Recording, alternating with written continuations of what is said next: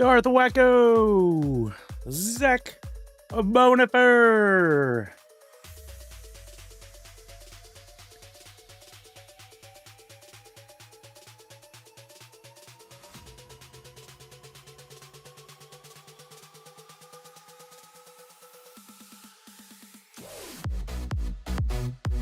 Turn that music up a little bit there. It's already 2. Holy moly. I had a late lunch. Just barely got it done. Nadu 6 tier 2, 60 months.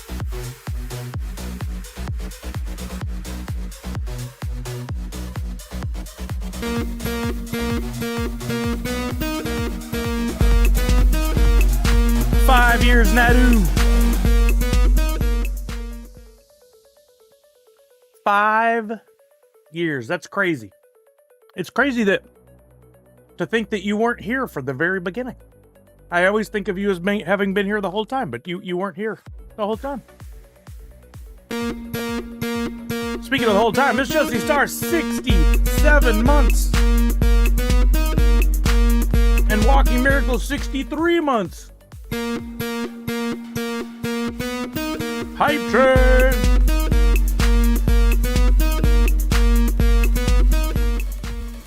Holy moly, all the emotes. Look at all the Charlies. Thank you guys. Every time I take a few days off, this happens. Allie, tier 2, 66 months. For all the early rises, we're gonna have some extra points given today. There's Kelly! That's my baby! Hey man, I gotta stand up. I have a standing desk. Let's hope I don't unplug any wires here.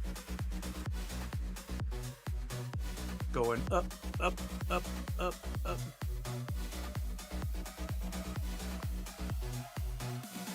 Monster Pete! Pedro, what's happening? How are you now? I do have one wire here that's looking a little suspect. Looking a little challenged. Want to make sure that doesn't get too tight there. Else it'll unplug the camera. Oh, what is that? Is that Zach Bonifer with some gifted subs? Zach Bonifer gifted 5 subs to the community. Thank you, Zach Bonifer. Start the year right, off right on the standing desk. That's correct. That is correct. We gotta get better. Look at all those emotes. Thank you, Zach Bonifer. Those gifted subs going to Low Prolos, Keek, the Ninjaroid. Oh, that's fun to say. Cougary or Calgary, and Whiskey Matcha. Ugh. That's just a horrible idea. And then Savage, 65 months. Tier 2. Thank you, Savage. Thank you everybody for sticking with me. Okay, pasta? Chucky, what's up? Miss Jesse Star says, I told my boss that I want a standing desk for work or one that can adjust. Yeah. Well, you know, they have you can get the kind that the whole desk elevates, or you can get those toppers that like can click up into a higher position. Some people at Funko had those. So depending on your needs, that adjust option might work. I need a lot of real estate. Those little uppers don't quite do the trick for me. But I hope they say okay. I mean, I feel like most companies would want to avoid any possible issues with people who might develop back issues, or like me, a disc issue, something like that. Darth Wacko said, I know you don't like to pay attention to these sort of things, but Avatar Series 2 started shipping. Oh, nice. I did put aside, because we had Extra Life, I haven't been opening them, but I've gotten all my boxes over the last month, so I have like 6 boxes from Funko / Drop to open. I think we might do that today. We got a few things to open today. Got those. I got an awesome gift from Secret Santa for Christmas, a hobby box of Allen and Ginter. Not a cheap one. There's some awesome cards there. Managed to find some butts on things. at the Five Below down in Texas. Just noticed these. Oh no, they are the same. So I'm excited about opening those, and I might have some other stuff even too. Miss Jessie Star says, who knows? The owner just came back and took over from his son, so maybe. We think he didn't like the direction they were taking things. Yeah, it's a tricky handoff to go from one generation to another. The printing company that I worked for out of high school or out of college, the kids, the sons and daughters that took over the company from their father long before I got there, they were all, in their 30s, 40s. They took over. And then they were going to possibly transition to the next generation of kids. And they basically had a consultant that says, that don't work. Don't try it. It's not going to go well. And that was good advice they got. They sold their company, got a buku of bucks to set their family off for generations to come, probably. And then everything I've heard since then is that company has gone way downhill. So they got out at the right time. Kudos to them. I'm proud of them. I didn't like when they sold when I was there. It led to my layoff, but I'm happy for them. Walking America says, hope Texas treated you well. It was a great trip. It was a fantastic trip. Not much time there all in. I've spent at one point, for Christmas, I went for like a month. Used to go for 2 weeks, but we just can't do that with our schedule as me and Kelly and Macy. But Macy got to go. That was her first time to Texas. And I'm happy to report back that we have 2 new Whataburger fans. Kelly did not like it the first time that we went. She got my order with all the stuff on the burger, but she likes more of a plain burger. Hey, Zach Bonifer with an update. It's level 4, 87%, 55 seconds left. If we can complete level 5, I'll give everybody 500, or if we get into level 5, I'll give everybody 500 Sully bucks. Right, Miss Jessie Star? I remember the craft room streams. Those were fun. Those were a lot of fun. I should have spent more time opening random boxes around the room and making fun of what was inside. The best was the chalk. Like 40-year-old chalk that was like 37 cents. Oh, thank you. Thank you for the reminder. Let me turn off the free NFT forms. It's like it's the first time I've done this. Bam, that's off. Chat commands, custom commands. Bam, that's off. Thank you for the reminder.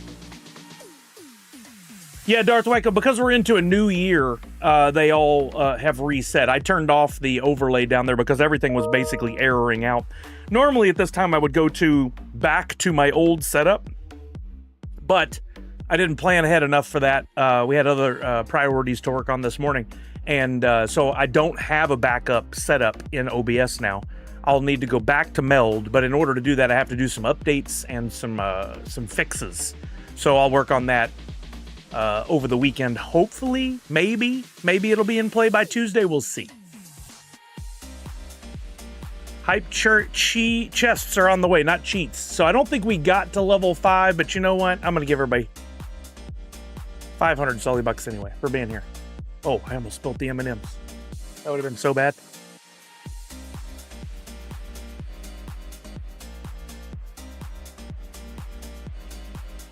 Yeah, Texas was a lot of fun. We did Whataburger a couple times. We did Lupe Tortilla a couple of times, our favorite Mexican food place. The first time Kelly was not as impressed with it, and honestly, neither was I when I think back. And then, so we did a second run at it. Perfection. It was back to perfection. So we're very happy on that. Oh, it's just the best, Savage. You don't even know. If you ever get a chance to get to Texas, or Lupe Tortilla expands more, they've got it. They got the best beef fajita meat in the game. Fantastic tortillas, great margaritas, great queso. All just so good. Tanner, what's up? Hey, Tanner, I saw on my phone it go by real quick, and I didn't get a chance to even say anything because I was busy. But it sounded like you were sick going into the new year. I hope you're feeling better. That goes for Zach Bonifer as well. I know he's had some things come up recently. So for those of you who have been struggling with any medical or illnesses, I hope you're doing better. Still am. Been a long few days. Oh, man, what a horrible way to start the year. I'm sorry, bud. I hope you feel better soon. Yeah. Thank you, babe. We're getting back. You know, you get back from a trip, and we're trying to get everything unpacked and reorganized. Plus, Kelly had a few more days off work before she has to go back, so we were taking the opportunity to get the house in better shape. This weekend, I'm going to be working on this room. as well as, well, main priority is to get the prizes out from our extra wheel that we did. So anybody who got drop codes, who won pops, well, I guess that was all Misty. The mouse, the pins, all that, I'll be getting that shipped in the next couple of days to go out Monday. Wow, and I haven't finished Stranger Things yet. I still have the 2-hour finale to go, so nobody spoil it for me, please. I'm very excited to watch it, but you got to watch. I got to treat it like a movie, so I'll need to turn the lights off and watch it at night. I want to do that tomorrow night, hopefully. Yeah, Tanner, I hope so too. I hope it's the last day of dealing with that crap. That sucks. Yeah, it was a good trip. What else did we do? Well, catch up with family. My stepmom's family, extended family, they were in from California, and so there was a house full, and we had fun. We played some games and hung out and chatted. And we tried out the games on Netflix. I don't know if you guys have done this. Really good group family games. There's our favorite two that we played the most were Pictionary and Boggle. So for Pictionary, they put up the screen shows up and it becomes like your artboard, but everybody can just draw from their phones. Yo, what's up, Buzz King? You draw from your phones and everyone guesses. So you don't have teams necessarily. Everybody guesses. Whoever guesses right, you say somebody got it, and then you pick their name, and they get points, and you get points for drawing and them guessing. And then you can play. There's 3 rounds of 3 with different difficulty, kind of like Jackboxing a little bit. Yeah. It was pretty seamless. I only had a problem signing in the first time. You get a QR code to download the temporary controls on your phone. You don't even have to install another app. Boggle was great. I've always loved word games, and I love Boggle, but it shows on the screen, the Boggle, when the letters appear, and then it shows on your phone, and you just swipe to make the words. And then at the end, it does all the scoring for you. You get like 1 point for every word. You get an extra point if it was a unique word. You get extra points if it's like 5 letters. And then in every round, there's one word that's the toughest to get. And I never even got the toughest word, even though I won a bunch of rounds. But that was a lot of fun. We played that so much when we only had a few hours left before our flight. When we had to go, we squeezed in a few more games because Macy loved it so much. Wow, Monster Pete, you didn't get your stickers yet? You should have. I wonder if the mail in between us is a little slow. And my pops still haven't received my pop. Wait, my pops is supposed to... You mean from them?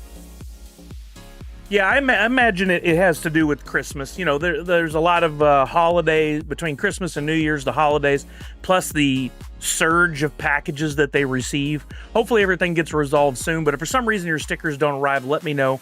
Let's see, we should give it until at least like next Friday.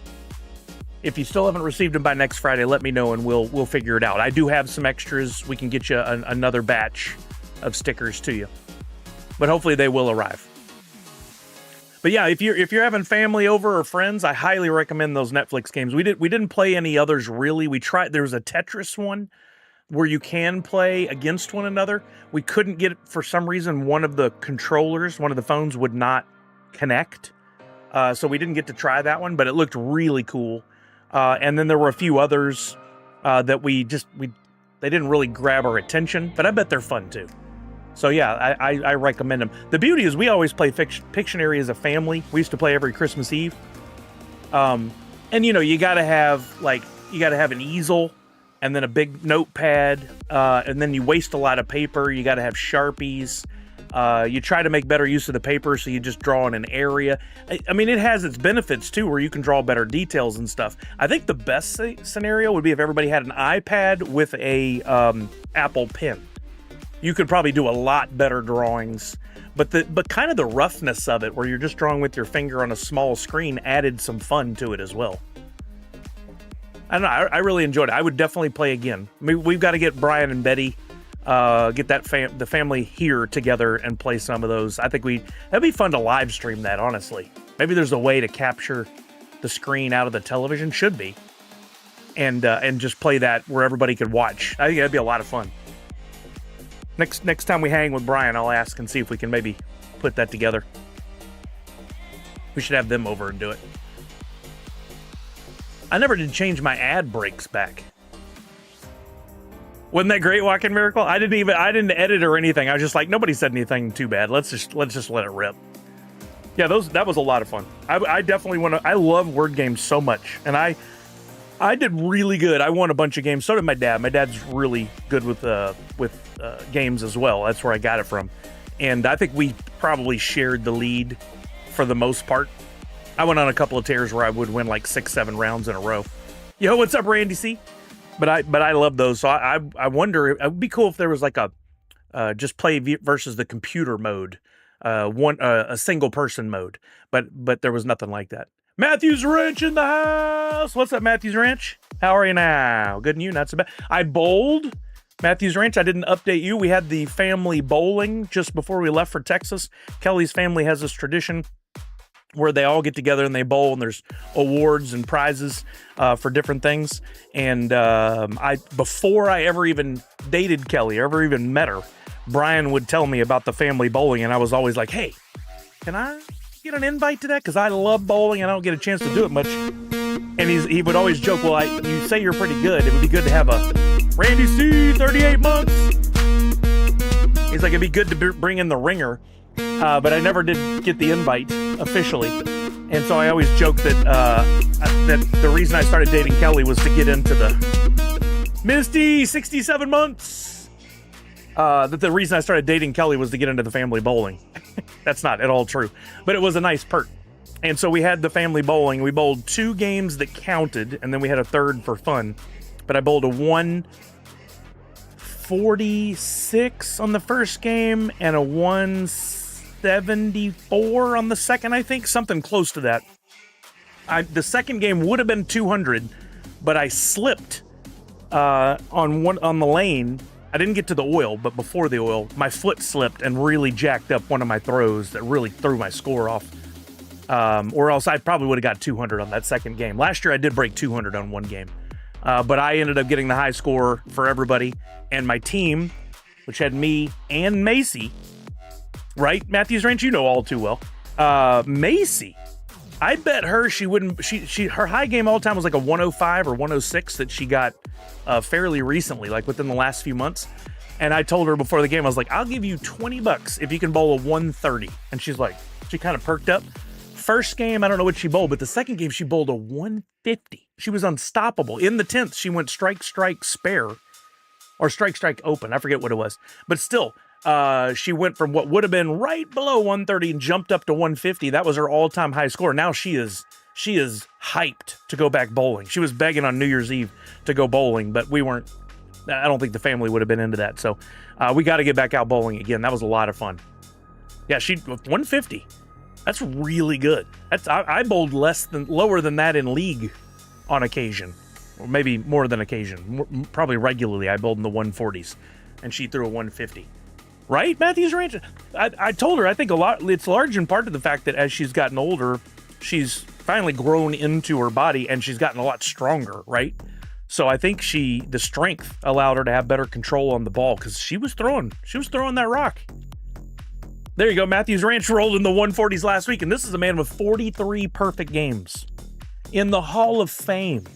I love telling people when I bowl, like, I got a buddy in California who's in the Hall of Fame and has bowled 43 perfect games, and I know they look at me and go, no way. I've told my dad was really impressed, and he bowled leagues for years, and he had 3 or 4 perfect games. I thought 3 or 4 was impressive. I would be stoked to have 1. I'd be telling the world. I'd be wearing a medal around my neck. I bowled a perfect game. Like 30 years later, I'd still be wearing that medal. Coordination is huge. Yeah, that's what happened to me. When I was in high school, I was a late bloomer. So I didn't really grow into my body until like my junior and senior year. And it was too late to join like organized high school sports. But when I got into college, I joined every intramural league I could. I played football, soccer, basketball, floor hockey, volleyball, racquetball, everything. I played it all, and I played pretty well at most of it. Really, I just missed the boat. I missed the chance to play sports. Matthews Ranch says, LOL, and that 144 was in a tournament. I was so thrilled. He didn't put the /S, but I hear the /S. Darth Wacko says, I love bowling. I miss league. I had intended on looking for a league to bowl with in the softball off season, but I forgot. I would love to bowl in a league again. If I had the time, I would look into it. But I'm just, I feel like I fill the days way too much anyway. So I believe my high was a 269. I got to look back and see how that is even possible, if that number works. It's somewhere right around there. But I bowled strikes all the way through to the 10th and then messed up in the 10th. I turned around, the whole bowling alley was watching me. I had my chance. That was my one real chance. But I couldn't believe it when I even got to like the 4th or 5th frame with all strikes. And then it just kept happening. Even when I would release the ball incorrectly, I'd be like, well, there's the end of that. And then another strike would happen. And I just couldn't believe it. And in the 10th, when I finally ended that and messed up, it felt like a good ball. It felt like it was going to work, but the pins just didn't bounce around the way they should have. But I love bowling. I would love to keep trying because I think, to only bowl once a year and to roll a 200 last year and I had 5 strikes in one game and maybe 4 in the other this time. I only left 4 pins in the whole game that I didn't get. Natty says Matthew's Ranch is waiting for you to sponsor a bowling team so he can wear a Nerd Unite bowling shirt. That would be dope. That'd be awesome. Darth Micah says, all my life, my dad worked at bowling centers as a mechanic, so I grew up on the lanes. That's really funny, Darth Micah. We never shared that before. My grandfather, my dad's father, managed a bowling alley. So when I was little, my dad was always in leagues, and I think my mom bowled some with him in leagues, so I spent a lot of time at bowling alleys as a kid, too. I've got stitches from one. We were playing around, me and somebody else at a bowling alley. I don't remember. I was too young. And I guess I was riding them on the back of them like a horse, and they bucked me off, and I straight back into the concrete with my head. Had to go get stitches.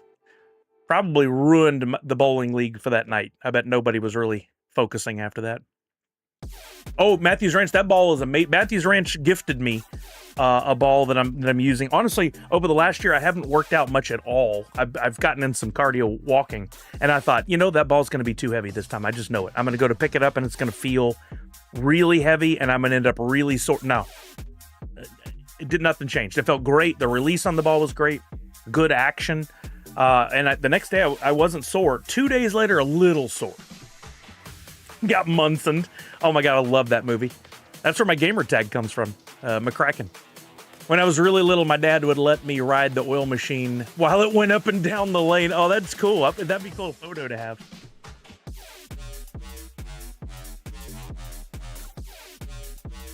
Yep, I'm proud to report that Whataburger is still great.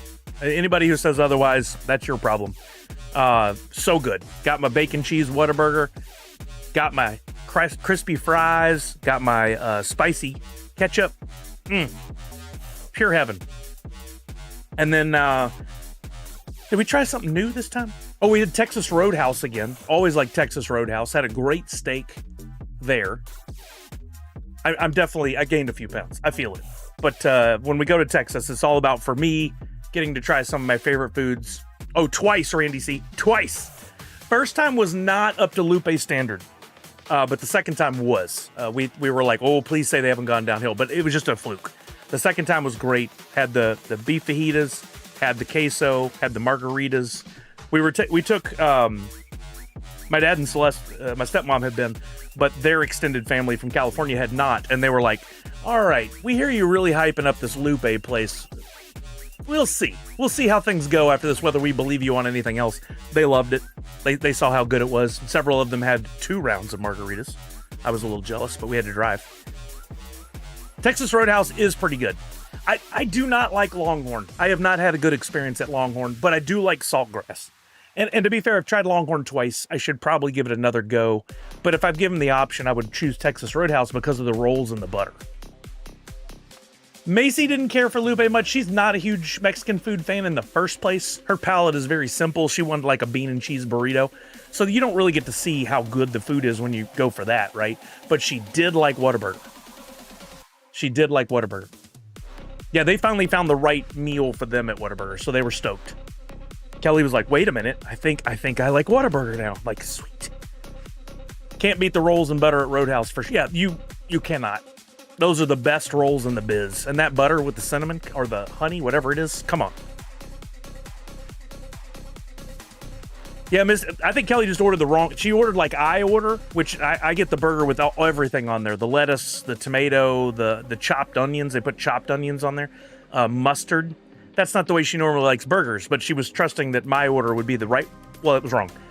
She wanted like a plain with cheese and mayonnaise, and once she got that, she loved it. Yeah, Misty, maybe you got the wrong thing. I hold to the fact that they are a great franchise and the burgers are really good. I always do try to preface it with, hey, I grew up on it, so for me it's as much about nostalgia as it is the food, but I always love it. No, we hadn't gone that far yet, Walking Miracle, but I think it could probably get Macy a Whataburger or something, and she would wear it at home. I don't think she'd wear it to school or anything, but we went to Buc-ee's. We got to go to Buc-ee's again, and I didn't get much at all. I didn't want to have to bring a bunch of stuff back, and I feel like at this point I've tried everything, and I love it. Like I would have got a chopped beef sandwich, but we knew we were going somewhere else for dinner afterwards. We went to Raising Cane's. Macy really wanted to try that and loved it. But I did get some Flamin' Hot Cheeto knockoffs at Buc-ee's, and I just tried them earlier today. Pretty good. I would still prefer the Flamin' Hot Cheetos with lime, but these were good. I agree with Darth Wacko. He said, so far, Whataburger has stayed consistent even after the ownership change. I heard a lot of people bitching, moaning and groaning that it's different now. It's not the same. Well, it was exactly the same to me. I think it's in your head. You're so worried about it. Happy New Year to you too, Midnight Twin. Thank you for all the hard work with Extra Life. We ended up over 20,000. We done good. I'm very happy with our final output on the year. It's a tough year. It's been a few tough years because things just aren't the same for everybody. You know, everything costs more money, costs more, price has gone up. Chris VKC, what's up? How are you now? Welcome, welcome, welcome. So good job to everybody that either streamed or fundraised and or were here to help support it. A lot of the money came from the core audience that's here all the time. You guys donated. I appreciate it. Really means a lot. Misty, I did, and I made a note in my tracking spreadsheet so that one pop will go to the proper home. Thank you for messaging me that. Yeah, we done good. So I'm gonna get us signed up soon, probably in this week, maybe even this weekend for the new team. And I think what I want to do is I want to get our core group of streamers together. It's good that y'all are here. So Midnight Twin, Savage, Darth Wacko, and everybody else that was on the stream team, or anybody that might be interested. Misty for helping us as a mod. Anybody who might want to stream next year, we'll get Peter Corns and whoever else in and do some. Maybe like a bi-weekly or monthly meeting so we can start planning now for what we'll do this year. Darth Wacko, if his offer still stands, to help with a Discord, because some of you guys love Discord for sharing ideas and stuff. I personally hate it, but I'll use it if I have to. But I think if we start planning now, we could maybe do a mid-year stream like we talked about doing last year and I did not execute on. And then do another stream at the end of the year and maybe spread things out a little bit. But if we're meeting and we can kind of come up you do this, you do that, you do this, then we can all contribute. Yeah, let's do that then. You know what I'll do right now is say to Darth Wacko, if you can get our Discord up and running, then we can use that as home base to get the team all in there, and then we can start planning our first meetings. I think that'd be great, because I think if I can get the logo done earlier, we can get the merch up earlier, we can just get the stickers ordered earlier, we can do all that throughout the year and not have to, press as hard in November. Because it is a lot. I don't ever want to complain, but in November I basically give up my whole month, and into December as well. It's at least 6 weeks of work for me. And I'm not complaining at all because I love doing it. But it takes a lot. Darth Wacko says, yes, let's have a VC ASAP and we'll get a plan SETUP. Got it. I have thoughts on the Discord thingy. I'll DM on Twitter. Yeah, I mean, that can be the home base, but that doesn't have to be the only method of communication, Misty. We can find ways to communicate. Like, you know me, I'm not a fan of it either. But it is good to have a central location for things. And Twitter works pretty good, but it doesn't allow as good a communication when you have more than just the team streaming. Like if we wanted everyone to be able to go in there to access to see which the prizes are or stuff like that, that becomes a good repository for that information. I think Discord would be great if you just had one thing you were really interested in. My big issue is I have too many things I'm interested in. Discord just doesn't work at that level. Okay, good, Misty, good. Yeah, okay, I like that. No, Walking Miracle, I believe that's scheduled for the 13th. Hold on, I have it in my phone. Like, I think some of the information about the rebrand for Extra Life is out there, but I think the official big rebrand happens on the 13th. Let me see, I put it on my calendar. Yeah, 14th. January 14th, Wednesday. So not this coming Wednesday, but the next one. There will be the official rebrand from Extra Life. And whatever they put out, I'll share, but I'm going to let them do their thing first because, you know, they have all the information to share. I don't know if it's just me, says Nadu, but I'm not liking the new Twitter Messenger setup they have now. Liked how it was before.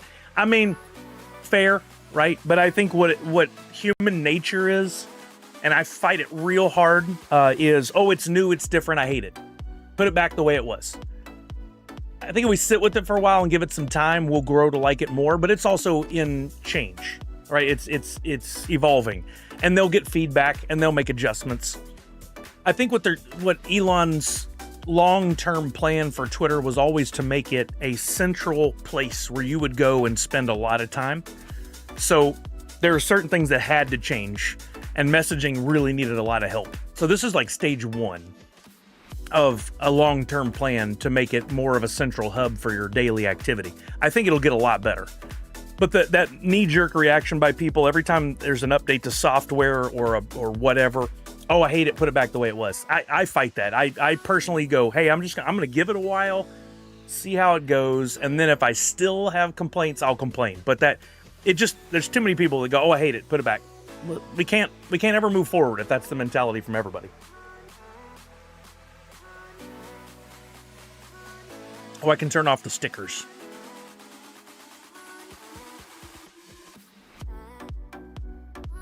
Extra Life stickers. Actually, I can turn off the fundraising. Prime we can keep. Positivity advisory. Twitch notifications.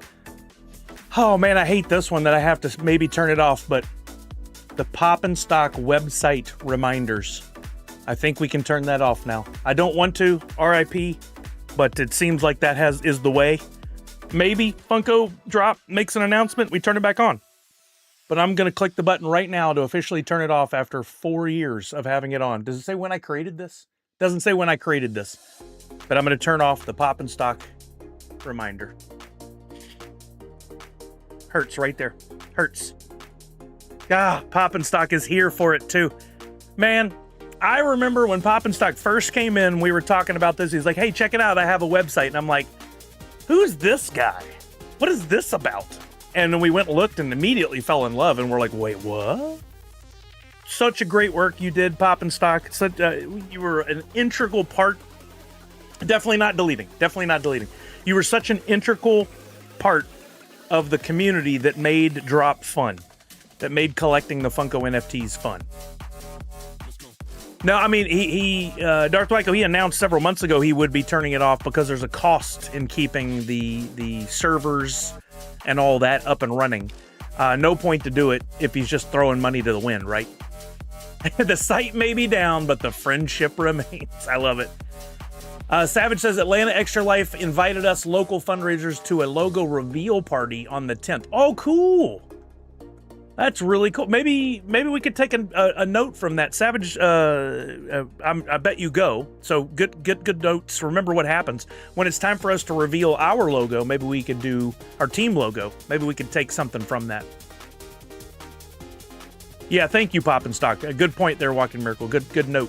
Thank you so much, Pop and Stock, for all you've done. You guys don't forget, you can support Pop and Stock by going to his Twitch. I was in there earlier today. And now this month he's doing Topps cards. He's been doing it for several months. He alluded to on a previous stream, he may shift the focus of any given month to be for other things. So there might be a month where you go in and you could get Nerd Unite NFTs by guessing the numbers. Poppin' Sock says, I will have a light version, no more 24/7 of refreshing all the royalty set prices, etc., but I will keep some features up for low mint collectors. Oh, cool. Okay, good. I got boxes in, but I don't know what I got. We'll open them here in just a minute.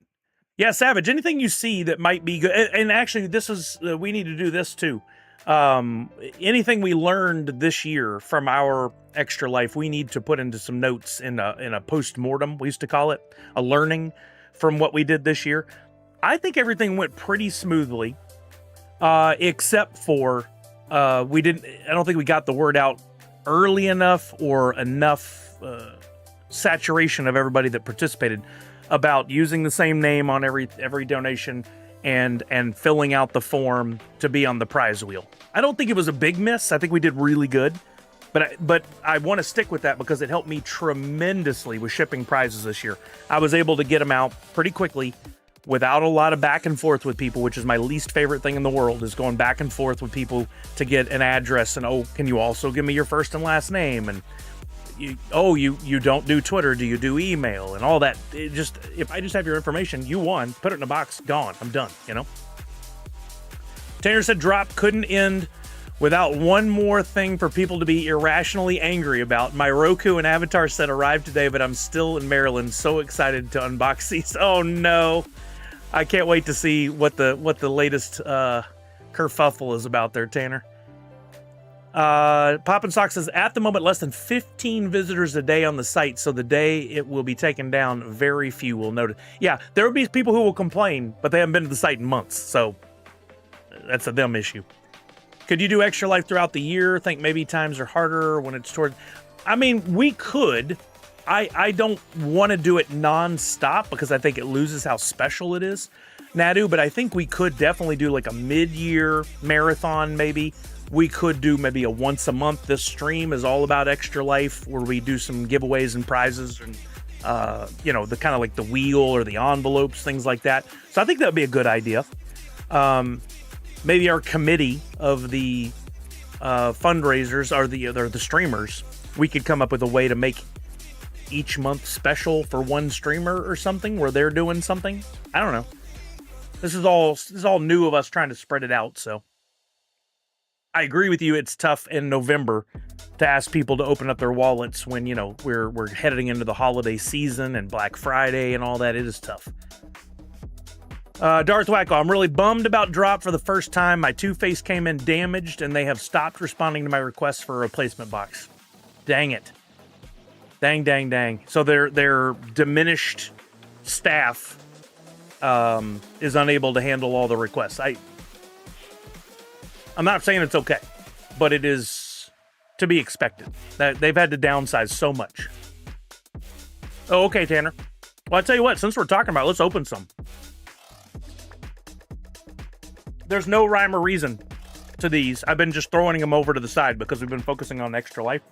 So I have no idea which, this is a single. I don't know which one's going to come out of it. But we'll get these open and see. Yeah, Tanner, it seems that's the way. I definitely don't want to badmouth Funko. I think we all have to keep in mind, based on what we've seen and what we've heard, they've downsized to the bare minimum staff that they have, and they're just trying to make the company survive. They're just trying to keep the lights on, and that doesn't make it okay for things to go badly. But I think we have to put it in perspective. Do we deal with some of these issues? Or are we willing for the company to shut their doors permanently? Which is definitely not what I want. I got a response from my initial email to them, says Darth Wacko, but they never offered me a solution and said I'd hear back in 24 to 48 hours. It's been weeks and I've sent messages like 3 to 4 times since. I wouldn't be surprised if there's just nobody on the other end now. Again, not here to badmouth. I don't know for sure.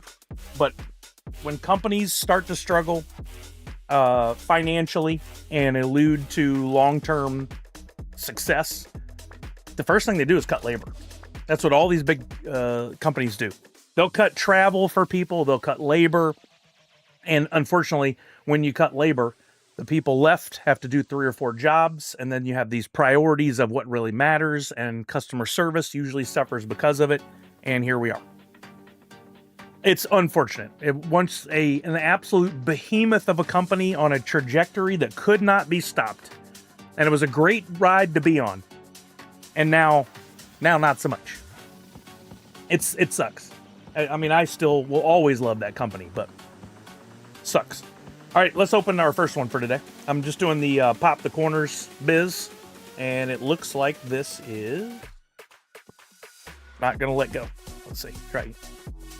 Oh, I'm going to have to pop the tab. Some of the foam padding is caught in there. Trying to be real careful. There we go. Now it gave. First one up is, my Dark Heart Freddy. From probably the toughest set to deal with because of those packs and how you could acquire them.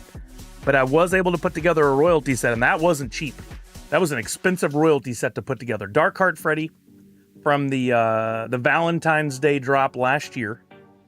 Oh, box is minty. I'm very happy about that. Let's get our official Display Geek or Display Geek opener and see what we got here. I still have 14 more outstanding, I think, pops, you mean. So I hope none of them come in damaged, fingers crossed. I mean, for sure, same. Love that holographic sticker, and we got the actual number of pieces on there. I forgot to point that out. Only 636 of these in the world. That is so cool.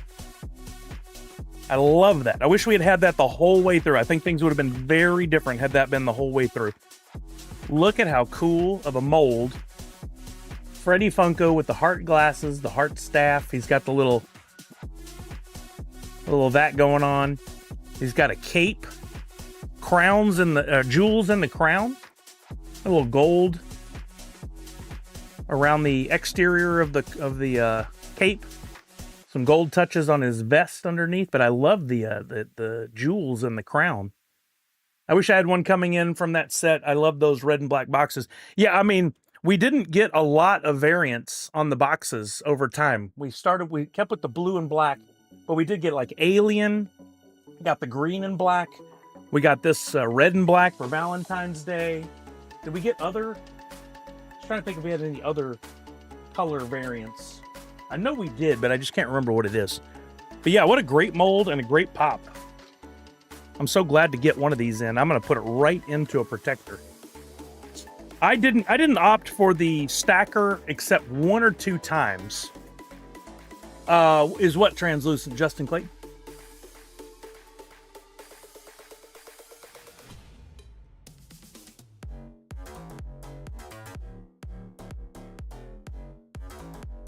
Got protectors. Some of the later sets coming have different boxes. Yeah, I can't remember what those were, but I'll tell you what I'm jealous of. I really wish I'd got the BMO. I saw Tanner took a photo with his and his like favorite things of 2025, and that BMO, the translucency on that, oh, so cool. I don't even like Adventure Time. I've never really got into the show. Oh, Toy Story. Yeah, Toy Story. I'm excited to open those up. Somewhere in these boxes, I think I have that. If not, it's coming. I love these protectors. This is officially from Display Geek, but they're collector protectors. Say that 5 times fast. And I just think they're the best quality. Look at that. That holographic 636 royalty sticker is just an absolute thing of beauty. Just gorgeous.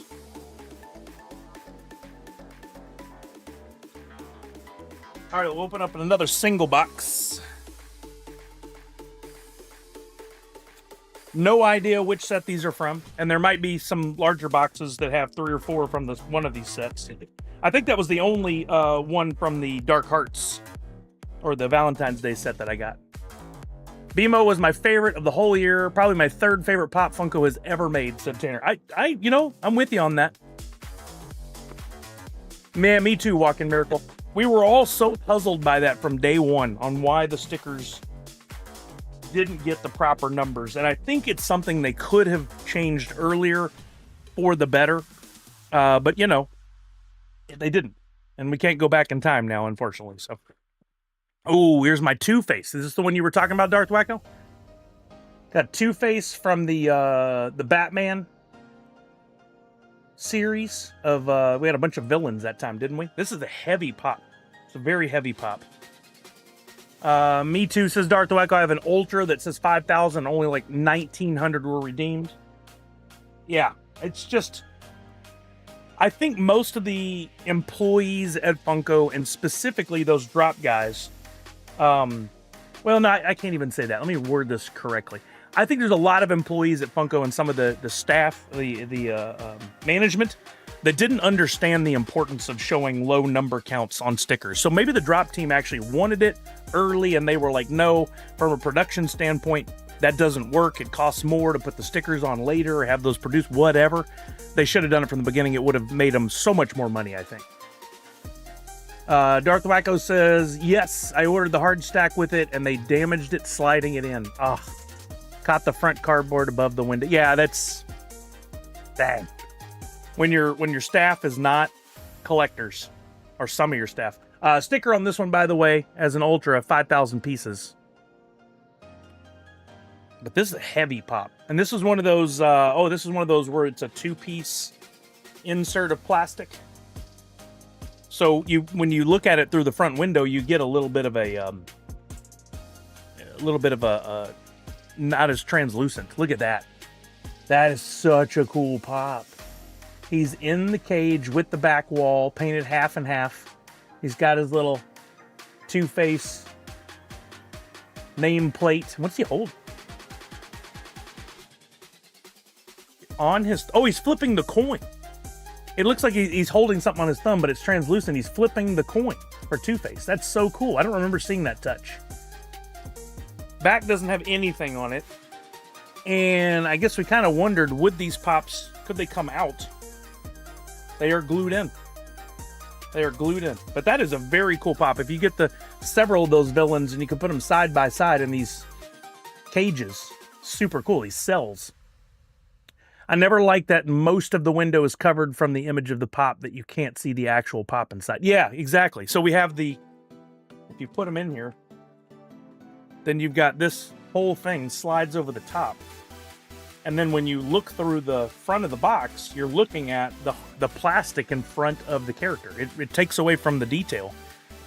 And the beauty of collecting Funko in these boxes is that you can still see your collectible through that front window.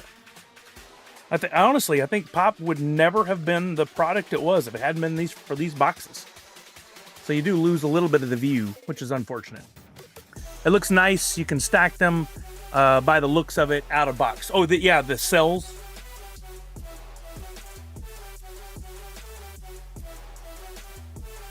Let's get a few of these over here. I don't know if you guys do this. I always pre-bend the different parts of the box so that it's easier to put together when you put the pop in there. Take that film off. I always slide in with the tab at the back. So when the flap goes in, it's at the back. Now, a lot of people say they don't do that because they're afraid they're going to damage the cardboard, but I'm always just careful to lift up and slide that in very carefully. And honestly, I don't think I've had a problem, but maybe once ever in nicking the box. But then you don't have to look at it in the front. Everybody has a different take on that. It's one of those like in-box, out-of-box things. Some people get totally freaked out about it.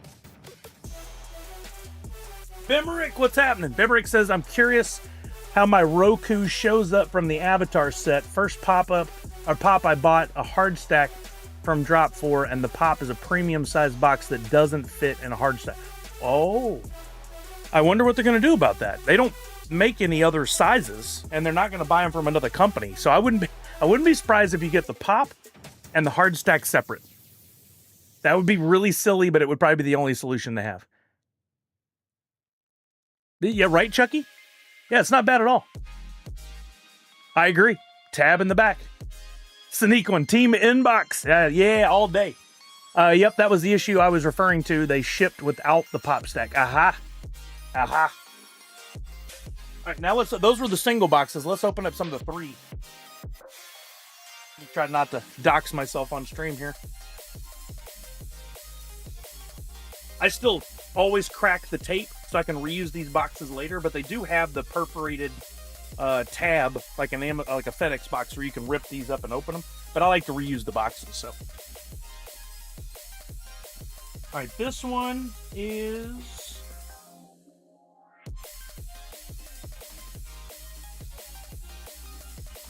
Stranger Things, maybe? I think it's Stranger Things, which is perfect. By the way, please don't spoil Stranger Things. I have not finished it yet. If I had been in town, I would have gone to a theater to watch the on New Year's Eve or day to watch it, but I wasn't. So I'm just holding out for the right time to watch the finale. I've seen all the episodes except the finale. I've managed to avoid spoilers so far. Anytime I see any reference to Stranger Things, I'm like, nope, out. Here we go. Freddy Funko as a 001. He's got this little hand out doing his power. Very light pop. This was the royalty, right? Yep. Usually the Freddy is. And let's take a look out of box. Let's see. Bimrick, I would rather have it shipped without the stack at all. Honestly, the irony of the wrong size stack damaging an $800 pop would not make me happy. Totally agree. I'm surprised they didn't do anything at the KOP Mall since they have the Netflix house there now. That would have been really cool. And by they, do you mean Funko didn't do something there?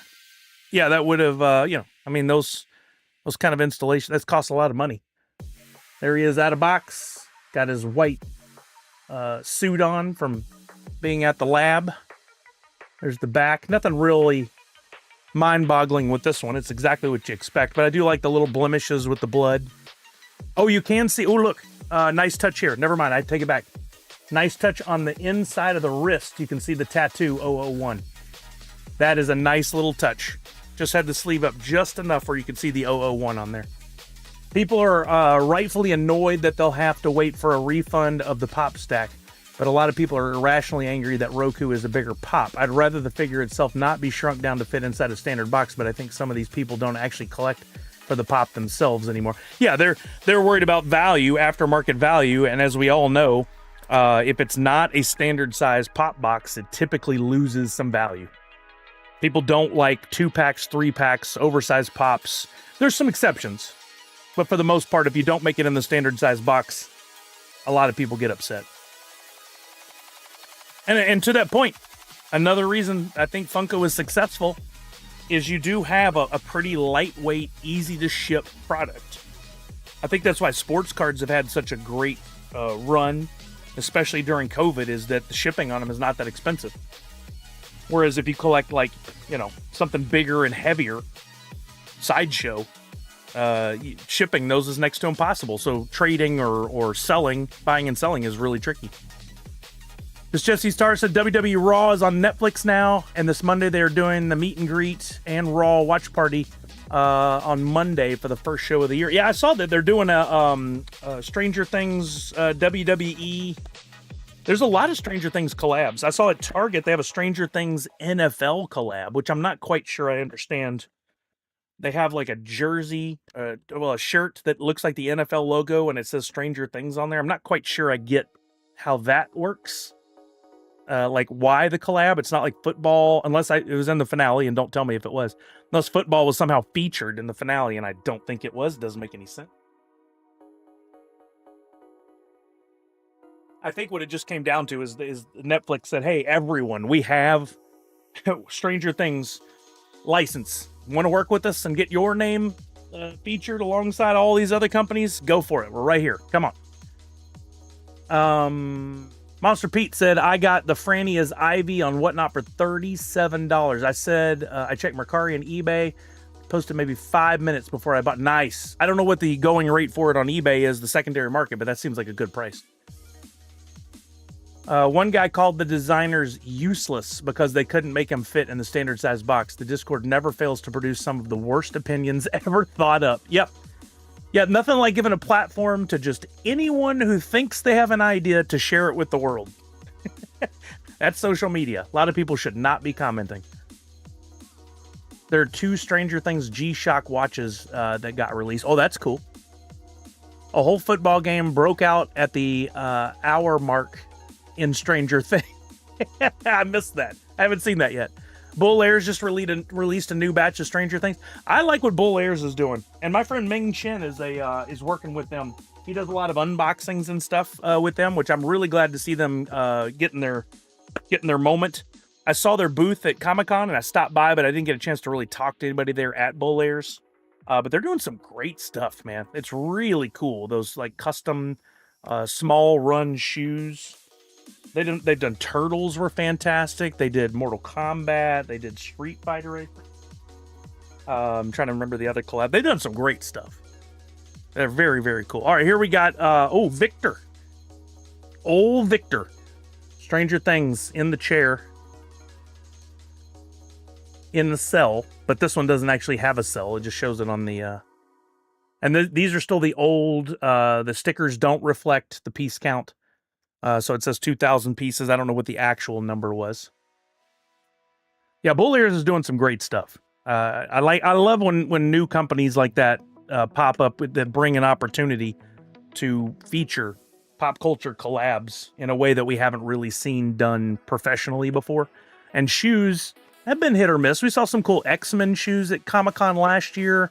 Of course, there's been Back to the Future over the years. We've seen a few others, but they're doing they're doing some really cool stuff. Chucky said, I have a crazy question about UV protectors. If they protect from UV, why does a UV blacklight still work through them? That's a great question. I have no idea. Chucky. That's a fantastic question. Nice touch on this one. Victor on top, bald. That's pretty great. This is his little bald spot. There he is, all messed up on the eyes and the face with the scars. Got the old like prison jumpsuit on. But yeah, that's a nice one. That's a good pop. Very cool. Science. Wavelengths, right? It says per palm sub. That sounds good.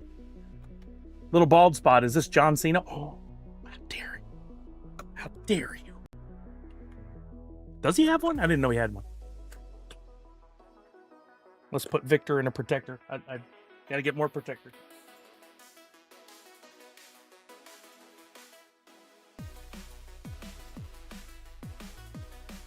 Precisely why I bought them, though, knowing these were all coming in and that I was going to be doing shipping and selling. I had somebody message me on Whatnot the other day. I had like a $300 pop-up for sale, and it says in every one of my descriptions a pop protector is not included unless designated otherwise or noted otherwise during the live stream.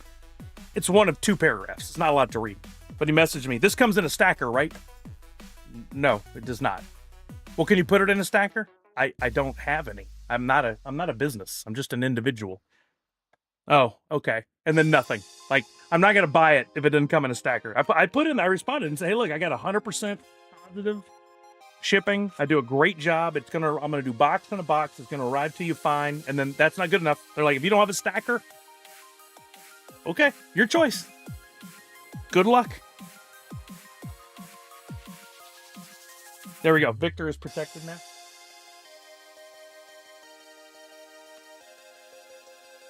Somebody asked me about putting a 2-pack. If I would ship a 2-pack in a stacker. I'm like, I definitely do not have any 2-pack hard stackers. Yeah, right, Miss Jessie? I probably should, but I don't really want to buy them and keep them in stock. I'm not a business.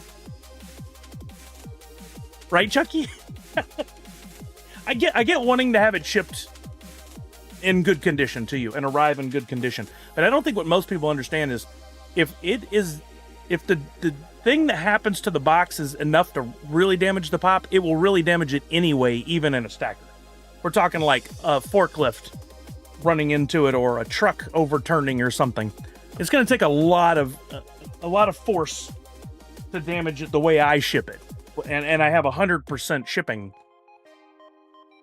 like error-free. I think that's worth looking at. That's worth noting. I bought a bunch of the odd size protectors for my collection recently. So glad to have those. Yeah, Display Geek offers. You can go to his website. You can put in whatever pop, 2-pack, 3-pack, odd size, whatever. And he has a tool on there that'll tell you For that pop, we've already tested it and it fits. Here's the protector. So you don't have to guess. You don't have to do any measuring, nothing. On Display Geek's website, that's what he's all about, is having the right size protector for basically every pop ever made. And sometimes when there's newer stuff, like at a con or whatever, he'll put out a message that says, hey, we've tested it, it works. We know it'll fit. By the way, unboxing, I got another one of the royalty Freddy Funko as one. I got mine from $7 a pop, since that was the gift card I want. Yeah, they have them too. Great site as well. I haven't spent enough time on their site. I don't know if they have a tool like Display Geek does, where you can put in the pop and know which one fits it. Maybe he does. Chucky said, I hate when peeps ask why I charge X for shipping. I have to explain to them that I don't charge shipping. The post office does. I'm simply collecting the shipping fee to pay at the post office. I agree, Chucky. We live in a Amazon world where people think shipping is free and that they should get it in 2 days. And it's just not realistic especially for an individual, to have to try to do those things. It just doesn't work. Everybody thinks, though, that shipping should be free. Once upon a time, I would avoid buying something from a site if it charged shipping. And then I started to realize, oh, wait, they don't have the buying force power that Amazon does. And if I want the thing I want, I'm going to have to pay a little shipping. They got to pay the bills, too. Dear customer, I'm not Amazon. I try not to be a sarcastic a-hole to most people, but sometimes it's just what the moment calls for. You mean Sully Inc. doesn't have a warehouse 20 minutes from my house to deliver my pop today? Correct. That ranks right up there with what's the best you'll do on this. Well, now the best I'll do is retail, is what I have listed. If you made me an offer, we could talk about it. But I know I should give up on that. I'm just being old, angry guy. Brian and Kelly both talked me through that, and well, that's kind of a fair question. Sinico, you need to get on that, Sully. I do. Miss Jessie Star says, I'm Italian. I'm allowed to be a little sassy. It is kind of in your DNA. Yeah. Sully gets loaded packs and gives free shipping. Sarcasm. Thank you for putting sarcasm in. Yeah, nothing is free. That is correct. All right, what are we opening now? Now we have the other prisoners, the other villains from that Batman set. Here we have the Professor Pig. I didn't call him that. That's just what he's named. Looks like the shipping, or the box condition, is very good. Perfect, in fact. Not even any smudges on the top during production. I didn't take the time today to do the hey, look at I love the box. I love the foil embellishments. I love the sticker. I'd normally do that, but 1,900 pieces on this one. We'll open it up from the bottom here. Nothing is free these days. Yeah, I read that. Chucky said, remember when you were 7 years old and thought water from the kitchen sink hose was free? I was a part of the conversation, but Kelly told me just the other day that she had that conversation with Macy. She's like, water ain't free. She did not know. I mean, who would at that age? Oh, this is interesting. The Professor Pig has a little plastic slip in the back here to keep his head from rubbing up against the back wall. That's a nice little touch they did. I'll take it out. That is a terrifying looking pop, but also really well done. It's like skin over the pop, just like him wearing the mask. They still have the big white eyes that show on the pop there, the inverse. Comes out the ground, got to be free, right? That would be the same theory on oil then, wouldn't it? Yeah, that's another great looking one. Yeah, if you had multiple of these, lining them up next to each other out of box to show the prison cells, would be very cool. But it also has the same two-piece insert. Cool pop. Very cool pop. Yeah, one time when I was in high school, I knew water wasn't free by then. And I did something out in the yard, and I left the water hose running. Totally forgot about it, and it ran for like a couple days. Man, the water bill was unreal. Needless to say, my mom was pissed. and she didn't have the money, and I didn't have the money. I don't know what we did then, but somehow we're still alive. So I guess they don't send people to break your kneecaps if you don't pay your water bill all at once. I felt so bad. Professor Pig. No, Randy, see, I had them shipped multiple in a box. I've really not had issues with that. The only reason I got any in single boxes was because, you know, like this, I had 4 to redeem. So 3 went in one box and 1 by itself. But that actually was, you know, that was definitely a tactic if you were concerned about the quality of the shipping. Some people did that, had it broken out into single shipments. Chucky is in heaven. Water and gas for heating and oil are free for Mother Earth. Let's go. If only. If only. Yeah, Randy, I never really did that, I don't think.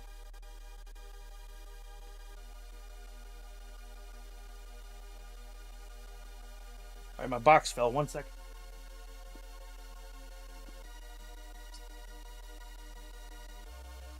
I don't know how it fell, but it did.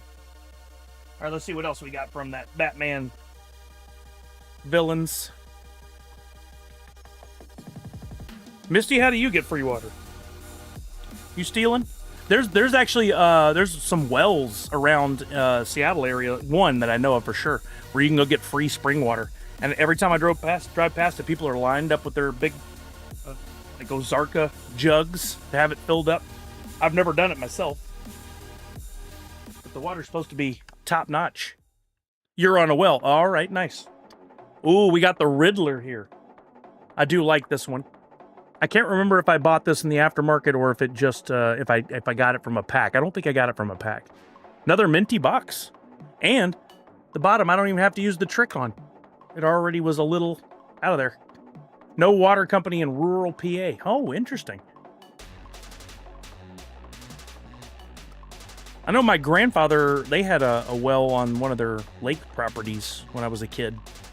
And my one of my other family members would always, every time they'd come visit, they'd bring a bunch of old milk jugs or water jugs and they'd fill up.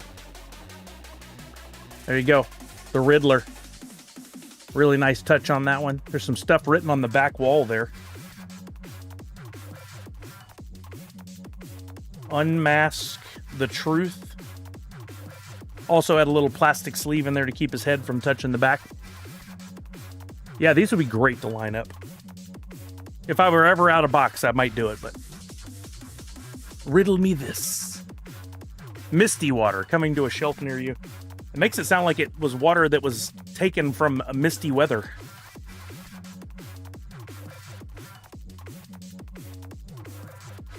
And there's one more in this box, I think.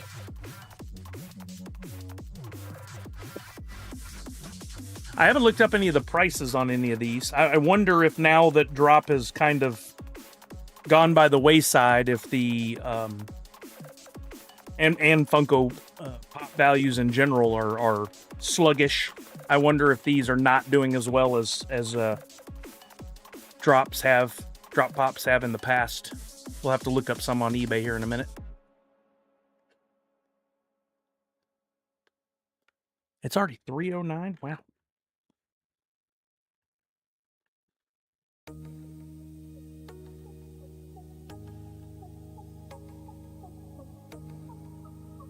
All right, one more here. I don't know if I had any duplicates. Is this a duplicate? No, Poison Ivy. I did get all these. But I don't think I got the Grail.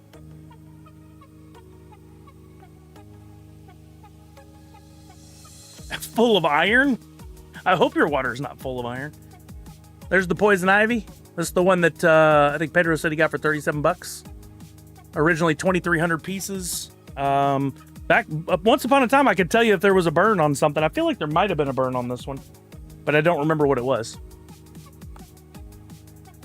Oh, Nadu, that doesn't actually take place till like the end of 2026, if I remember right. All of that had gone on already was simply the negotiation of who would win the bid, and then it would take a while to execute. Got a little crease on the top of this one. but it looks like it. You can see it running through the Funko logo down to Pop Digital or up to Pop Digital. There's a line.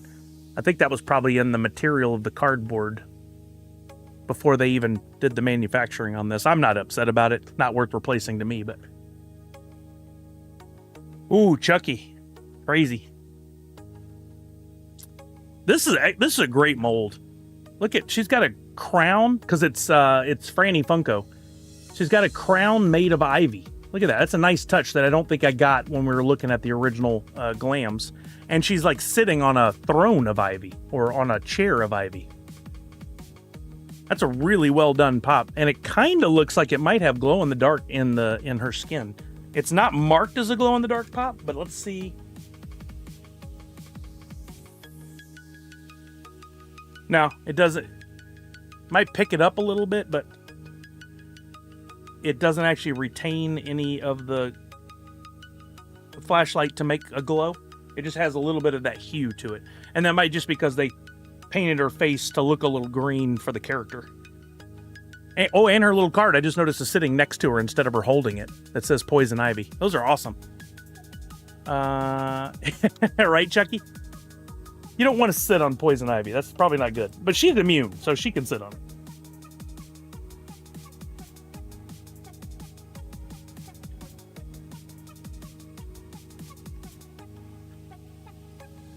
I'm going to have to open a whole nother box of protection. I'll do those later.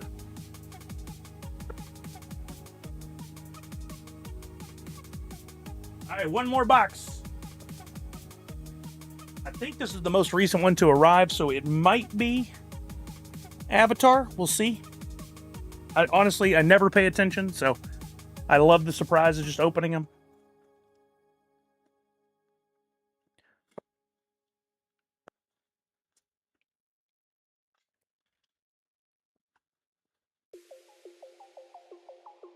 And looks like this is Avatar. Yeah, let's go. So what do we not had delivered that we're still waiting on? We got quite a few still. What might be next? I don't remember, Tanner. I'd have to look back. This is Sokka with Wolf Mask, and it has this was from the 2025 where they changed to the proper sticker quantity, or proper sticker number. 1741 on this one. In Avatar. Box on this looks good. Yeah, it looks to be in great condition. Shipped very nicely, as per always. I really have had only a few issues with like marks on the top of the box, which I'm not that concerned about, and only maybe a couple, 3 ever where the box was... this is the last of the 2024 sets, you say. But 2024 sets didn't have proper numbers, did they? I thought that started in 2025. Is that wrong? We're missing Festival of Fun, Toy Story, and then everything after Avatar. Okay, gotcha.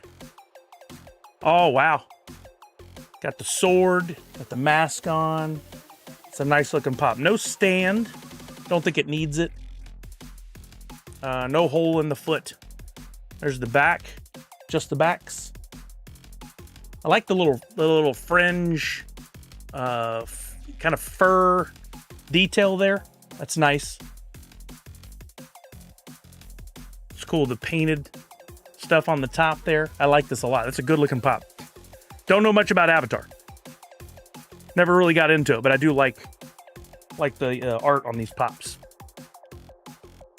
Oh, Festival of Fun is the last of the 2024 sets. Gotcha. I'd have to look back at the list to really know. We've been out of this and hadn't been talking about it as much, so it's all kind of forgotten all those details now. I have to go look at my resources to keep up with any of this.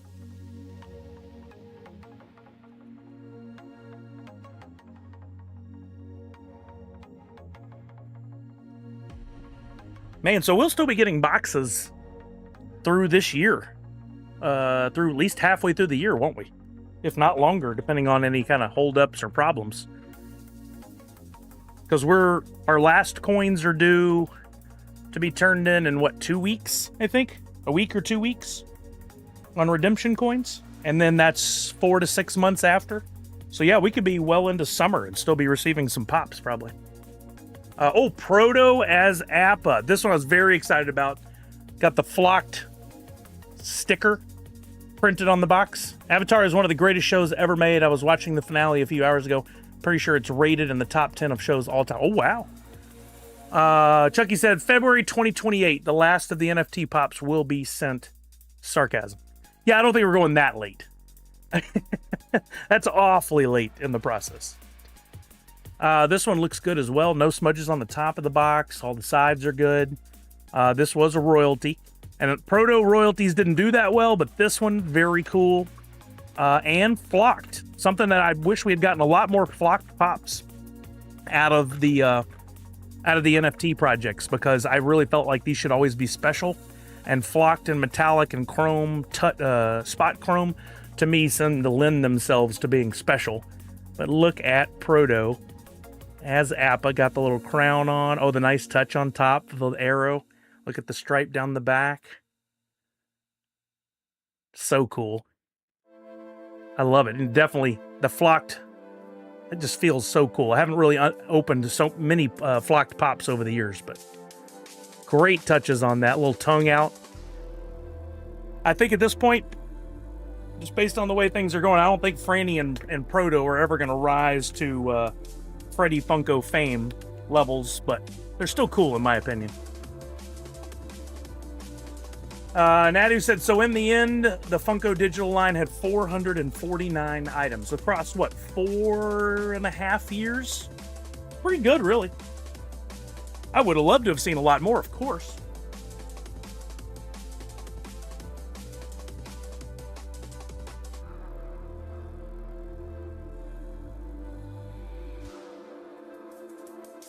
Sorry, trying to make some room over here. What's up, Ben B? Happy New Year, Sully Squad. What's up, Ben B? How are you?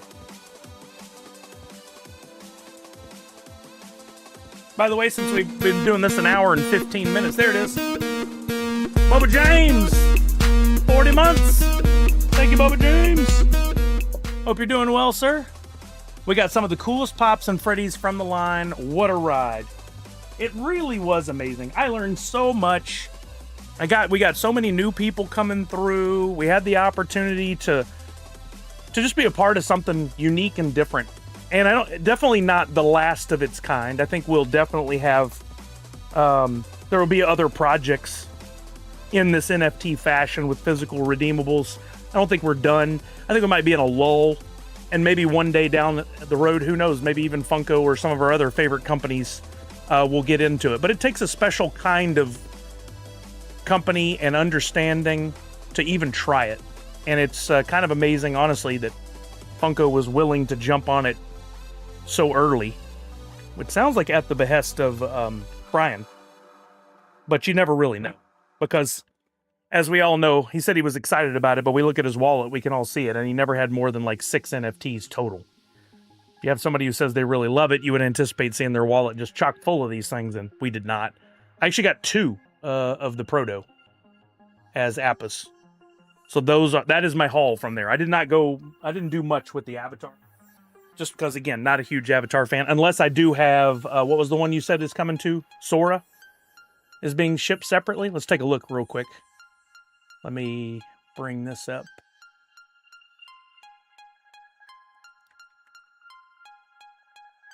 We'll switch over to browser. Oh, we got to log in. Hold on. We'll go back here for just a second.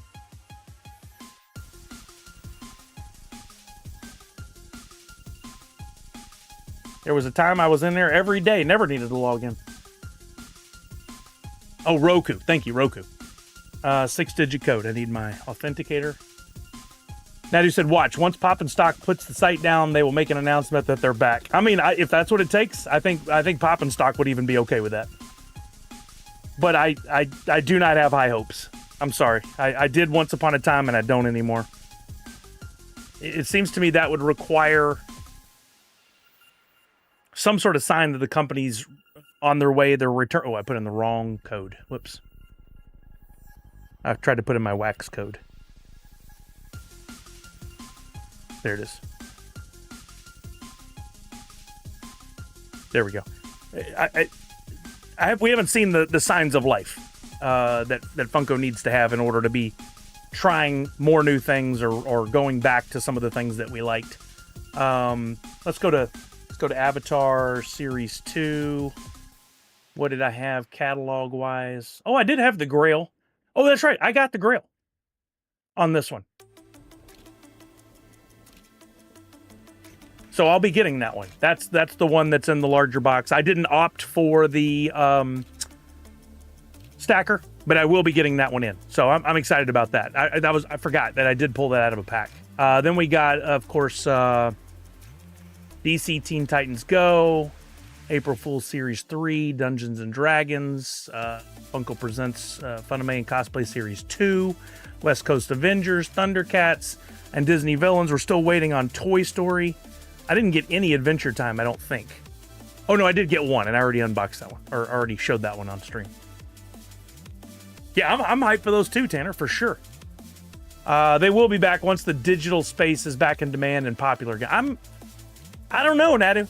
Maybe. I mean, it depends on, like, you got to think as a company, they took the chance on it, right? And was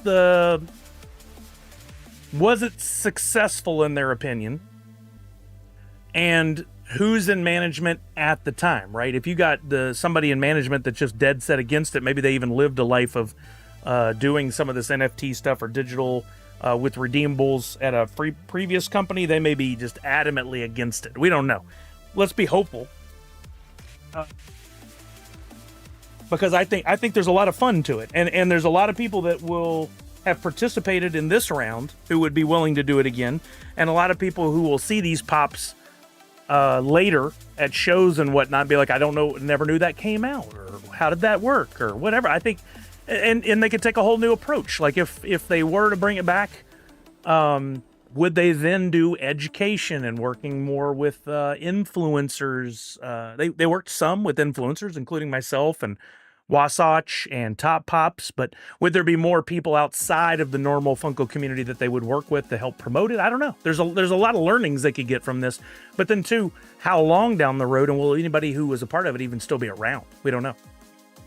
Tanner said, I got more master sets in 2025 than I built from every set prior. Can't wait for them all to show up. Yeah, you went heavy. There were some licenses you really liked, and you had some amazing luck. I'm holding on to my second Toy Story set for all. Yeah, nice. No, Monster Pete, that's a great note. Let's take a look on eBay and let's see what some of these are now going for. I don't want to spend a whole lot of time going back to the value before versus now, but it'll be good to see what things are going for. Let's start with the Dark Heart Freddy. That was a Valentine's Day set, but we'll look at Dark Heart Freddy first. Reminder, in case anybody's watching and we haven't done this in a while, if you're looking at black numbers on something, that's where it's currently being bid on, or the asking price, that is not value. Don't ever say, hey, it's worth $700 for a set. That's what somebody's asking. That's not the value. We scroll down the left-hand side, go to sold items. That'll also automatically... Well, it doesn't automatically click completed anymore. These are what people actually paid on eBay. You can also look on Mercari. You can look on Whatnot to get some additional ideas of value.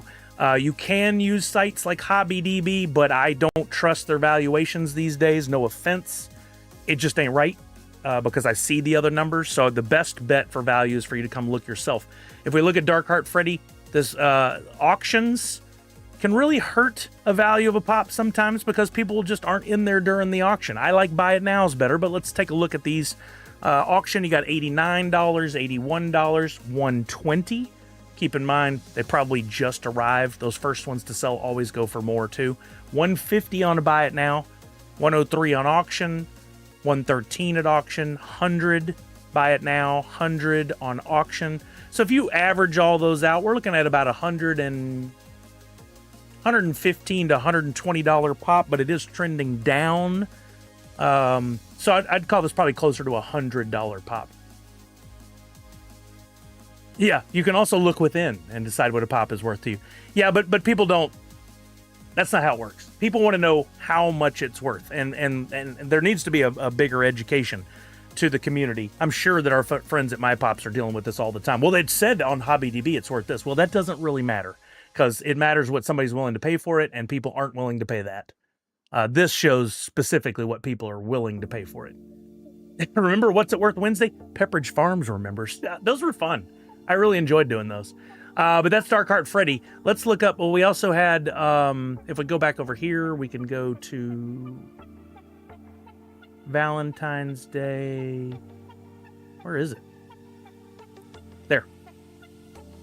We had, if we go to catalog, we had the Grail was Dark Heart Franny, and I don't have high expectations because it was a Franny, but it was harder, not Fanny.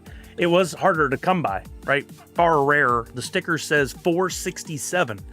So latest sale at auction, $280. That was a bad call putting it up for auction, whoever did that, because just before that, Buy It Now sold for $350, $330.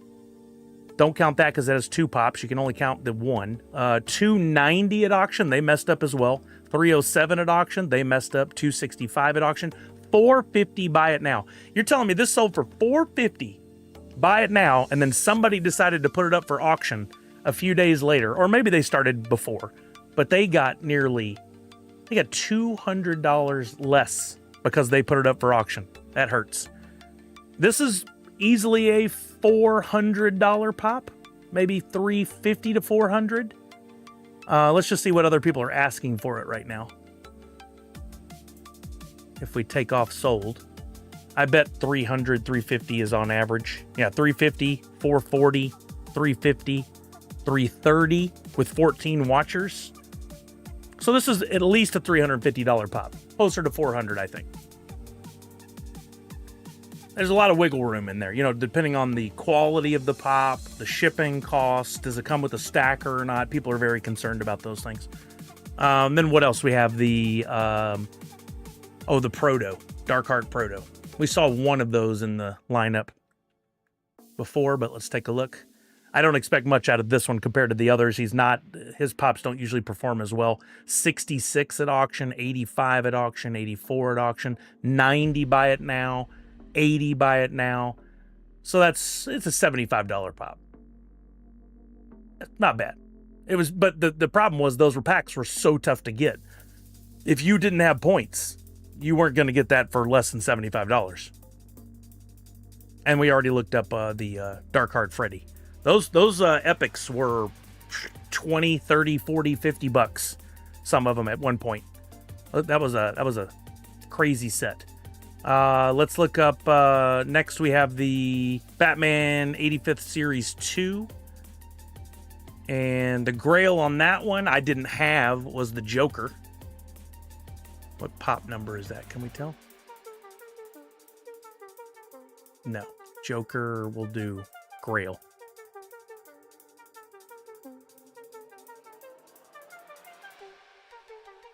Ooh. This one didn't get a proper sticker on there, but if we go to Pop and Stock's website, let's look at that. He does have the proper counts, at least for now. So if we go to more option, select a collection, Batman 85th Series 2, and we can get the actual numbers. The Joker was 665, almost at 666. Only 665 of those. At auction, 232, 202, 255. Buy It Now, 300. That's basically $275 pop. Not as high as I would think for a Grail, but you know, there's a lot of Joker pops. Then we got Catwoman, which I did not get, and that's a legendary.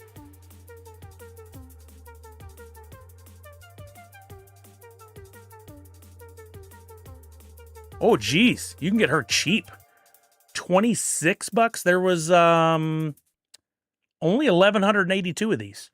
$26 at auction, 50 Buy It Now, 38 Buy It Now, and that 38 Buy It Now is recently, so it's coming down, in fact.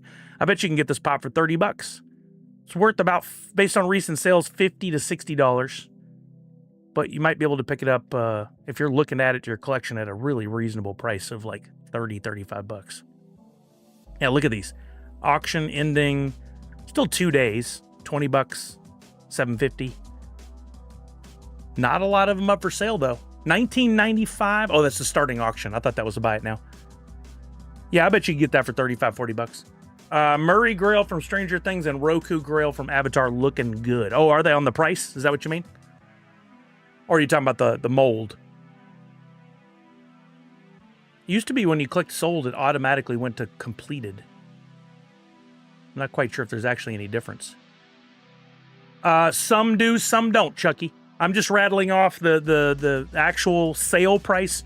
Like this one Catwoman, $26, but then there was another $15 in delivery. So you probably got to factor that in, really, if you're looking for yourself. But if you're just looking for a quick valuation on these, I would ignore the delivery price altogether. I would really ignore any other factors other than like if it's damaged or not. I would just keep it simple. On average, some are going to charge a lot for shipping. Some are going to give free shipping. It all kind of averages out if you're just trying to get a valuation. But if you want to get really, really specific about it, yeah, I would count the condition of the pop. I would count delivery. I would count if it had a hard stack or not. All those things do count in. So that was Catwoman. I didn't have that one, but I did have Professor Pig. And I don't think Professor Pig has any other pops. So this one could perform pretty well. There were only 1,225 of these. Chucky, that is accurate, yeah. And if I saw that, I might point it out. But again, we're just doing a quick skim of the information just to get a ballpark idea. If you want to get specific, you certainly can, and those kind of things should be taken into consideration. But it's like if you're a Hobby DB or Pop Price Guide and you're trying to evaluate things, it becomes really tricky when you have all these different variables. And I don't know how Hobby DB does it, but I can tell you that Hobby DB is not doing it right now. That those numbers are straight up wrong. Every once in a while they're right, but they're mostly wrong. I just use it for if there's a pop that none have sold in a while, then they do have some pretty good data. But if there's something that's newer, that's had a lot of sales, they don't even catch all the sales, so their numbers are way off. I see 2 Professor Pigs sold for almost 50 bucks. There was one at 70, 50, 50. So is he actually going? No, he's going down a little bit. So that's a $55 to $60 pop in general. Want to get specific, $7 delivery there, so that makes it more like 55 on that one. This one sold at 55. Oh, that's not Professor Pig. That one sold at 70 with another $13.70 in delivery. 50 with another $13.70 in delivery. 53 with another $12 in delivery. So that the delivery to me, again, I think it's a wash, but I'd say it's a $55 to $60 pop. And then we've got the Riddler, which I had that one as well. Let's see. Riddler. Punked! 60 months!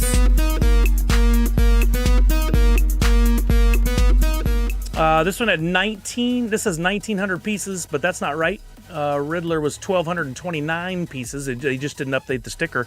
Riddler going a little higher. 64, 72, 60, 80. That was an $80 buy it now with $9 shipping. Well, somebody thought a lot of that one. With the protector, it says. I don't know if that helped people make their decision. This one's all over the place. I'm seeing 55s all the way up to 90s. But if you average all those out, I think we're looking at about a $70 to $75 pop. Chucky said, value should be total cost to the customer, no matter how you want to break down the price plus shipping. I look at total cost to my door when I consider how much I'm willing to pay for something. Totally fair. You have your bearings, your methodology works great for you. That's perfect. Do what you want. So that's the Batman. There was the Ultra as well, which was Two-Face, and I got that one. So let's look at that. The sticker said 5,000, but there's only 3,112 of those. Two-Face Ultra. Wow. Big range on this one too. $22, $40, $20, $26, $20, $13.50. Somebody got a great deal on that. With 7, so they got it for $20. 27, 21, 38. This one's all over the place, but I'd call it probably a $25 to $30 pop. Ben B says, only unboxed pop I have is Two-Face from the animated series signed by Richard Mall. Oh, I didn't know Richard Mall did the voice of Two-Face. He was Bull in Night Court back in the day. That's cool. I always think of him in that role. That's the only thing I can think of him in role-wise. Okay. And then we have Stranger Things. Stranger Things should be popping right now, considering how the height of the... Oh, and y'all have the same birthday? That's really cool. The Grail for Stranger Things was Murray. Somebody just mentioned this a second ago. I think it was Justin. Murray, Grail. His name was Austin in the show, or his jacket said Austin on the show. I saw one of those at Target and sent it to my niece, Austin. I didn't remember that was the jacket he wore in the show. Ooh, $500 sold. This one did sell out, right? I don't think there was a burn on Stranger Things. Let's see if we can. This was Series 2. The Grail for Murray. Oh, no, it did have a burn. It had a 48% burn. So that Murray is really 488 in the world. No wonder it's worth so much, or it sells for so much. $500 there, $500 there. Oh, it's gone up. This is not what we normally see, but because the show has been hyped, this is the time to sell if you have a Murray. 500, 500, 350 before that, 330, 350, 400, 360, 375. So normally I say average them all out, right? But because of this leap lately and the last two sold for 500, plus you have this one that's 640 best offer accepted. Honestly, I think this is a $500 plus pop because of this recent surge. You can almost ignore those previous ones because the value has already gone up. If you look at what's available, $550 and $600. So if you have it, now might be the time to sell it. There's not a lot of those, and I don't think we're ever going to see this height for that character again. If I were you, I'd sell, hold the money, buy it back later when it drops. I assume it will. I don't. What's the character Murray gonna do from here on out? I don't think he's gonna have his own spinoff or anything. I think the value on that will drop. Just not financial advice, just a guess from me. So that's Murray. And then we had the legendaries were Karen. Really loving her character in the show, and I still haven't seen the finale, so please don't ruin it for me.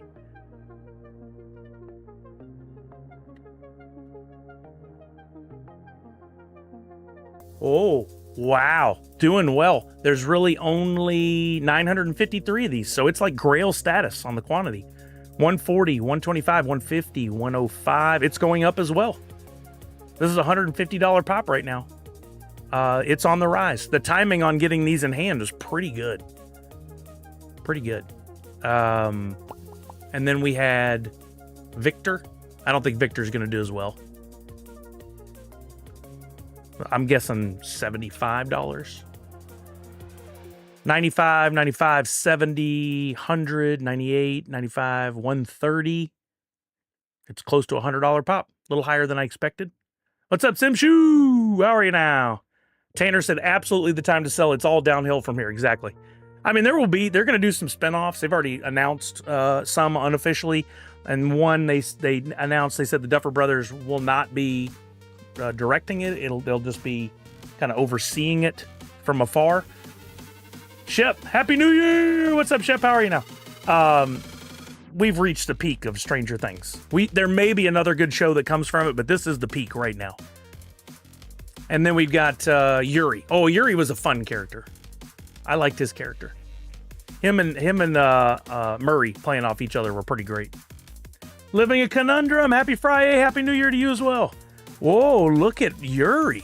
Yuri, there are only 959 of. Honestly, I think Karen should be worth more, but people like Yuri apparently.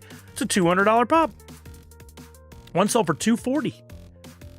Look at it. Once upon you could buy one for $90 during Thanksgiving. But now that the show has come back on, people are in Stranger Things mode. I even sold a vinyl 2-pack the other day that I didn't think anybody would ever buy. Yeah, Tanner agrees. Exactly. The franchise isn't dead, but this is the peak. 100%. Now's the time to sell Stranger Things if you're selling. You can always buy it back later. And then, so good on Yuri. If you have Yuri, I grab the money and run. I don't have it. And then the Grail, we already looked at Murray. Oh, the Ultra was Erica. And I've got Erica over there as well. I got hers. I like her character a lot, but because it's the Ultra and there are 2,425 of them, my guess is this is a $30 to $40 pop. Let's see. One sold for $55 at auction. Again, we're just riding the high because the series finale just, in the last 3 days. 45. Before that, 38, 50, 50. So a little higher than I expected, but on the rise now. Now's the time to sell Erica if you're selling. $55. Karen had another pop back in the day. Maybe that's why she's not as... Could be. You're right. Wasn't it a 2-pack with her and... I think it was a 2-pack. Can't spell America without Erica. Her character was great. I love the fact she just cursed all the time. She didn't give... Just cursed. So that's Stranger Things. Those are solid right now. And honestly, I think if you just look up Stranger Things pops in general, they're probably all having a great run right now. They had really slipped. I should have waited and done my whatnots now, but who knew? Yeah, the 2-pack was with her and Billy. That's right. It was like he was in the red swim trunks. Yeah. Okay, and then we got the Avatar, which those have just been shipping and should be doing real well. Avatar Series 2. Let's bring that up on Pop and Stock's website to see the real numbers. See if there was any burn. I don't think there was. Yeah, no burn. So the numbers are pretty true to what would have been on the sticker, but they actually put the proper numbers on the sticker here. So we can go and look up Avatar. Wait, what's the Grail? Now, the Grail is not shipped to anybody, right? But we could see what the pre-sales are, which is just dangerous and bad, in my opinion. Yeah, I don't think anybody has it in hand. But wow, 535, 800, 885, 900. Pretty good. They are in hand, Tanner? Oh, okay. That one I was debating, but that one in hand sold for 800. What are people asking for it? This looks like it should be an 800. Well, that 535 one hurt things. Auction to... Why is it changed? I don't want this. I always do a list view. There we go. Opening auction 600 on that one with no bids. 255 with bids. They really messed up putting that up for auction that way.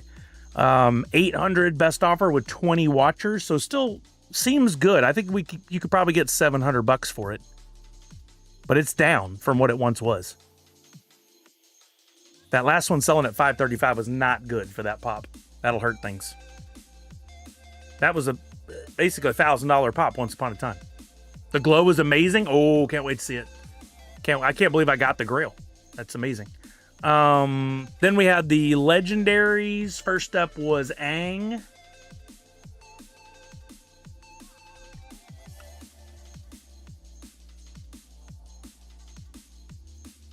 Recent sales on that, 150, 160.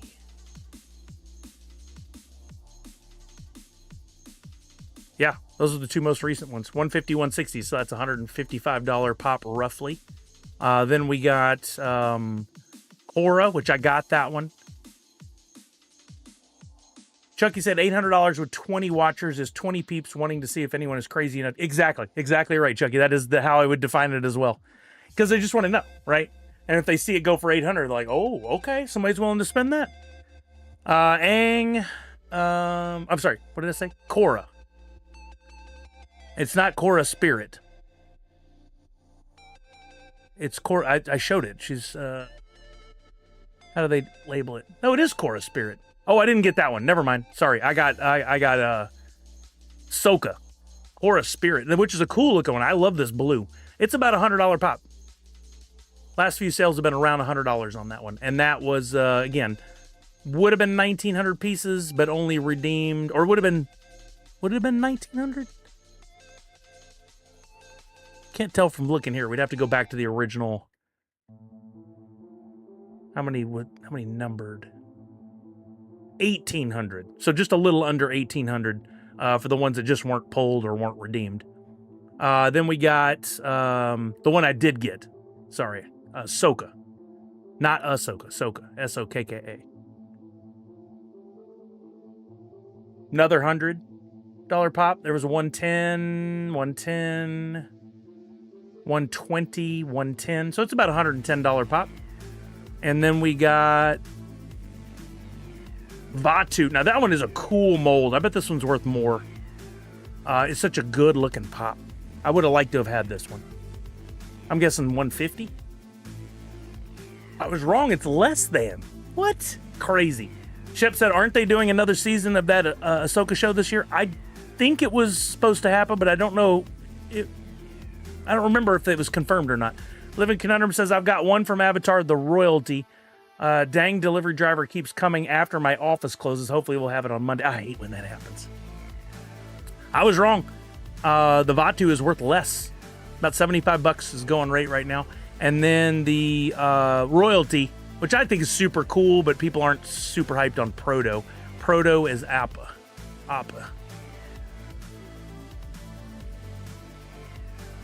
Okay. There were about the same quantity as the legendaries, just under 1,800. There were 1,767 pieces, going for about $100. It actually has gone up a little bit, which is a good sign. I think seeing it flocked really helped.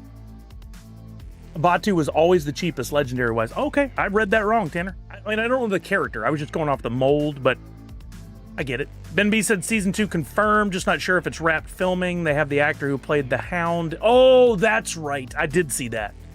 I like that actor. But Ray Stevenson was perfect for that role. He did such a great job. His passing was just so unfortunate.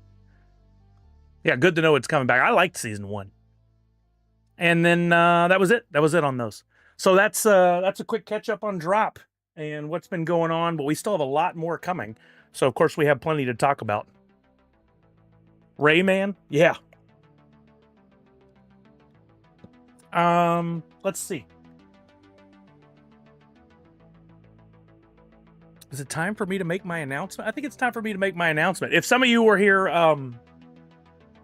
before Christmas or right after Christmas, when we did the wheel, I said I would come back this Friday and I had a little something to share. And you guys are going to be the first to hear this. It's not like this is going to be breaking news to Twitter or anything, but I think it's interesting and fun. For the last 5 years, I've been focusing on streaming here, and it's been an amazing run. And I love you guys all, and I appreciate everybody who's been here for me. But as time has gone on, I haven't made nearly as much money as I once did in streaming. I still love it and still want to stick with it. But at some point, I had to see what was out there and what was possible for me, right? So I put the feelers out, and I've looked for jobs. Of course, I applied a few times with Funko and tried that, and it didn't work out. But turns out an old Funko coworker of mine reached out from their new company that they work at now that needed a marketing person. And so I will be going back to work. But when I set out to look for a gig, I made sure I wanted to stay in this industry. I did not want to go out and take a job that I would not be happy with, right? So I've been very finicky on what I've been looking at, and turns out the right thing came along. And so I'm happy to announce I'm going to go be the head of marketing and social media in North America for a company named Blockies. Have you guys heard of Blockies? They make all kinds of figures, but one of the things they're really well known for, Falconer will be very excited about my new role, is these. This is like a whole display box of their blind box figures that you buy and you assemble. They don't have a whole lot of pieces. It's not crazy on the number of pieces. I think it's very doable. I put this one together in about 10 minutes. That was a blind box at Target, and the retail on this thing was only $6. Comes with, you can actually got the movement in the arms, the articulation. So you can pose these things how you want. There's even swappable hands.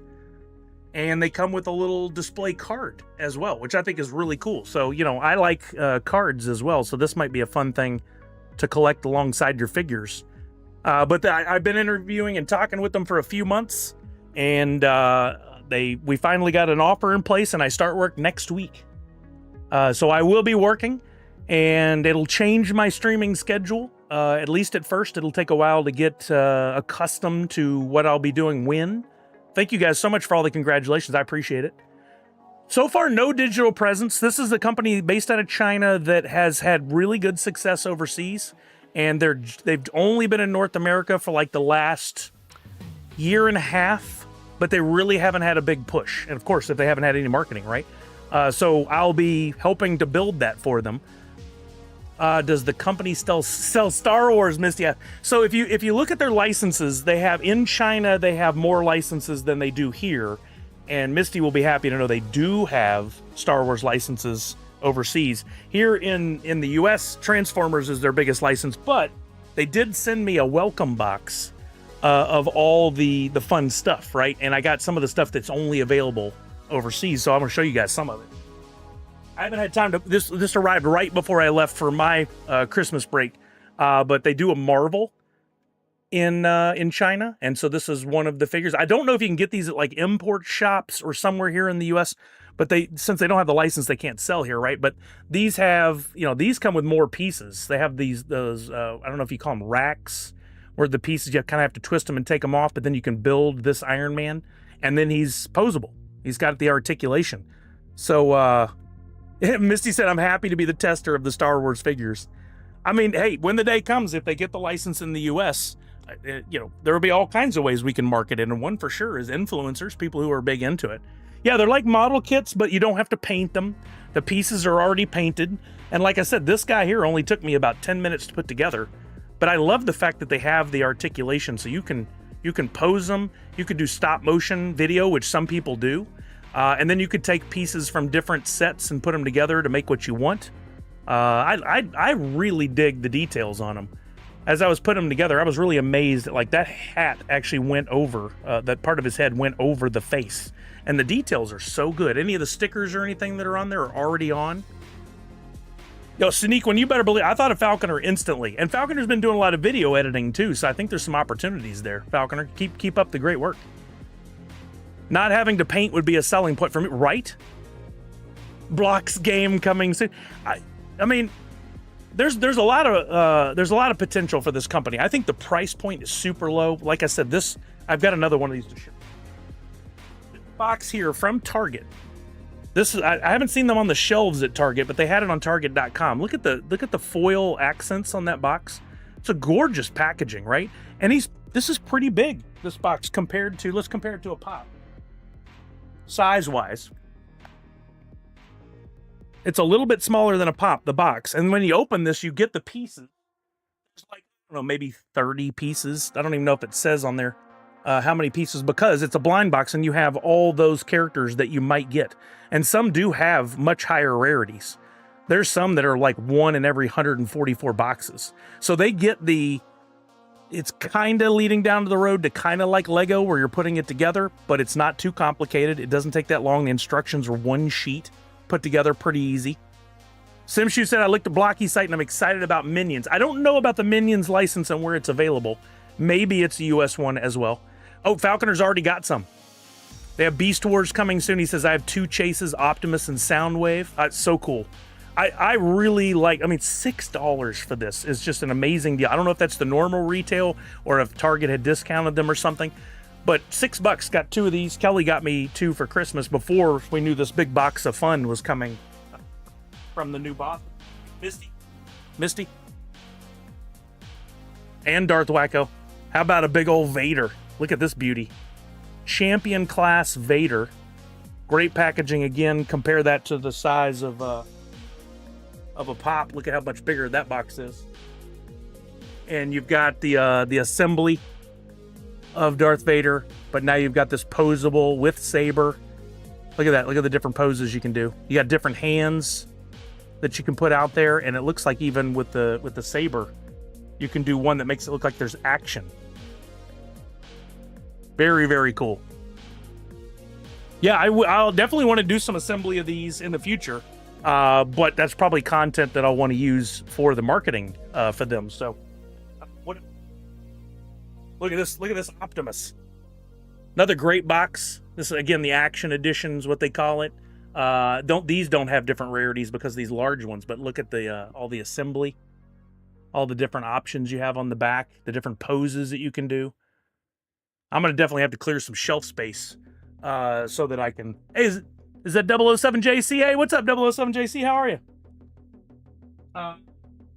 Again, Marvel got the Captain America posable. There's the back. Lots of pieces on that. Does it say how many pieces?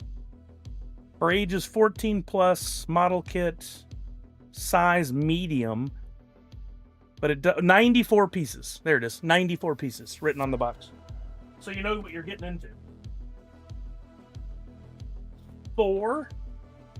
These will look so cool. Look at all the. I bet under a black light that the lightning will really show up good too. I'm doing great, 007JC. Thank you. Thank you. Just telling everybody about the new gig. I'm going to head up marketing and social media for Blockies. There's the logo you guys are going to want to look for in North America. Starting next week. There'll be a bit of a ramp up for sure as we figure out what all I'll be doing. We'll go about it. So we'll have separate pages for the North American stuff than the ones that they have right now. Because right now the ones are based worldwide, but the licenses, some are not available in the US, and so that could be confusing. But yeah, the holo packaging is dope. I think they do a great job of the design work. And once these are on shelves everywhere, which they're working on, I think that'll really draw your attention. This is another box that has man, my freaking vision. I think there's like 12 different blind boxes in that one. So if you bought them at retail, you could buy this case. And again, there's different rarities. Where's the rarity scale on this one? Yeah, there's different rarities, and some, like these middle two, are the hardest ones to get. And that's what Falconer was talking about. I'll be working from home. Yeah, which is great. The commute to China would be rough. Here's another of the boxes. That was version 3. That was version 4 I just showed. When all the Blocky social accounts have thousands of followers, we'll know. There you go, Shep. I'm hoping. This is the coolest set, I think, of all of them. And being a Transformers fan myself, not at the same level that Falconer is, but look at this. They call this the yearly version, Dinobot Desertion. These all have like a gold, silver with red touches. And if you get this whole big box, you get all the characters to put together. So there's like a box inside for each one of these. Yeah, Falconer, I bet you do. This seems like something you would love. Yeah, thank you, Randy C. Appreciate it. So right now, I don't think they have a Twitch channel. I did look at all their social channels, and they've stuck with the standard, Facebook, Instagram, Twitter, all that stuff. But they haven't done live video that I can tell. All their channels are set up for worldwide right now. But as we create the North American channels, I can only assume that the ones that are existing will focus more towards the Chinese market. But we'll see. I mean, it's all to be TBD. But it took about 2 months of interviews and conversations with them to lock down the job. And finally, we got it situated right before Christmas. Pretty good Christmas present. I'll be solo for now, Walking Miracle, but we'll see how it goes. Poppin' Stocks as I tried code Sully50. Doesn't work for the 50% discount. Yeah, not right now. It'll be me for now, but over time we'll see. If it goes well, there may be a reason to build out the team. But they have, they have their existing social media team in China, so they're already creating they have some great videos on YouTube. They're already creating some of the social assets, images, videos, whatever that they're using that would still work in North America. So some of that work will be done already, and I'll just have to post here about it. But it'll be about engagement and building a community. Falconer said, introduced blockies to me from Yamster. Oh, Yamster introduced him. He picked one up after his travels, and he gave it to me at SDCC. I've been hooked ever since. I was hoping you had heard of him, Falconer. I'll definitely need to pick your brain and see what your thoughts on it are. One of the things I took away from it, and this is not at all me harshing on them. You guys know I just like to look at things and figure out, like, why would we want to get into it as a collector. But when you look at their stuff right now advertised, it doesn't really tell you that you're going to be assembling it. It just looks like you're buying a figure that's already assembled. And I think that's kind of what makes it cool, is that you get the pieces and you build it yourself. So hopefully, you know, there's plenty of people out there that collect Lego, that they love the same things. Hopefully there will be a good market here in the US that likes to assemble these as well. Yamster said he purchased at Small Fart in China. Yeah, I wouldn't be surprised if they were working with them. I mean, the big retailer, right? And maybe eventually here. But I know for sure Target, Fri-YAY, and I want to say Hot Topic had some Blockies items on their websites. I have not found any in public yet. So the Vader, as far as I know, would just be a Chinese release in China. It would be a release. So you'd probably have to buy it from there and have it shipped over. Or, you know, there are those shops around, smaller shops that will buy stuff and import it and sell it. So I'll be learning more about that. I've scratched the surface on what I know about this company so far. But I'm excited about the opportunity. It's kind of like starting out new, a new company, to be able to bring it to the US and market it and build an audience, and who knows what we can make of it. I'm very excited. I mean, I like being able to sink my teeth into something new, and yeah, I always have opinions on how other companies handle things, so now would be my opportunity to put that to work. Yeah, they might re-release in the US later. Yeah, absolutely. I mean, once you have that stuff built, right? You'll be able to have 3 meals a day now, hopefully. I mean, if you guys have seen me, you know I'm not missing any meals, but maybe we can get a guy on the inside, hint, hint, to hook up a few peeps with the China-only version. I mean, we'll see. Thank you, 007JC. I absolutely would love to get them going to the cons. Right now, they do have a presence at Toy Fair, so I guess there's a chance I might go to Toy Fair this year. We'll find out next week. But as far as an SDCC this year or NYCC, I don't know. We'll find out. Oh, yeah. Jungle Bry would be all over some Jurassic Park or Jurassic World. There you go, Walking Miracle. I mean, you know I'm going to reach out to all the friends and see what we can do for sure. I mean, hey, you guys will be along for the journey with me. So if you have thoughts or opinions, I want to hear them as well. One of my first thoughts was, once you assemble these things, how do you display them? And when I think display, I think Display Geek. So I want to talk to him and see what kind of thoughts and ideas he may have. Right, Justin Clayton? One of the things I wrote down was artist collabs. How could maybe do something with that? Can you get a sold out ones like the Stormtrooper? I don't know what I'll have access to. Something tells me I won't be able to just order up whatever I want on day one, but yeah, of course, Chucky. Absolutely I am. I mean, I over the last 5 years, I've had a chance to build my brand and to be able to do some good at it with Extra Life. But I felt like I wasn't done with my journey in helping a company like Funko or now Blockies become the best that they can be. And there were a lot of opportunities at, you know, previous employers where I just felt like my voice wasn't heard. And I think that'll be different now. They do have a office, and maybe it might even be a small store, but don't quote me on that, in California. So who knows what that may lead to as well. If it's not a small store now, maybe it will be eventually. But they do have some offices here. They've established an office here. Not one I'll be commuting to, thankfully, but yeah. I mean, I want to hear y'all's thoughts for sure as we go through this journey. If you see something that you think is crazy, or you go through an experience of buying it and it doesn't really live up to what you were hoping, or you see something really cool that you don't think is getting highlighted, I think that's the kind of stuff to focus on. I think step one is like, hey, let's let the world know that you can get these cool things and that you can assemble them, put them together. Believe it or not, Top Pops.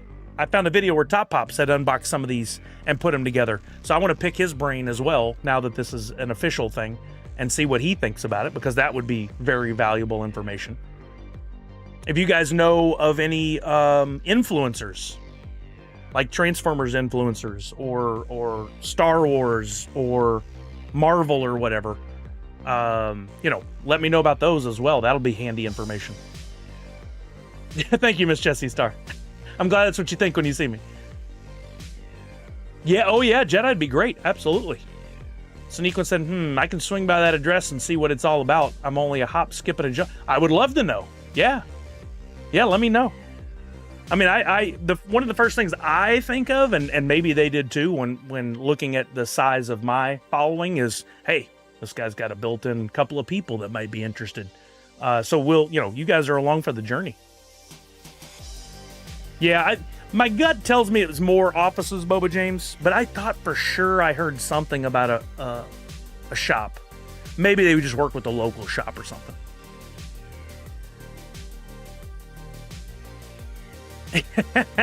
Yeah, you have to be, right, Miss Jessie Star? You married him, for sure. Yeah, the only thing is it's definitely going to change my streaming schedule.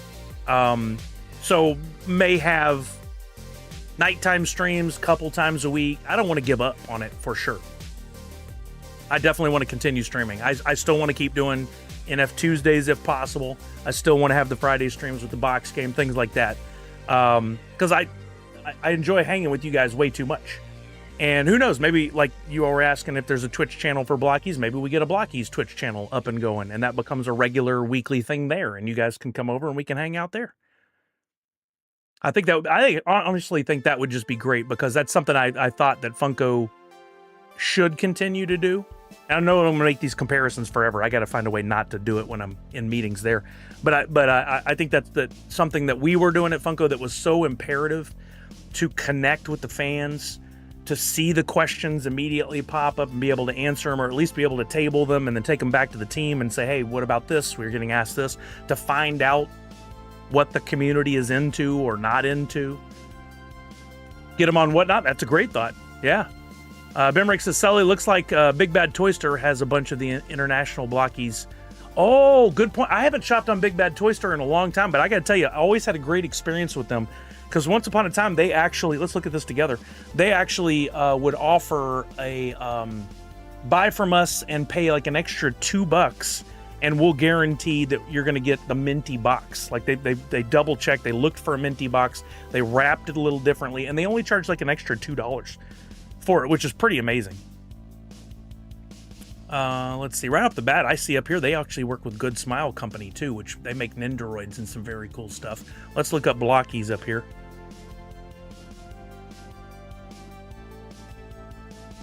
Yeah, look, that says for that Optimus Prime international version right there. Let's see if they have something, one of the boxes that I just got. Oh, look, they got Pokemon. Blockies has Pokemon overseas, so they have some Pokemon characters, and it is still an assembly, but that's a Snorlax. I'm really interested to see what it's like to put together, because they have Sesame Street too. Like, what is it like to assemble those kind of characters that aren't exactly like robots or mecha? There's a Deadpool. Oh, here's that. Here's the Captain America that I got. That's $19.90. That is unreal. That actually seems like a very reasonable price to me on this. That's something I was really amazed at. Look at this. This, according to that website, Champion Class CC03. Champion Class. Where's the CC03? I don't see that on there, but that's got to be on there somewhere. I'm 99% sure this is the exact same one that we're looking at on a website there. $19.99 for that. Seems very reasonable to me, because once assembled, you have a large figure. I don't think it says how tall he is, but I imagine he's almost as tall as this box. And he comes with a Mjolnir and 3 sets of hand and Captain America's shield. That's really good. Yeah, they do the creation contest. That's something they've been doing for a while. Get fans to use the parts to assemble and make some fun things, and they definitely have like events. That's something I would love to do. Savage says Love Blockies has the Kuromi license. Let's see. Thought I saw up here. Let's just try. Kuromi and Blockies. No. Oh, Sanrio.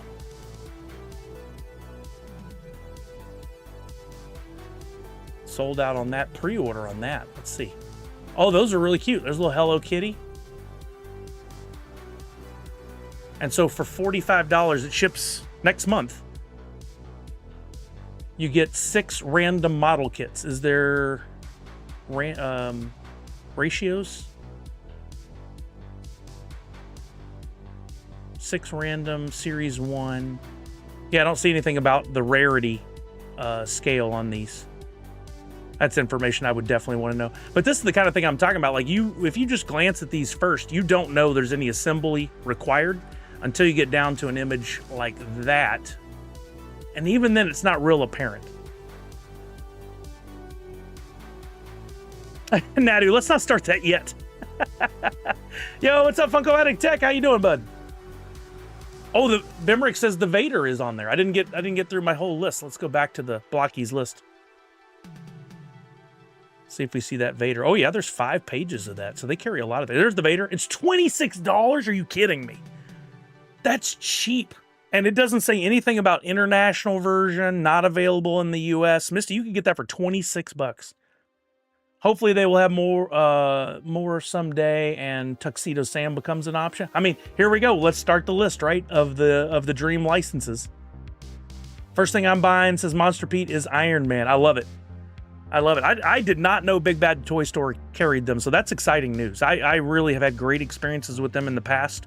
I used to buy a lot of pops from them when I first learned about Funko, and always had great shipping. I never had a bad thing to say about them. One of the licenses I definitely want him to get, because Steve Matthews is such a fan, is Voltron, and there's the Voltron movie coming with Henry Cavill. I don't know if it's coming this year or next, but that would be a great license to have. Because I think the kind of figures they make in the assembly lends itself to Voltron for sure. Godzilla, Horror. Oh, I hear you, Ben B, for sure.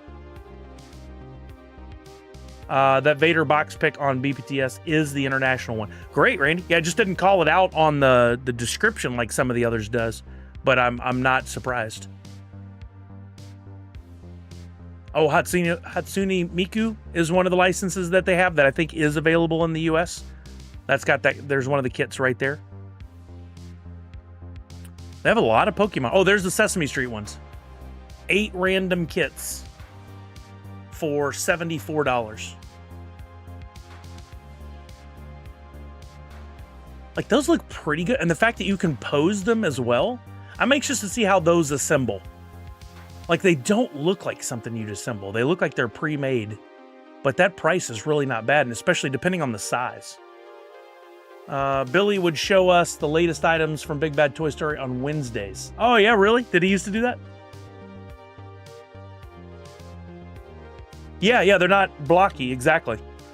I want to know where that name comes from. I didn't get that rundown. Go up to the Brands tab. They have Motu. Brands.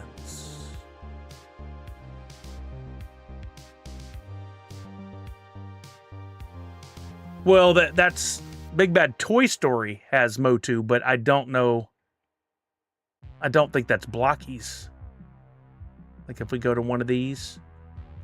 Yeah, those are by Mattel.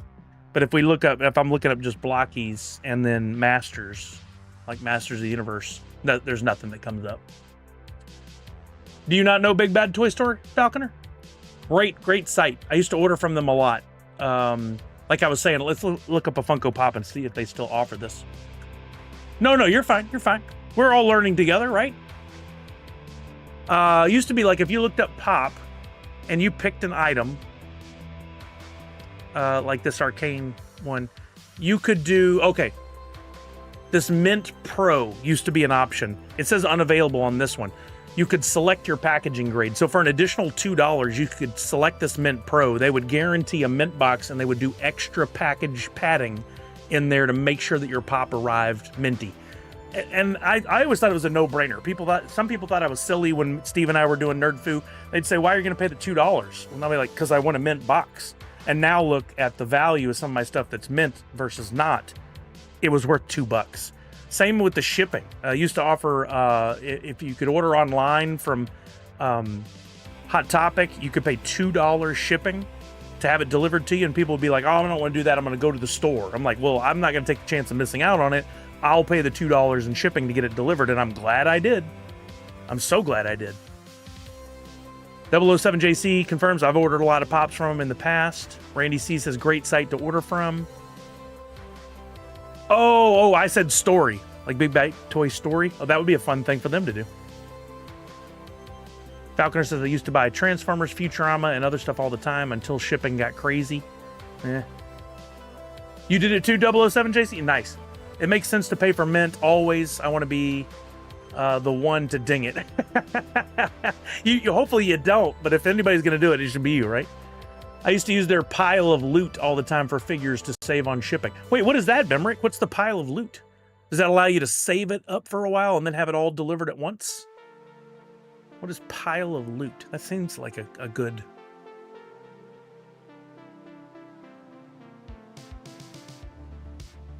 That's it for $4. Nice. So you just have them basically put it aside until you get to a certain level. They used to do that on TFAW, Things from Another World, the comic book site that I absolutely loved until they went under. You could pre-order a bunch of comic books and you could say, don't deliver them until we get to, like 50 books. So I would pre-order, and then all of a sudden I'd get a nice thick box where they took lots of time on the shipping. So all my comics arrived choice, minty. And I have tons of comics that would grade very high grade because of ordering from them and doing that. Bemrick confirms, yeah, it's a stash function they have. When you go to purchase, it's an option. Buy and they'll hold it till you get a whole lot to ship all together. Brilliant. Just absolutely brilliant. They just do... I've never talked to anybody from Big Bad Toy Story in all these years.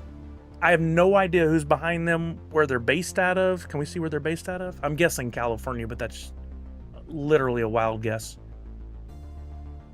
About Us. Joel Boblett, founder and president.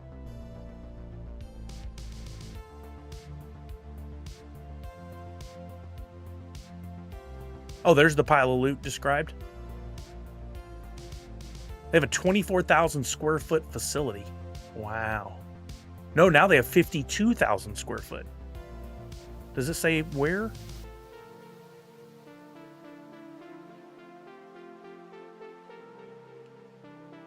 I don't see a state in there anywhere. I might be skimming right over it, but very cool. That's exciting that they have so much to choose from. It's in Minnesota. Okay. There's a limit on the number of days the whole things. That makes sense. They can't just have, you hold up 400 items for 4 years. And buy and all. Yeah, that makes a lot of sense. So that's exciting. I'm glad I just learned that. Thank you guys for sharing with me. But, once we get things going, I'll definitely come to you guys and say, hey, please follow the new social channels. Please come visit if we do a live stream or, whatever. We'll figure it out. And of course, I'm going to go to them and go, hey, let's build a community. Let's start getting some stuff in people's hands. I definitely want to do things like stickers and enamel pins if they're interested, if they'll agree, if they'll fund it, and make sure that, it's more than just buying toys, that it's a community thing. So AliExpress also has Luke and Han blockies. Not sure I can trust the store. I don't know anything about them, ordering from them. Oh, not Minnesota, it's Wisconsin. Okay. Haven't seen you all since last year. How's it going? How we doing? What's up, Red Ranger? How you doing? Hoot blockies. I would have said, no way, that doesn't make any sense until we saw the Sesame Street ones. Who knows? Maybe one day. That'd be really fun. I don't know if I'll have input over... I'm sure I'll be able to go hear the license people are asking for, that kind of stuff. Probably have to use Discord. Yeah, you're right, Walking Miracle. Yeah. We'll see. I don't know for sure yet, but if you're building a community, I think in a lot of ways it makes a lot of sense. Pile of hoot instead of pile of... It makes it sound like a dead hoot, sadly. Yeah, I mean, this is... hopefully you guys are excited for me as well. Sounds like you are. Trust me, we've got a lot of demand for hoots. Yeah, but dozens. Tech says, don't give them any personal info. I've read some sus things about them. I'm talking about the AliExpress. Maybe, Nadu. Maybe. Hoot's not for sale, though. That's a whole different...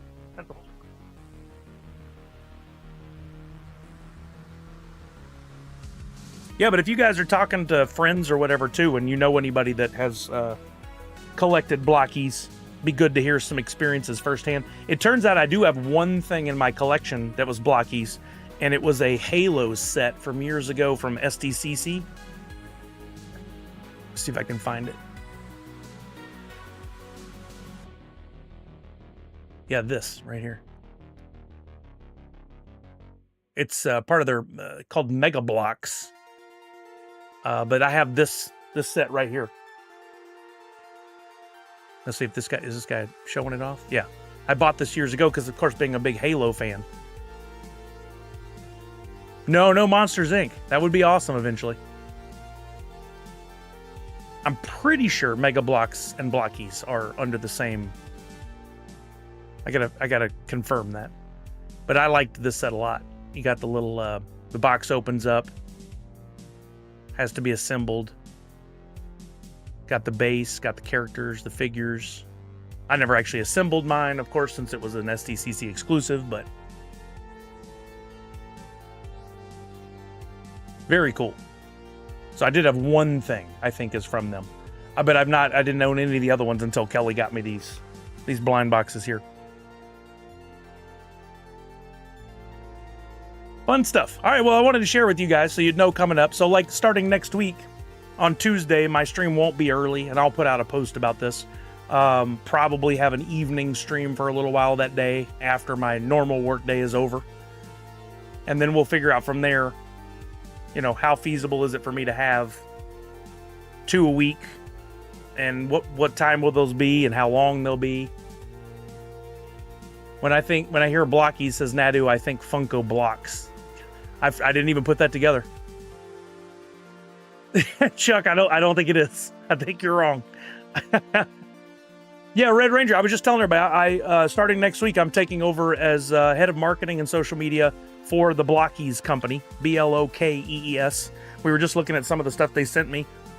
This was actually one that Kelly got me from Target when I was investigating the job and had just got the offer, and then they offered to send me this amazing box of fun. Thank you, Red Ranger. Yeah, I still can't get over this. $6 on Target for this, and you assemble. It's a blind box figure, so you don't know which character you're going to get, but when you get it and assemble it, this is an example of what they look like, and they're fully posable. They have articulation. So you could make a little stop motion film if you wanted to, or you could have them set up to create cool photography, toy photography of like a fight or a battle going on. They have Transformers. They have, let's look at the website for the licenses that they do have.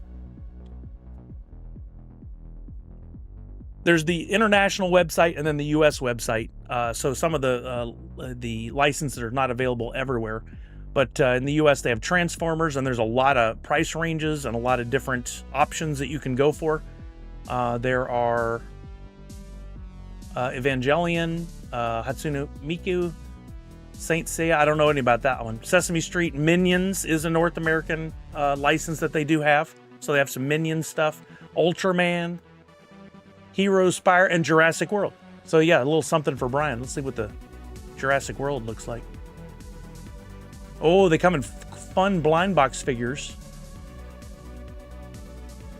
Now, do these have assembly as well? They sure look like they would. Yeah, these have assembly as well. And they have different rarities. They really do seem to understand going after, your light collector versus a heavy, like a hardcore person that's going to go for the rarity ones as well, a true collector that's going after maybe value as well. I don't know if the real rare ones have a high secondary market value. I haven't done that research yet. Well, that's a cool one. But you get the pieces in the box, and then you assemble them to make the final product. But it's also a blind box. So think like blind box Lego. That would be an interesting... I mean, they have the minifigs, of course, but...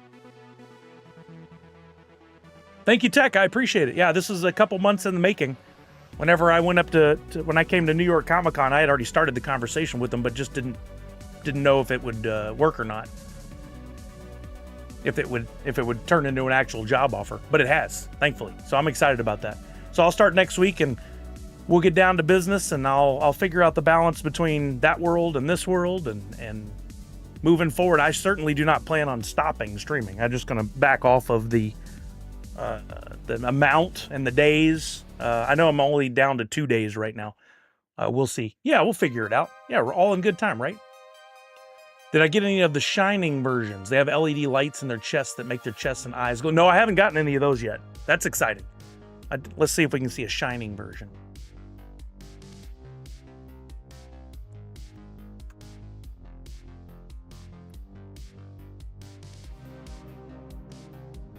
So yeah, you buy, there's still blind boxes, but with the Shining version.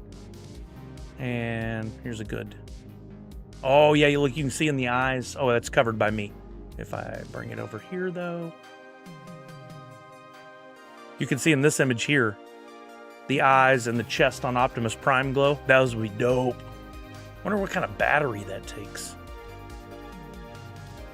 Those are going to cost a little bit more for sure. Good looking figures though. I mean, I grew up putting together Transformers. These don't actually transform, but they do have articulation. Oh, look, the red eyes in Soundwave. I wonder if the cassettes pop in and out of the chest. It looks like they would. And if there are multiple cassettes. So what, one was like a Velociraptor and one was a Jaguar or something? I've forgotten exactly. Just have to find the balance. You'll figure that out, and then we'll figure out how to tune in. I appreciate that. I appreciate that. Chuck, I start next week. Technically on Monday. But, you know, the first couple days of any job are learning about how to... They're doing paperwork and all that stuff, so I don't anticipate doing a whole lot next week. But I've already started in researching and getting to understand some different things, like their company, what all they offer. Sorry, my volume got a little loud. You guys still hear me? Check, check, check. Did I mute it somehow? Allie! Check, check. Now I can't hear my voice, but you guys hear me? Check, check, check. Yeah, it looks like it's working. That's weird. I was hearing my voice before. Yeah, this is a new job. They have had... The company's been around for a while, but they've only had a presence in North America for like the last year and a half. They've built out some channels for the full company, but now bringing me on, going to be focusing part of some of the social channels, new ones, on North America because of the licensing restrictions and because they want to have a big push here. So, you know, helping people find out about the brand. That's the whole idea in marketing, right? Getting in front of people in different ways, from influencers to videos to whatever. Yep, full-time gig, remote from the house.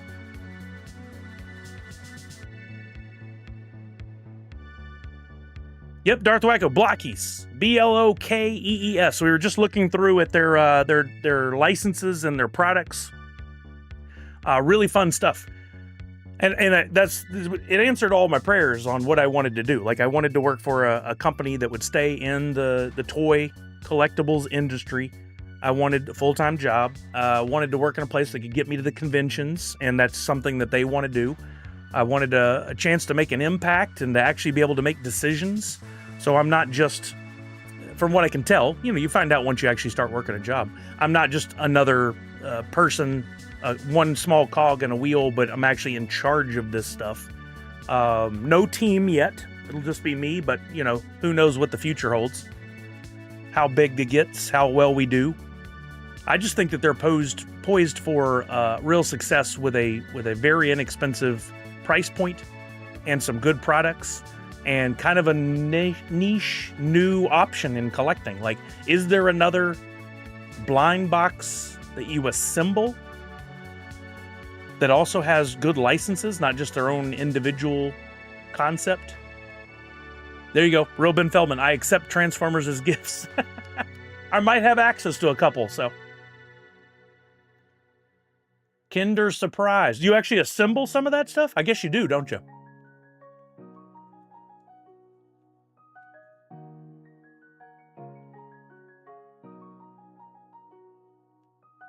I'm looking to see. if any of that stuff needs to be assembled. I mean, Funko did a collab with them on the Harry Potter stuff. You need a Starscream? Nice. Is that, yeah, that one looks like pieces you put together. Egg animal toy assembly. So I guess, yeah, here's another example of that. Oh, that is a creepy looking little, whatever that is.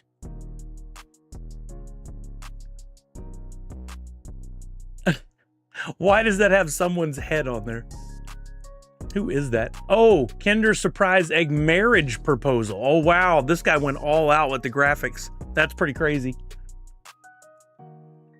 You sort of assemble the smaller Thrill Joy boxes. Do you? I don't think I've opened one to even know. Like the Chucky ones? No way, real Ben Feldman. Are you for real? Oh, cool. Hey, if you go back there and you can snap a couple photos to send me, that'd be great.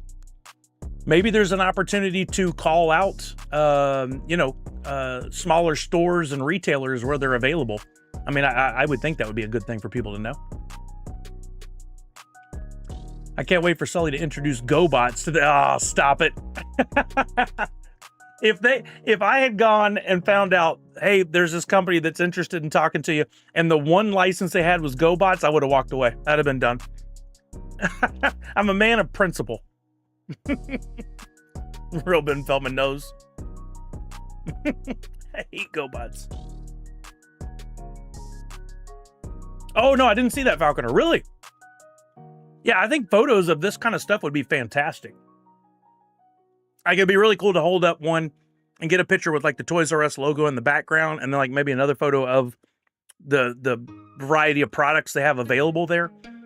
We did that a little bit at Funko once upon a time, where we featured retailers, smaller retailers that carried the product. And I think that's a great way to get in front of people, because you call them out and tag them and say, hey, did you know Blocky's available at such and such? That's something that they can share as well. And then you help build each other's audience. I think that's really good.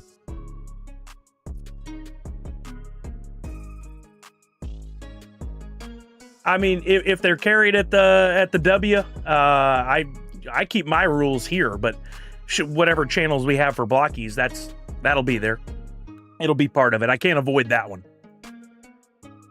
Yeah, Ali, for right now, Tuesday I'll have to alter the schedule to start later in the day, and it'll be a shorter stream for sure. But going forward, we'll just see. Because I still have to find out from them like what their expectations are of exactly what hours I'm working. Do they have, a strict rule on button seat at certain hours, or are they more, open to allowing me just as long as you work your 8 hours in a day, however you want to do it, that kind of thing. Yeah, there's an Fri-YAY at our local mall. Nice, Simshu. Well, you don't have to look too far if they're available on Big Bad Toy Store. I didn't look.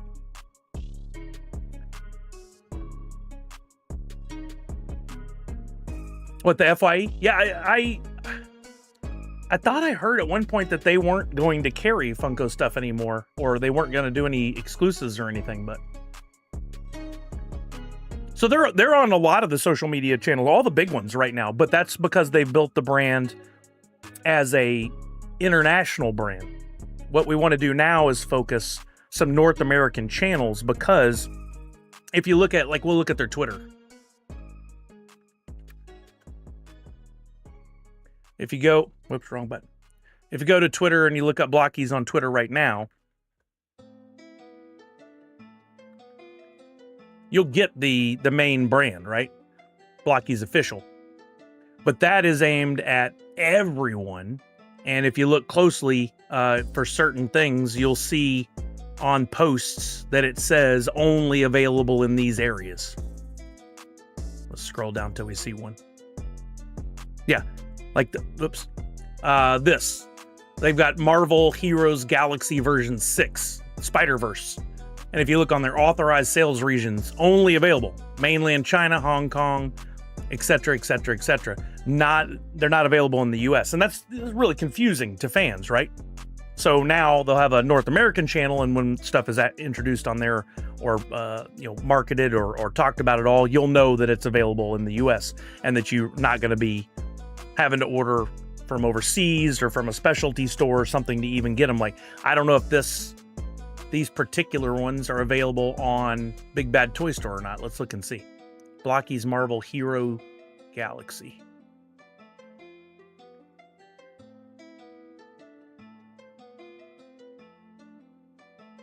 Blocky's Marvel.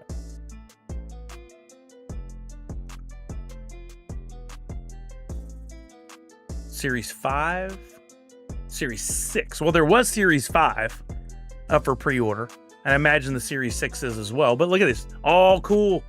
Spider-Ham, Spider-Pig. It is Spider-Ham, right? There's some cool figures in there, man. There's some really cool figures in there. Sick. That's awesome. But like those, they're not available at retailers in the US. Big Bad Toy Store, I don't know how they do it exactly, but I guess they're buying. This says listed price includes tariff surcharge, subject to change based on final tariff rates. So they're having to deal with the tariffs on that stuff, knowing it's coming in from overseas. Yep.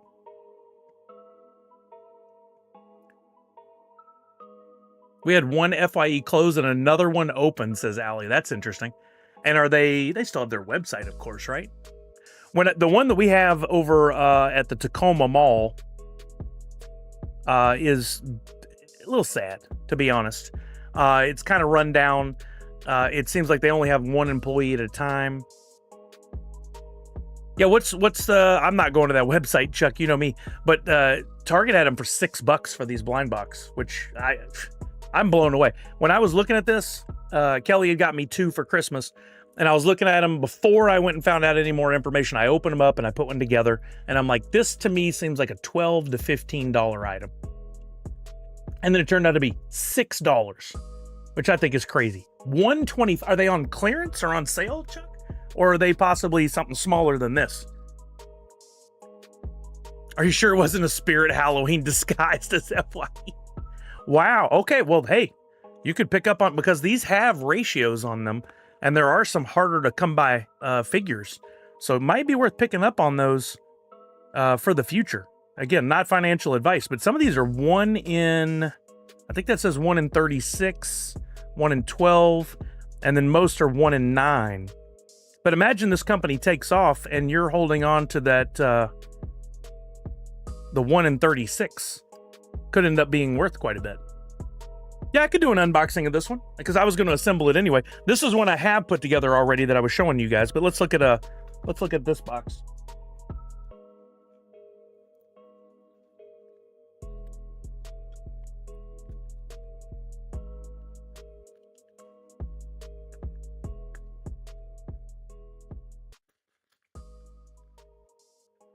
Got the cellophane over the box. I love the box quality. Really impressed with that. Like this, once they get these on shelves everywhere, look at that holographic foil. That really stands out.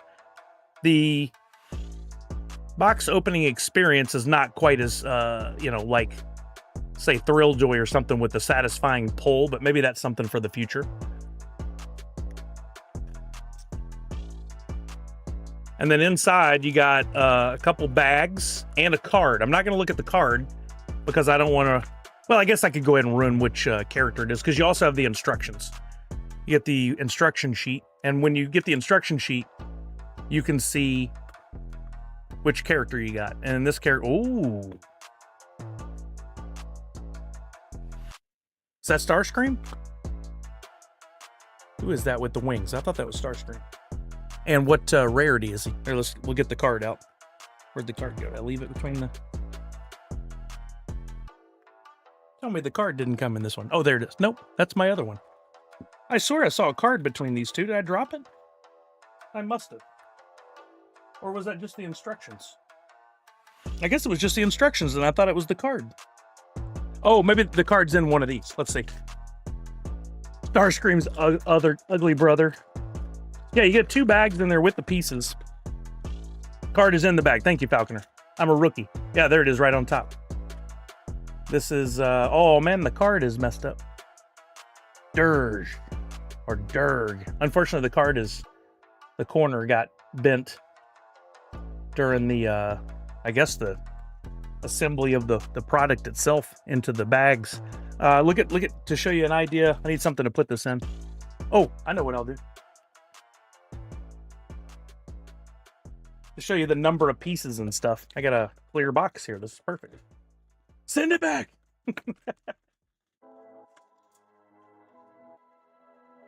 So that right there is like 15 to 20 pieces. And then you have another bag. Not quite sure why they're in two bags other than to help you with assembly. Oh, that's right. These have the hands and the stand.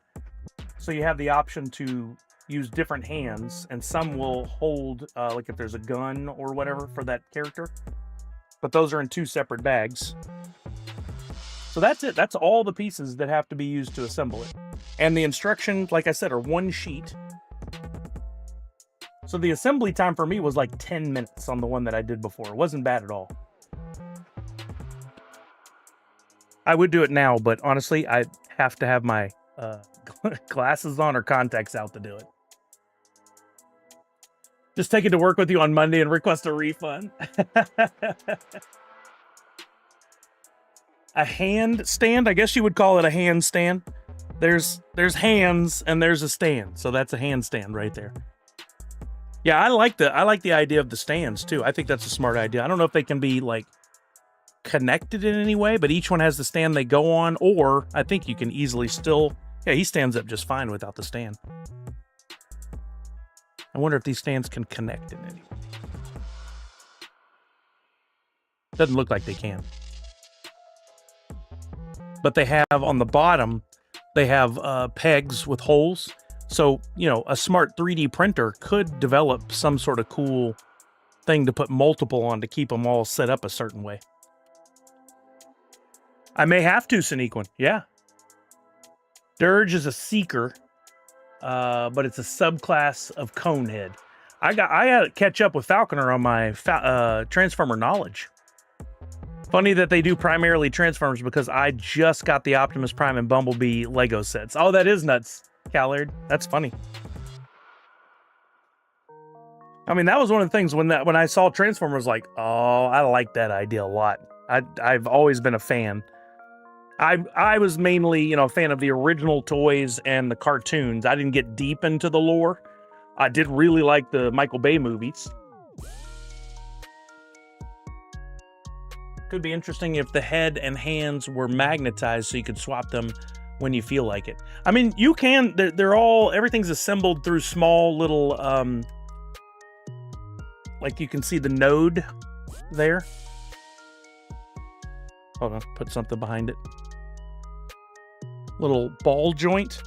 And it's assembled, it's easy to connect. Very easy to connect. And then you can still do your articulation and movement and stuff. So the hands are the same way. They easily come off. They're not glued or anything. They pull apart real simple to change out the hands. So there's nothing to it. Ball and socket can be, exactly, Chucky. Exactly right. Not GoBots. Definitely not GoBots. Don't do that. Don't bring down the quality of the product on the license by saying the G word.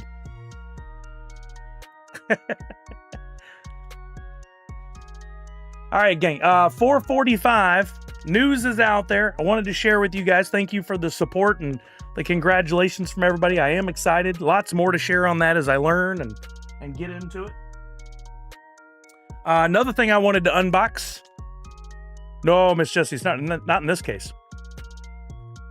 That would be pretty funny, Robin Feldman. I would have to sabotage the whole thing.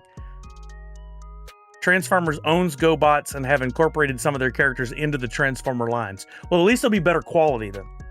Over the week, or the time that I was in Texas, we tripped into a Five Below. Haven't had those up here. We just found out there is a Five Below near Brian and Betty's place where I used to live. So when we pop over there, I'll be able to go into a Five Below to see, you know, if you guys see Sully stuff or I want to look and see what new stuff. I did not go nuts. I just bought 2 Butts on Things blind bags. I didn't buy anything else. I did see a Sully AirPod holder that I liked and I probably will get, but it was not a must get for me right away. They had tons of them, easy to get. But this was a must get. Had to open the Butts on Things. Got my hands on some butts. Approved butts. I'm okay to open these, or to get on these butts. So let's open these. It does say they're clip-on plushies, special series with gold clips. 2 mystery clip-on butts. Butts for all. So there's 2 in here. First, we got a burger. Is that a burger or a moon? Oh, it's a moon. Oh, I love it, man. That's so great. These will be great on my bag for cons and stuff. Nice big tag with the Butts on Things logo. Plush. I love it. And then yellow, not gold, keychain. Or wait, that is gold. That is gold. It's got a shine to it. So I did get a gold version. That's awesome. And then the other one, also gold. Oh, this is just a special series with gold clips. So they all have the gold clips. Okay. Then we got the mushroom, which I think we have the sticker for around here somewhere. They did a pretty good job of making that. It definitely looks 3D, like it has depth to the mushroom. But it's actually, look, just that. Straight on, it looks like it would have more, like, if you turn sideways, you'd have more bumps. Some parts protruding more, but it doesn't. Those look really good. Technically, it's a moon either way. It's a mooning moon. Shroom butt. So I got those 2, and then I got this yellow bag as well. And you can see on the back all the, I think it's the same thing we're looking at there. Yeah. Got the gumball machine, got the coffee, got the taco. The taco's been around since the beginning. You want the s'mores? You want to come open a bag? Okay. I love getting comments from the other room. I don't have to read them. Come on, taco. All right, bag number 2. Macy will be pissed I opened these without her. Oh, we got the pineapple butt. I just love what I really want, and I got to eventually get him to do it. I want an original drawing from Brian Cook. I love his stuff so much. And then we've got, what is this? Oh, a post office mail drop-off thing. A mailbox. They're great. I love them. I got to get all these. These actually would look good on a lanyard too, but I definitely would have put them on my backpack. And they've got the, it's a pretty good clip. Wow, that thing's got a lot of tension to it. Pretty good clip. I don't know about how much they are retail. Let's see if we can find them. Butts on...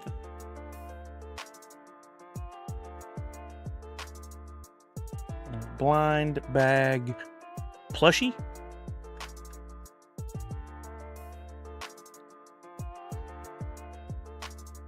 Five Below. Here they are at Five Below. Yep, they were just $5 for 2. Oh wait, these are just figures, not keychains. I like the figures too. I didn't see any of those though when we were there.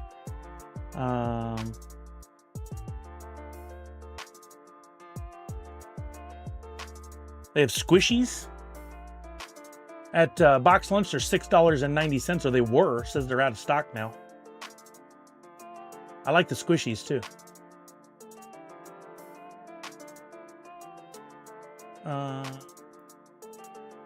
This is sold on Instacart. Must be coming from Five Below because it's still $5.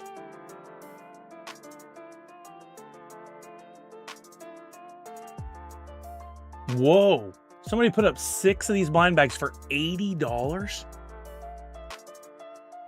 Huh. They're flipping these things from Five Below. Wonder if they've had any sales. Let's see.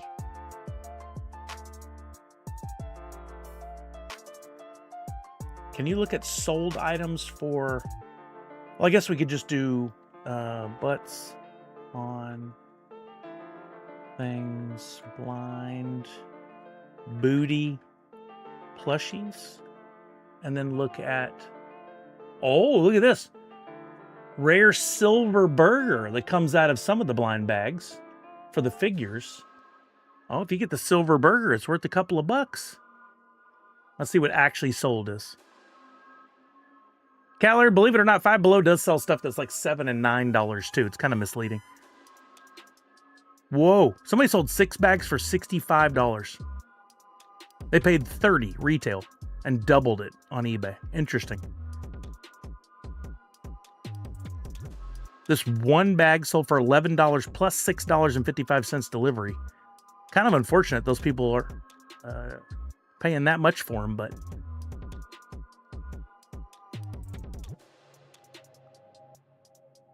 not any others for sale. Might be something to that.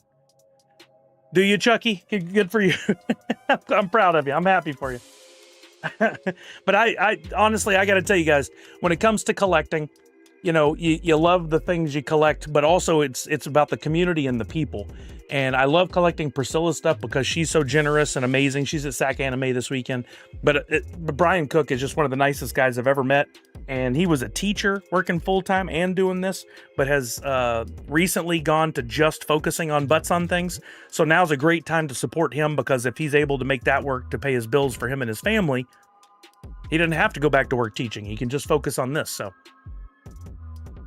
Boba says after fees and shipping, it's less than double. Absolutely, you're right there.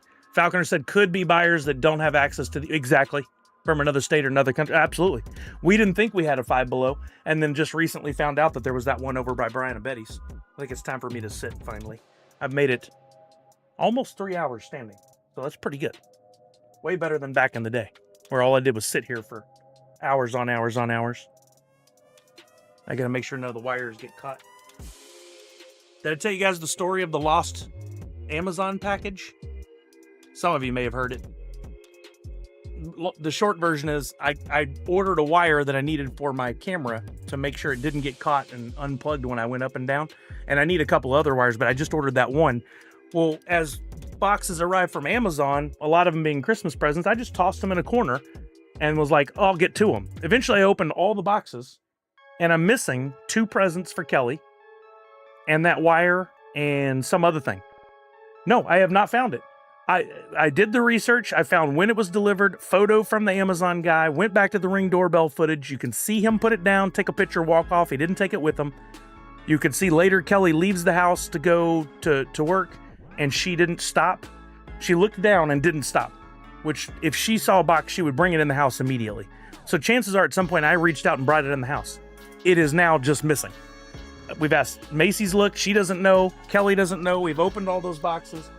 I've been cleaning this room and getting stuff organized, and I haven't found it. It's in this house somewhere. So for Kelly, somebody said it in here, but Kelly, when I told her the story, she's like, well, I want to know what I was going to get. So print it out and put it in my stocking. So I did. So she opened it up and saw that I got her a Cleveland Browns ornament that was really cool. And in her car, she needs a lightning cable, or no, she needs a USB-C for her phone. Macy needs a lightning cable, and so do I for our phone. But then you got all these wires all over. So it's a cool adapter that goes in the lighter that the cords they go back in. They retract and spin up. So you can pull either cord out or keep it nice and tidy by having them automatically retreat back into the unit. They're gone. They're somewhere in this house, but they're gone. I couldn't believe it. So still looking for that.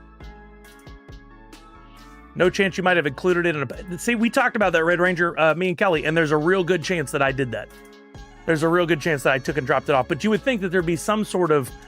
They'd get it, they'd either return it to Amazon, who would then know something was up, or they'd see my address was on it, and they'd just forward it on to the post office to deliver. I don't know. I don't know what the protocol there is. No, I didn't wrap it up. The dang gremlins. You wrapped it up and gave it to somebody for Christmas, and they are afraid to ask why you gave them a camera wire. Charlie got it. She thought there were treats. What else was I going to share? Where did those go? I found my keycaps that I wanted to put on my keyboard. What did I do with them? Did I leave them in the other room? I must have. I found my TwitchCon keycaps to go on my keyboard and mouse. Yeah, they're not in here. They must be in the other room. I'll have to go look for them later. The only other thing I have, and I'm not sure if I want to open them today or not, because I really want Kelly to open a pack. I've got the Allen & Ginter hobby box. We do Secret Santas in the family, so everybody didn't have to buy everybody gifts. And Brian pulled me, and I had this on my list, and the retail's like $120, which is over our limit. But he was willing to go a little over. Then they didn't have them on Fanatics, so we had to go to a local hobby shop, and they went a little higher than that. So Kelly pitched in too, and it's kind of a combo gift. But I want her to open a pack because she would be the rookie luck. The PO wouldn't do anything if it were given. Do what? Oh, you will join? Oh, okay. She's going to join. We're going to do it then. We're going to do it then. If you guys don't know the Allen and Ginter line, it's not just about sports cards. Definitely are baseball players in there, but they also include pop culture stuff in these boxes. So you can get a Bryan Cranston signed card from Breaking Bad. There's some celebrities that you can get cards signed from them. I don't know. Let's see. Does it say anything on the back about... They don't do as good a job as they once did of putting on the box, like the ratios, the chance of getting something, or even what all are in the box. All this shows is baseball players on there. But, yeah, ripping some Allen and Ginter. This has been one of my favorite cards for many years. I got some of these a long time ago. One of the cool things they do, too, is they have a kind of a, I don't know if it's a buyback program, but they'll take cards from previous years that were Allen and Ginter. They'll get them and they'll put a card that's basically inside of a sleeve that they now kind of update with more information. So you can get older cards in these boxes. Yeah, she's in the other room getting ready and also listening to the stream. So we're gonna rip it. And Kelly's gonna come join to see what kind of rookie pack opening luck she can get. Because that is really a thing. I don't know how many packs are in here. I want to say it's... I didn't bring another chair in. Okay.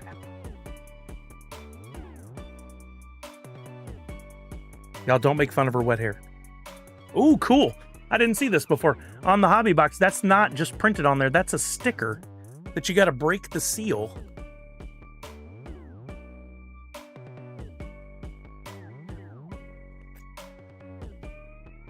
Oh, nice presentation. Look at that. So that's your hobby box that you would have at a hobby shop, but I have the whole box. That's a really nice presentation on that. Let's see how many packs are here. Oh, there's a lot. Wife luck is real. Ben can confirm. Yep. 1, 2, 3, 4, 5, 6, 7, 8, 9, 10, 11 packs on that side. Hi, guys. Oh. Wait, I'm like really short in this. Yeah. Like really, really short. Yeah, we can do some adjustments. Hi, friends. Wow, your hair's so curly. I know. I just let it dry on its own. It's like half wet still. The lighting's weird right now. You think it's weird? Oh, you only have this and this for some. What's that face? It's like so close. This light was like right here in my face. Hi, guys. I have a beard. Oh, you're so sweet, Miss Jessie Star. I've been like cleaning and organizing all day long. Yeah, look at all the weird shadows right now. You don't notice that? Well, when I was sitting in the center, I wasn't getting a lot of shadows, but I do look much darker, and you have one on the side of your face. Yeah, you can position it however you want. Oh, look at that. He's a lighting expert now. We'll see how that goes. Oh, no, that's not. Yeah, because that light's like right on your face. That's a little better. I can adjust. Weird. I can adjust the front lights. My half wet curly hair. This is just how it dries, you guys. Like I can't help it. This is just what my hair looks like. It smells really good though. It does smell good. I can smell it over here. Is that better? Ooh, that's a little bit. It's a lot of brightness. Lady? This was the insert. Thank you, Miss Jessie Star. Oh yeah, she got that what? Month ago? Yeah. Yeah. It says look for special redemption cards for unique daguerreotype. How do you say that? Ooh, that's so nice. That'd be a cool Special thing. redemption cards for unique DAGU. daguerreotype. Daguerreotype. Book cards. I think I saw one of these where somebody got a Shohei Ohtani, but it's like a one-of-one card, and it's got like a cool black and white look to it. Like it would be worth like $5,000 right out of the if you got that. Is that a real word, or is that just? That's a good question. We could Google it. I think we should. Gary. Thank you, Buzz King. That's very sweet. Still wet. It's a first practical photographic process invented by Louis Jacques Monde Daguerre in 1839. Let's see. Share with them. Oh, like this.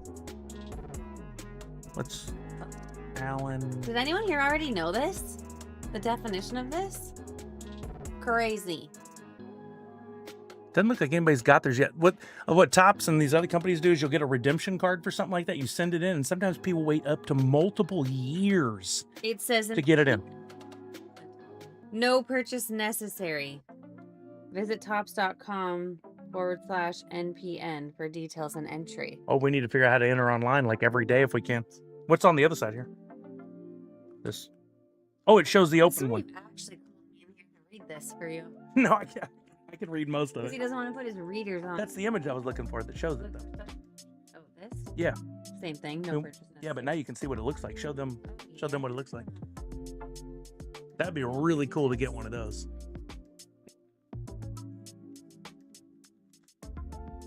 Sometimes with these, No light right there. Sorry, guys. I tried. have I explained the difference between hobby and retail to you?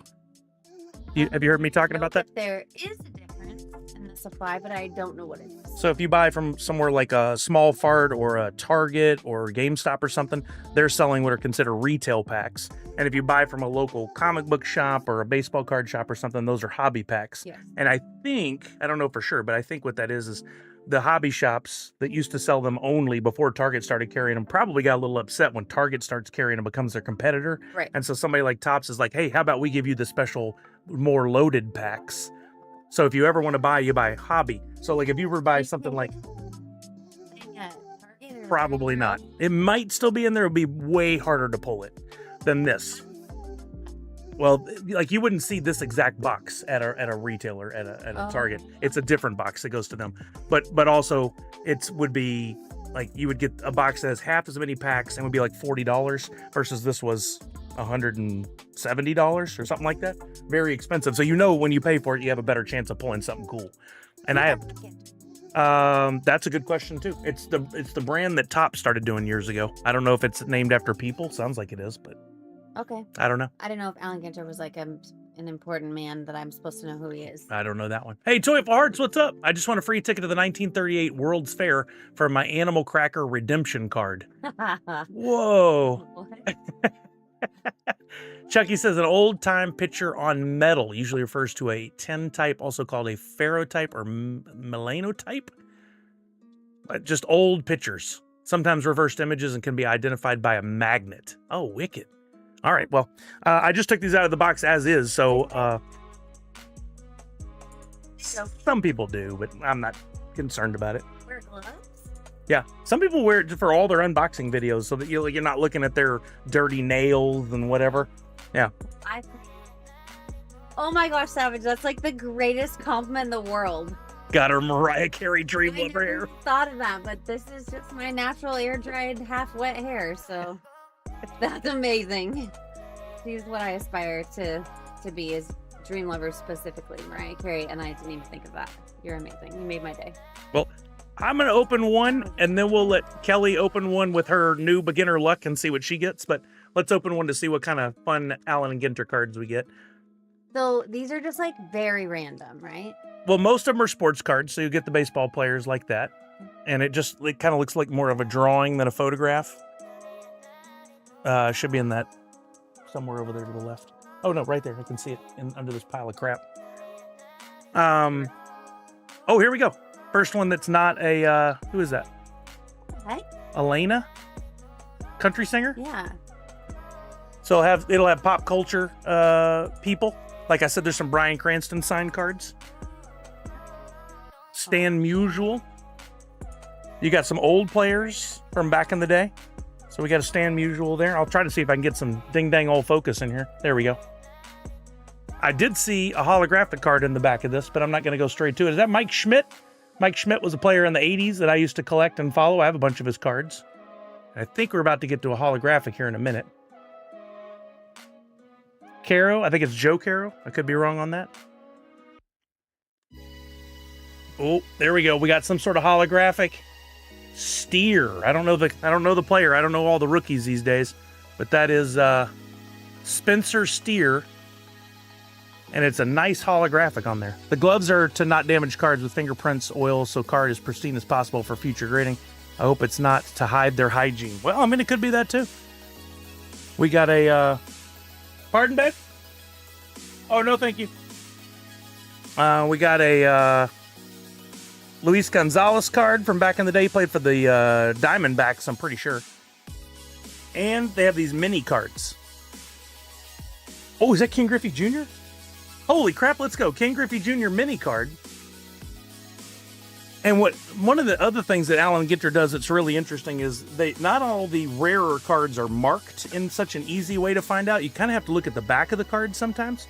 So most will look like this, but as you're flipping through, occasionally you might get one that has a completely different backer on the card. That's a bad example. But it might be written in a completely different way on the back, and those cards are worth more, but you have to know what you're looking for. Oh, look, we got every pack has a mini card, and we got a mini King Griffey Jr. card. A mini? Yeah. Is that valuable?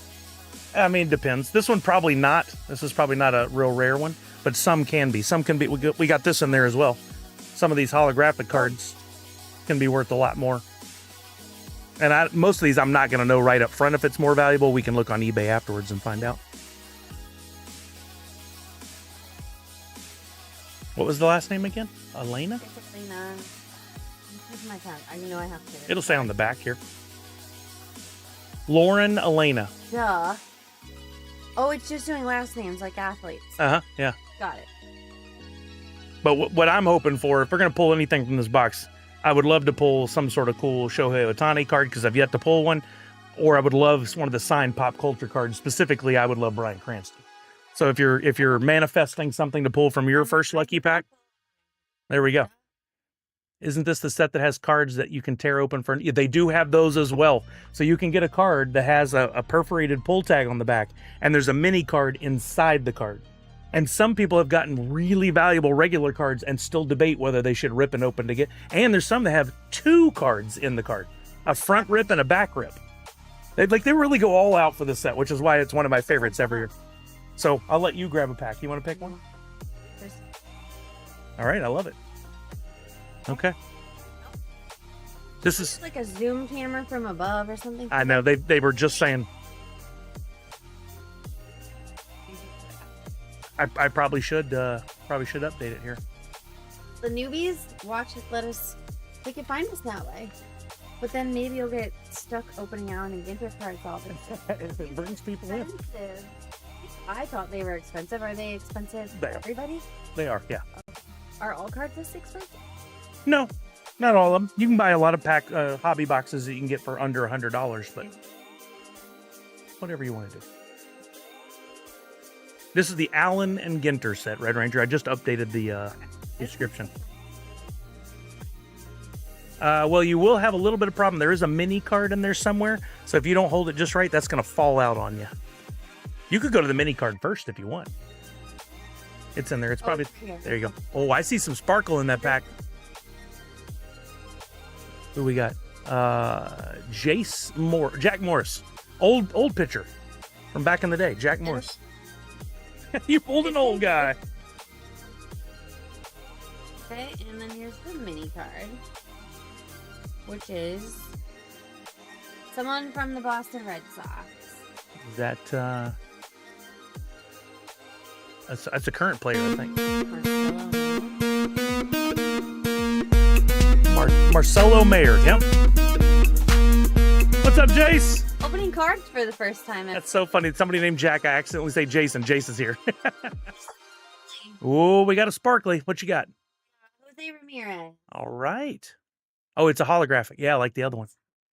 Nice.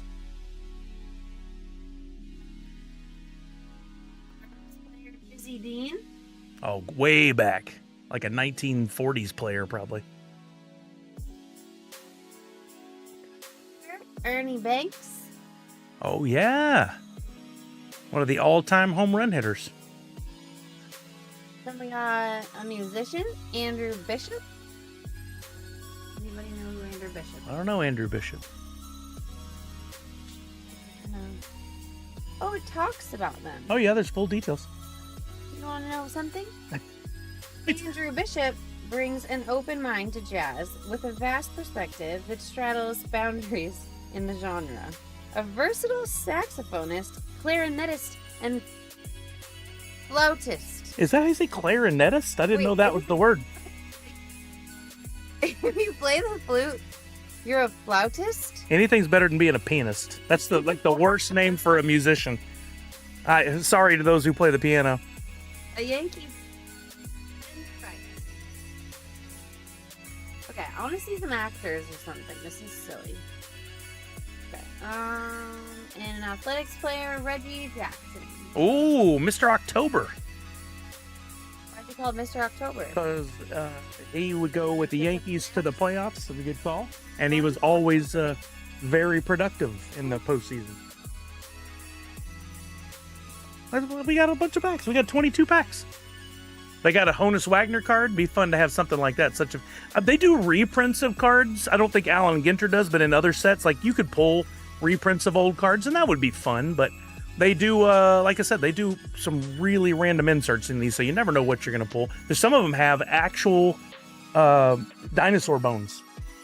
Yeah, some of them are dinosaur cards, and they put actual slivers of bone in there. Yeah, for real. There are. Did you know you can independently buy like skeletons of dinosaurs? Stop it right now. For real, there's like Or markets. You're a billionaire? You'll probably have to be pretty rich, but I mean, your brother could essentially own a dinosaur bone. In cards, trading cards. There is. Oh, we got Sparkle again. Oh, we got a real limited one here. Toyful Hearts. Ooh, Seth Meyers is good. Keenan Thompson. Oh, that's pretty cool. Let's see. I don't know how to pronounce last name. Pitcher for the Cardinals. This is a current player.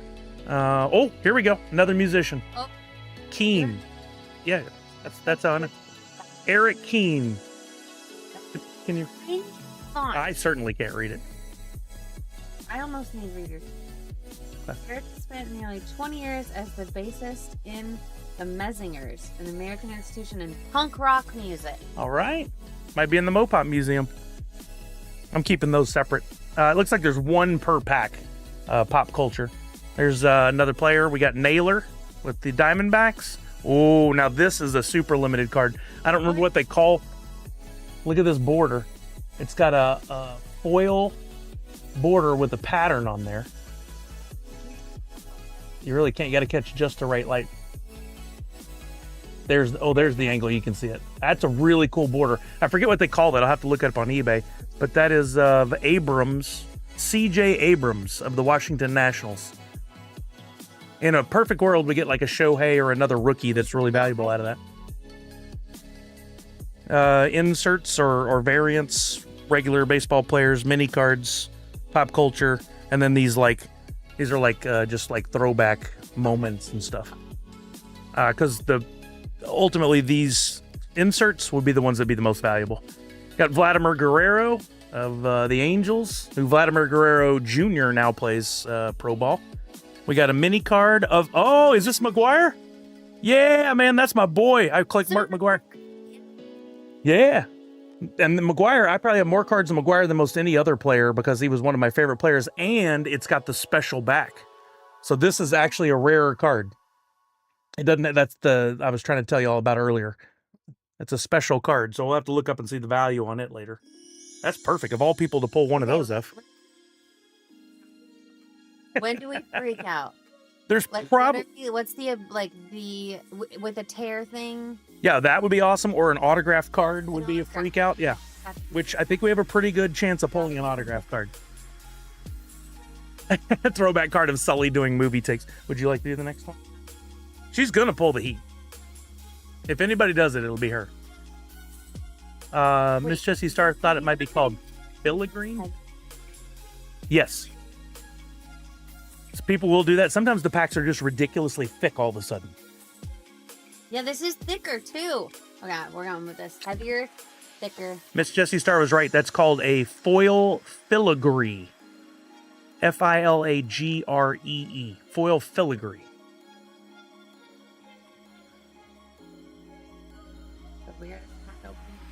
There have been lots of Cardinals. You're right, Red Ranger. I like this Pepsi. Is this okay? Totally different than how anybody else cracks cards. I love it. Christy Matthews. Oh, old school player. Yeah. This man's name is Christy? Don't make fun. That's cool. He's Chris. He can go to ChrisCon. Although, pretty sure he's dead. Yeah. He's probably been dead for like 50 years. That's usually where they put him. I love it.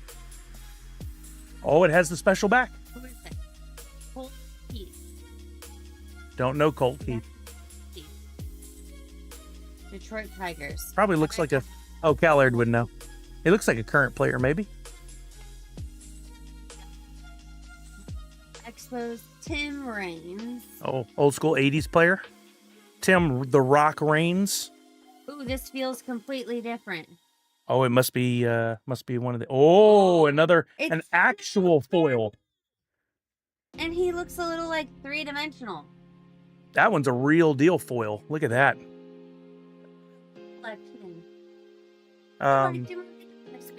The Tiger player was Keith. Colt Keith.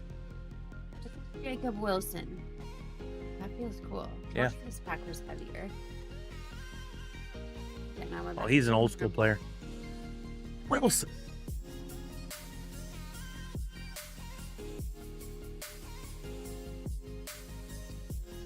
Ooh, an actor. Who we get? Skylar Aston. Are we sure it's an actor? Oh, it says actor. That's how we know. Skylar immersed in theater while growing up, getting his break on Broadway as a teenager. Oh. Wait, he was in Pitch Perfect? Oh, okay. That should mean something to y'all then. You sure you don't recognize? And he's in So Help Me Todd, which lasted 2 seasons, and he gets a card? I wonder how they pick. Probably a friend of theirs. Okay, next one, San Francisco Giants. Rafael Devers? I don't know him. It's about like butchering names, really. It's like me opening anime pops. Okay. San Francisco Giants, Grant McCrae. He's awesome, says Sneakwin. Who? Devers? I was right. It was a little heavier because of that really shiny mirror card. Cal Aird remembers Skylar. He said he was the main guy in the first Pitch Perfect. All right. Yeah, I don't know how they pick who goes in what and who makes these cards. Or they make them. I'm sure they have to get approval. They can't just make them. All right. Let's try the Kelly method. We'll hold the mini in place. We've got a one of these like highlight moments of Eddie Murray, also an 80s player. Too bad it's not Eddie Murphy. That would be really cool. Mini card of... You can't read them. That's why I'm here. Hyseong Kim for the Dodgers. Oh, wait. He's the other phenom for the Dodgers? Oh, and it's a rookie card. He's got there's a little RC. Both of our faces are blocked. Why won't it focus?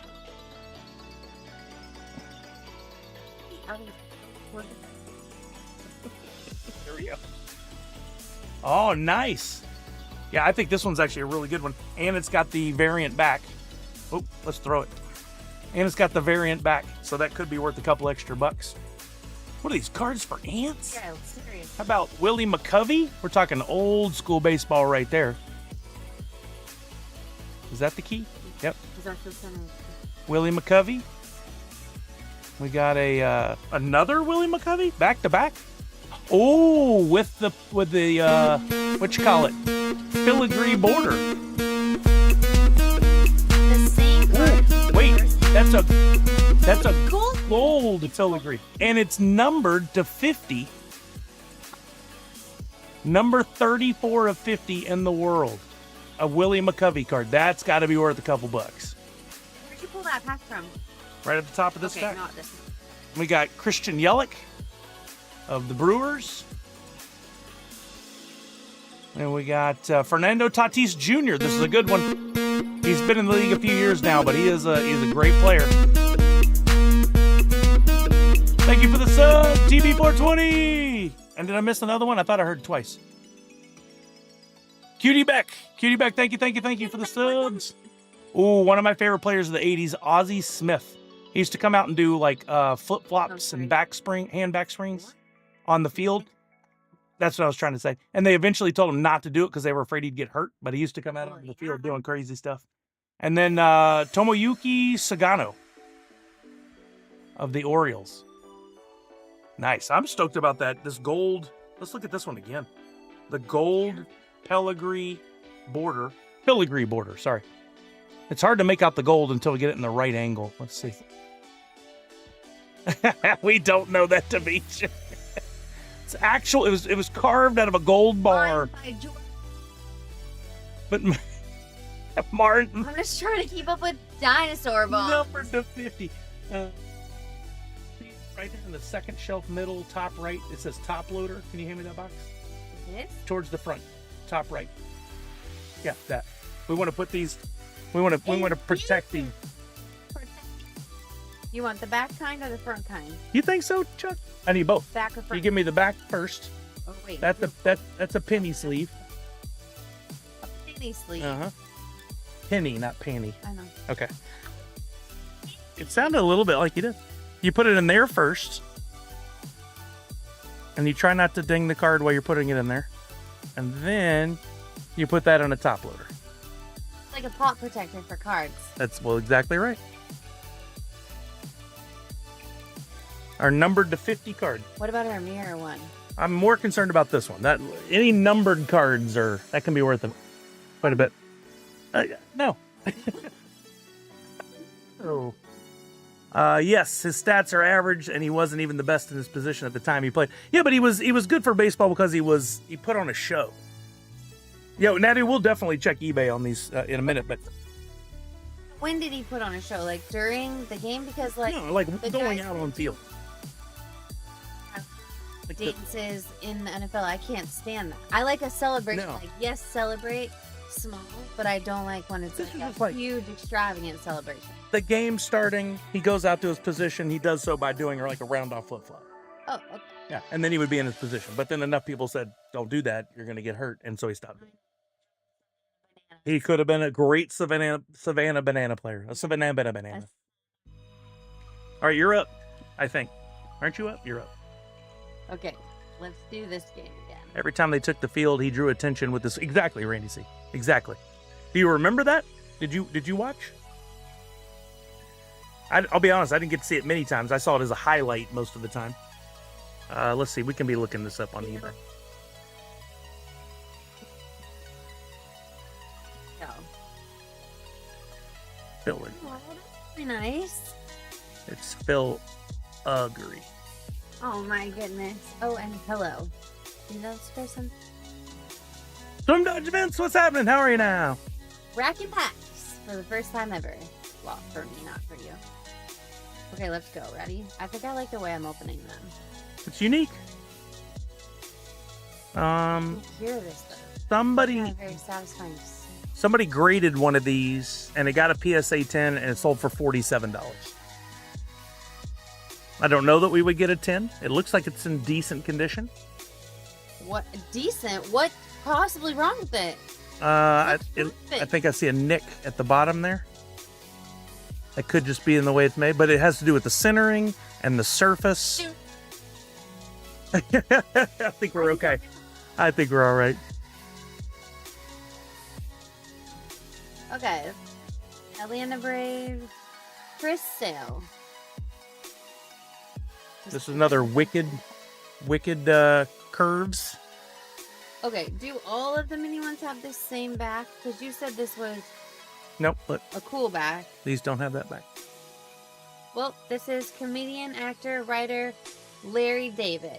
What? There are some Larry David signed cards in some of these too. He's the guy that made Curb Your Enthusiasm. Dang it. He forgot to sign it. Walking Miracle, that's a valid point. I don't know how I can see it. She said he can't read, but he can see tiny little imperfections on the cards. Yeah, seriously. The card looks to me, but he cannot read the back of the card. Okay, St. Louis Browns. St. Louis. Very Browns. old. Yeah, before they... Shiny. Another shiny. Who's the name? Satchel Paige? Oh, very old school. One of the best pitchers in baseball. I think he was a pitcher. Never heard of him. Yeah. I'm like afraid to touch them. Okay, Colorado Rockies. A name I can't pronounce. Yes, he was a pitcher. I was right. That sounds pretty good. Again, welcome to Butcher Names with Kelly Sully. Allen and Ginter. We should say those names wrong too. A Yankee, Thurman Munson. Oh, old school 80s, 70s, I think actually. Thurman Munson. Thurman Munson. And then we got a Padres, Dave Winfield. 80s. I'm pretty sure it was his brother that I worked with at Sonic back when I started out of school. I have a signed Dave Winfield card somewhere he gave me. Chicago Cubs, Shota Imanaga. Sounds good. Cool. And then we got Brooklyn Dodgers. Yeah. Roy Campanella. Before your LA Dodgers were in LA, they were in Brooklyn. Interesting. Yeah. Way to keep sneaking the job for my fashionable hat. She gets hats for these different teams, and she's like, I got it because of the color and of the fashion. I was like, how can you be a Padres fan and a Yankees fan? And you can't do that. You can't do that. I've never in my life worn a hat. Well, no, that's not true. No, I was a fan I then. know it's a little weird, but I've made the decision to not care. Callard says Tigers had a catcher named Gerald Laird. Everybody always asked me if I was related. I am not. But fun Now we know. thing to talk. Okay, here we go. Oh, Los Angeles Dodgers. Blake Snell, one of the wicked curves. I guess they're featuring pitchers. Then we got a mini with the standard backer of Marcelo Mayer. Ooh, but it's got a special border. It's got a black border on that one. Careful.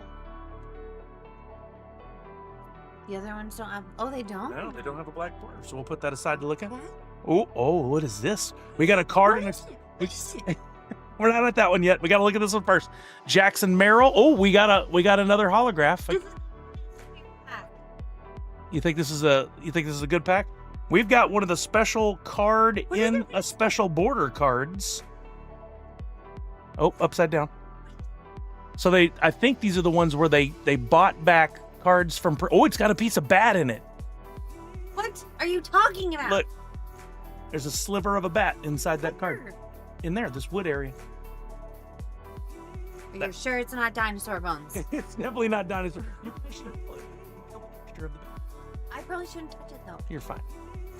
What the heck? And it's the player. Somebody yelled out Duran. It is Jaron Duran of the Boston Red Sox. Now, when they had these borders on there, I thought that was because it was a card from a previous year that they got back. The year at the bottom there on that printing under the Topps logo. No, but I can do this. You gonna zoom in with the phone? They call those relic cards, says Miss Jessie Star. It's got a very cool border on it. I love that though, the way they do that. Okay, so this is a new card, but sometimes they will get older cards and put them in these basically like a sleeve, so it's encased.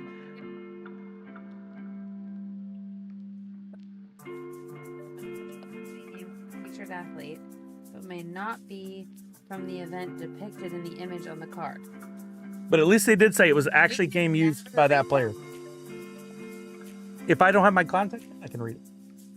I'm telling you, my vision is better than 20/20 without my context. Yeah, let me do that real quick. That's a very cool card. That is a very, very cool card. All right. And then let's finish this pack out. I doubt we're going to have anything mind-boggling for the rest of it. Justin Henry Malloy of the Tigers. Current player, I think. Then we've got Jackie Robinson. Yeah. Great movie, the bio on him. That's why I wear the hat for. And Byron Buxton of the Twins. That was a good pack. We got a foil card or not a foil. What are these? They're not foil. Should have let them know what we were opening these. I'm gonna go ahead and sleeve these other three while you're doing that. Oh, thank you. Penny protect. Is that what it's called? Penny sleeve. Oh. Malloy is a current player bench mainly, says Cal Aaron. And Ginter. Ginter. Oh, and Ginter. I thought it was a man named Alan Ginter. Oh, I mean, it might have been. Yeah, Jackie Robinson. I mean, it's not like it's a Jackie Robinson card from when he played. They're basically the equivalent of a reprint, but it's still a fun card. And unless you get something with it, we need more penny sleeves, please. Wait, I'm going to do 3 of these here. Penny protecting. That makes it sound like you're wrapping it in a penny. I think it might be valuable now. But some are. Ooh, this is having a hard time. Oh, don't force it. This is it doesn't want to go in there. I'm not forcing it. You're right. Oh my god. Do you want to double penny protect it? No, we're good. Okay. Savage said, I did my first book report on Jackie Robinson. I did mine on Pele. I remember doing it. Still, I had no idea who Pele was. Do you know who Pele was? Sounds familiar. He was a professional soccer player, maybe the greatest of all time. I had a teacher in middle school who was Jackie Robinson's niece. Oh, that's cool. We're like the slowest pack openers on the planet. These other guys are flying through them like cases in a day. I need another penny, please. Another penny protector. No maybe about it, says Walking Merc. I love it. I don't know. A lot of people are saying, you know, there's a couple guys that are still in, like Ronaldo, are the best of all time, but cases in an hour, right? There should be 50 or 50 penny sleeves and 25 of the, probably. Like a dollar. Some of them are only worthy of a penny protector, and some of them get a hard plastic. Is that right? And some get both? I would have put both, but that one was just too thick to go in there. Is that how the system works? No. Did any ever get just penny protection? Yeah, you could do that. Yeah, but it doesn't do much for it. There you go. I don't need it right now. I thought you needed that for that other No, we're all set now. We're all set. I love when she learns about new things. We got to milk that ad revenue and go slow here. Exactly, Red Ranger. Yeah. All right, you're up. Hey, we didn't pull another pop culture person in the last couple of packs. That's interesting. Okay. You going to pull that Bryan Cranston right now?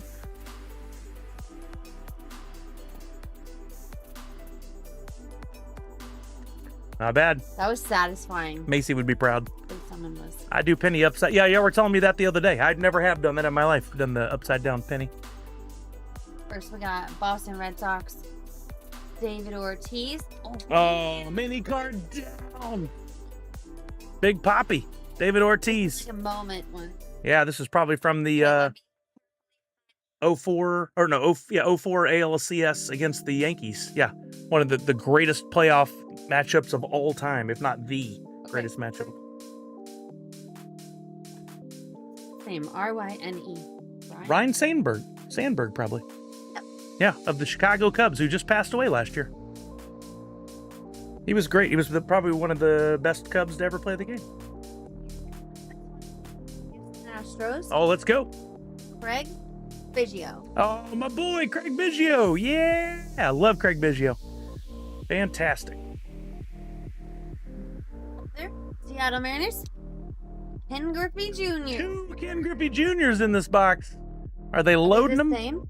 Are they loading them for the Seattle area? Or did we get a mini Ken Griffey? We had the mini. Where'd he go? Set because I don't know. It is the same picture on the card. same. That's cool. Love Ken Griffey Jr. Well, yeah, it's mainly baseball. Red Ranger knows. Beltran? Who was also an Astro for the playoffs one year. Hit like 7 home runs in like 9 games. Great player. Was. Angels, Mike Trout. Mike Trout. One of the best players to ever do it. New York Mets, Francisco Lindor. Super boring pack. Well, we're not done. The packs are boring. Although you have hit the slot that would normally have the...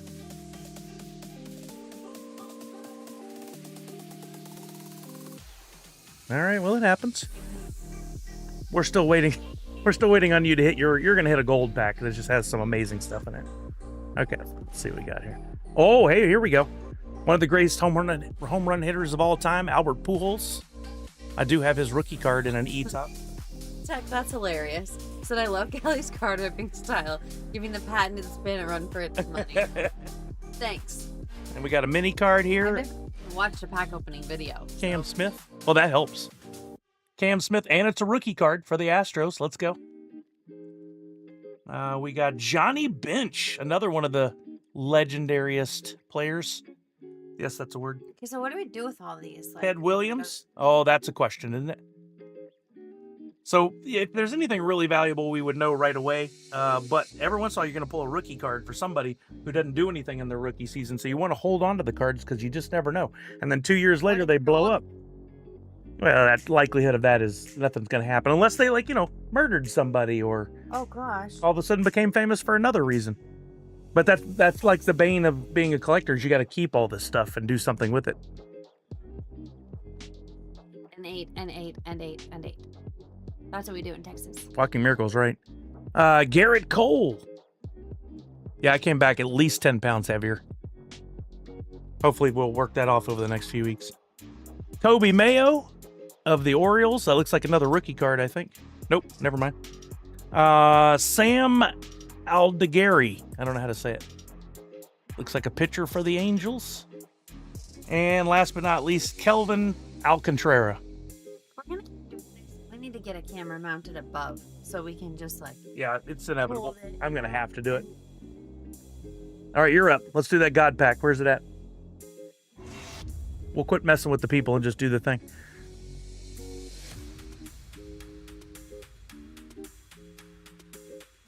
You guys tell me when to stop.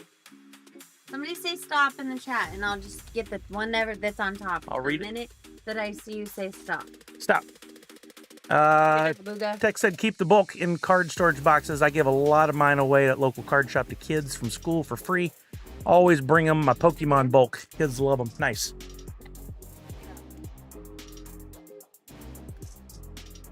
I get a sneak peek. Good one, Zach Bonifer. All right, be careful about your mini card now. Be careful about my mini card. There we go. Number 1, San Francisco Giants. 1, Miracle. Maybe? Marisol. Marisol. It's a CH, but you say Sol? Or... Marischal, maybe? Guess what I got? I know this. Shohei Ohtani. Cal Raleigh. Hey, my first Raleigh card. Let's go. Oh my gosh. One of my really good friends and coworker, Gabby, is obsessed with this man. And her husband happens to basically be his twin. So That's pretty crazy. oh my gosh, that's so cool. I might have to get that. New York Yankees, Don Larson. Classic. I did Callard. I thought it sounded right. Oh, keeping track. Red Ranger says there was a... Oh, I don't know. They're all over there now, I think. I don't think I have any over here.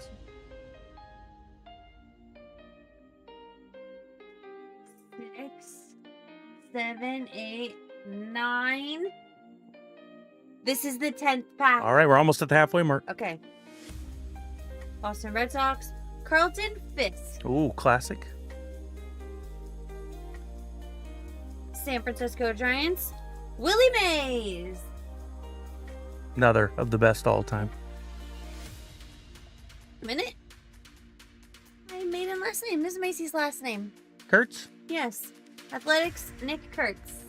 Huh. Wonder if there's any relation. Why does this card look familiar? Is this on the box? Yeah. St. Louis Cardinals, Bob Gibson. No relation to Kirk Gibson, another famous player. Reality TV, Michelle Fitzgerald. The 32nd season of Survivor. Oh, your brother'd like that. He'd know who she is. Yes. So some rando from the 32nd season of Survivor gets a card. It's like they put You can get a card. at this point. Say, Wax Gold Ambassador, Twitch partner, variety streamer. What are you OMGing about? Pack 11 That's not a rando, says Boba James. Are you a watcher of the show? Is she a winner of the? Oh, here we go. Okay, well. First up, Jose Altuve of the Astros. Mini card. Did she win $1 million? Did you? No, I definitely did not. We got a mini card with the special backer, and it is of Ty Cobb, one of the first players to ever play the game. Bryce Harper of the Phillies. Oh, and we got the shiny Bryce Harper.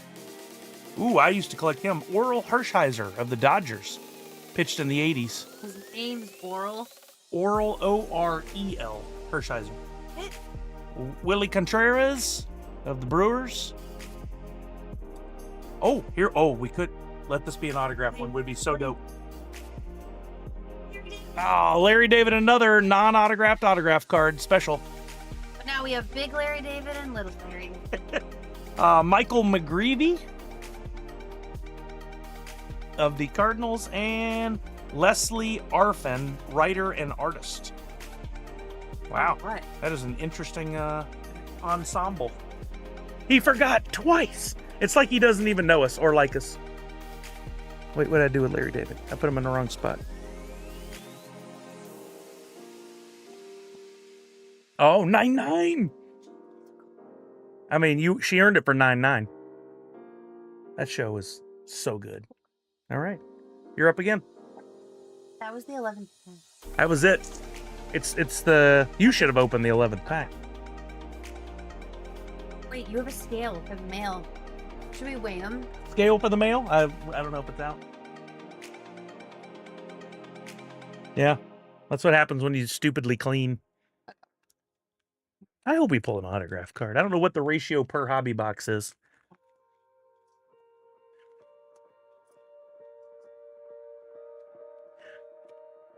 Boba James. That is such the stupidest thing. Here we go. Get your mini card. Watch your corners. I got this. I got this down. First card, Chicago Cubs. Kerry Wood. Hey, Kerry Wood went to one of the local high schools in my area and played against a buddy of mine. Used to be able to throw a 100-mile-an-hour fastball. Miami Marlins, Griffin. Conine? Conine. Used to be a Jeff Conine back in the day. That's probably his kid. There's a lot of second and third generation players these days. Oh, that's a rookie card too. Co-pilot, Jax. This is holographic, Ooh. and I don't have a clue who this is. Oh, is that a mascot? Wait, is that Jax made an exciting television debut in November 2024 as the co-host of MLB's Traveling Spaceship Show. What? Wait, what was on the front? Was that autographed? Where? Oh, it's a shirt. Okay. Huh? That, to me, when you were holding up in the camera, looked like it was signed or something. It's the red in his shirt. It's because I'm blind. Houston Astros, Cam Smith.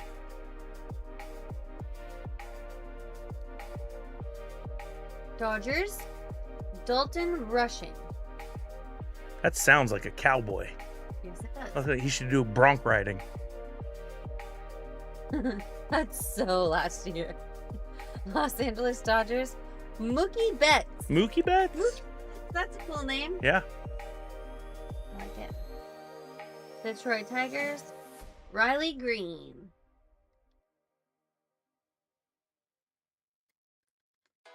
Atlanta Braves, Drake Baldwin.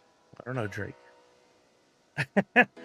Red Ranger, I have readers for up close and I am not wearing them. They give me a instant headache. Like, no, I don't want to. I'd rather be blind. Okay, another one. Who's ready for the game? Use Jockstrapper Cup. What's up, Parrot 314? I don't think that's the thing they do. I think adults are involved, so probably not. All right, first up we got a Felix Hernandez. Oh, and then I see a glossy back to the mini card, which means could be special. Chris Sale of the Atlanta Braves. Ooh, and it's a holographic or foil card. What? Yeah, another foil. Mini card. Yeah. That's the first one. Yeah, we had a foil of the large ones, but that's the first mini. Wait, you need a penny protector. Oh, Not right this not yet. Okay. Jim Bunning, old player from the Phillies. Oh, wouldn't it be great if we pulled that guy that we got to know? Okay. That we played golf with? Oh, wait, you think he's in here? I mean, he was a player in the 80s, and he's fairly famous. This card has a glossy back. Kirk Gibson of the Dodgers. Oh, that's 2 foil cards in 1 pack. Nice. Then we got Trey Turner of the Phillies. Current player, I believe. Tim Elko of the White Sox. Current player, I think. Julio Rodriguez of the Mariners. Yeah. Yeah. And Wes That's my favorite Mariner. Did you know Bergman. That's your Mariner? That's my Really? I favorite. did not know that. Who's this? Wes Bergman, MTV's Challenge. The Challenge. Let me read that. I think he came from like Real World. Didn't all those Yeah, guys? Real World Austin in 2005. Oh, he's one of the OGs? We all do. That's wild. That's a random celebrity one. No doubt. How did we get nominated to have a card? You're up. Okay, ready, guys? Next one. Wait, we're just gonna fly through this whole box of cards right now? Yeah. This seems like a waste. Why? Shouldn't we like spread the love? Like wait to open some of them? Nah. Just open them all? Just doing it. Just doing it. You got to find out what you got. We don't save any? I mean, I do that with other things, but not with sports cards. I'm weird like that.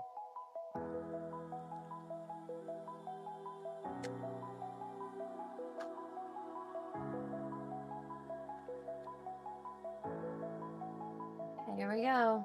Houston Astros. Alex Bregman. Okay. Oh, well, that's funny. We had Bergman, now we have Bregman. They're both on the Astros? No, that was the Back. Oh, they challenge guy. Oh, that's good. We like numbered cards. Out of a number. A number dash a number. Number slash a number. Do you want to know the number first? 5.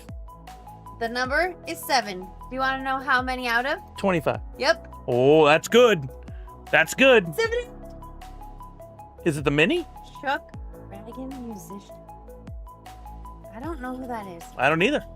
But we got a numbered card of him. Wait, is it numbered on the front? Oh, it's numbered on the back in ink. I'm afraid to touch it. Ooh, that's cool. It's numbered in ink. I didn't know they even did that with cards ever. Look at that. Number 7 of 25. That's really cool. I don't know. He's holding a guitar. Anybody know who that is? Chuck Ragan, musician. Numbered out of 25. How freaking cool. New York Mets. Daryl Strawberry. It did, Chuck. Wait, look, holographic. Love Daryl Strawberry. Oh, you had a good pack.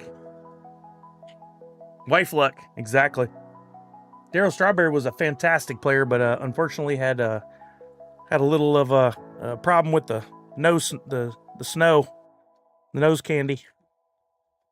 Great player though. Bring it. I would think so too, Tech. Oh, that's what you meant by a border card. One of those. I can't read. Wait, I can't see. Oh, autograph card. Yeah.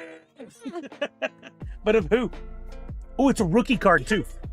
Yeah. 36 out of 50. Nice autograph. Wait, is this a person that's playing right now? It's a rookie card. See the RC on there? So like if he turns into like Ichiro? Well, he won't. But if he Don't was touch good. it. Wait, penny protection? Last name Kim. We gotta do this right away. Oh, it's the Hyesung Kim. He's the other great Dodger. Look at that.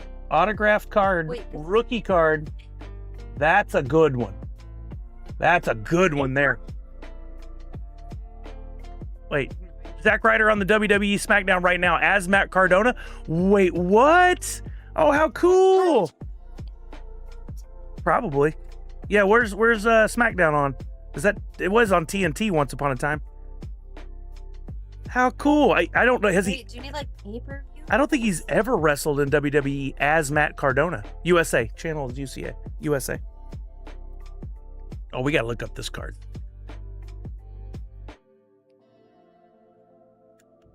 Are we behind? Is that why? Oh, I don't know. It's Friday Night SmackDown, right? Yeah, added it. Today, yeah. Ours doesn't start till 8 p.m. Oh, cool. We can watch it. Yep. Oh, I'm excited. Thank y'all for letting me know. Okay, I can't believe I just pulled that autograph card. I told you would. And if he turns into Ichiro, that'd be so cool.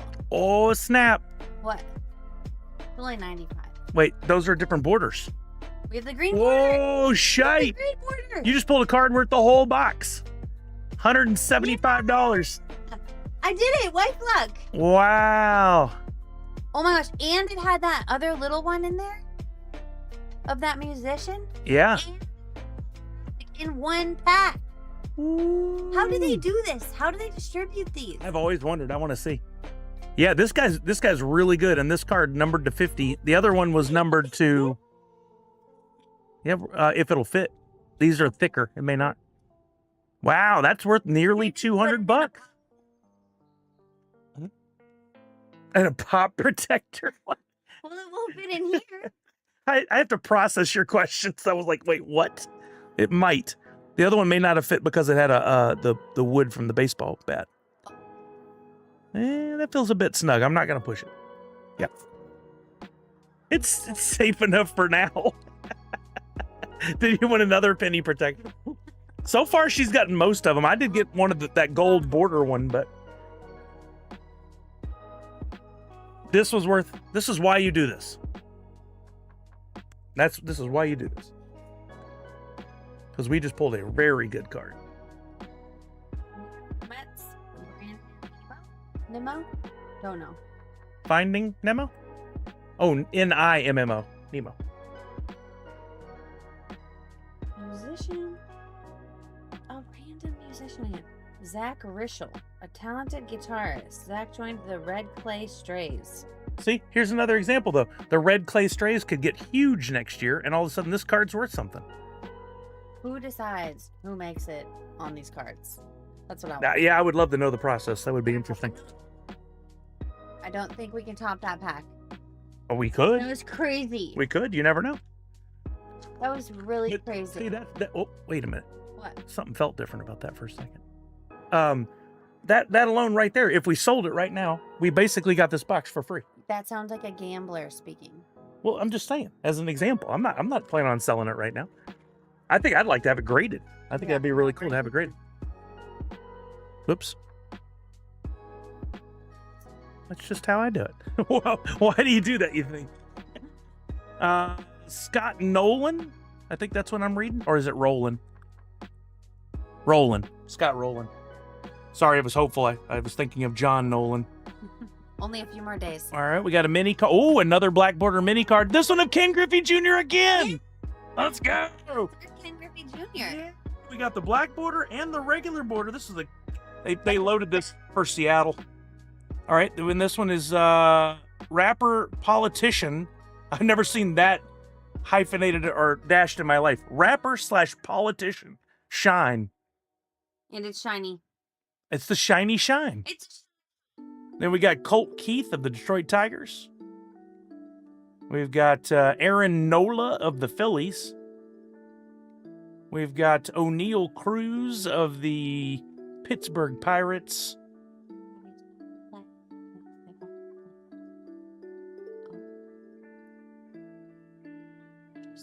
Huh, interesting.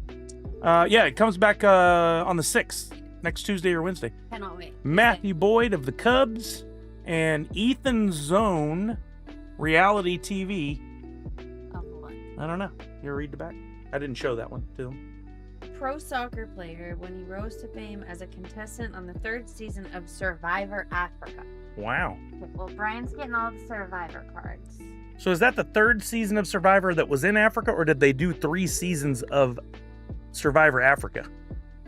3rd season of Survivor in Africa. Okay, yeah. That was just the 3rd season. That was a good one. Wait, I did that one. It's your turn.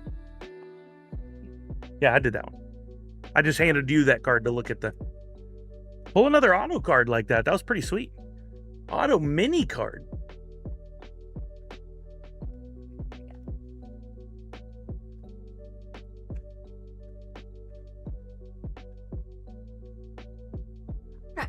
Oh, I see a sparkle.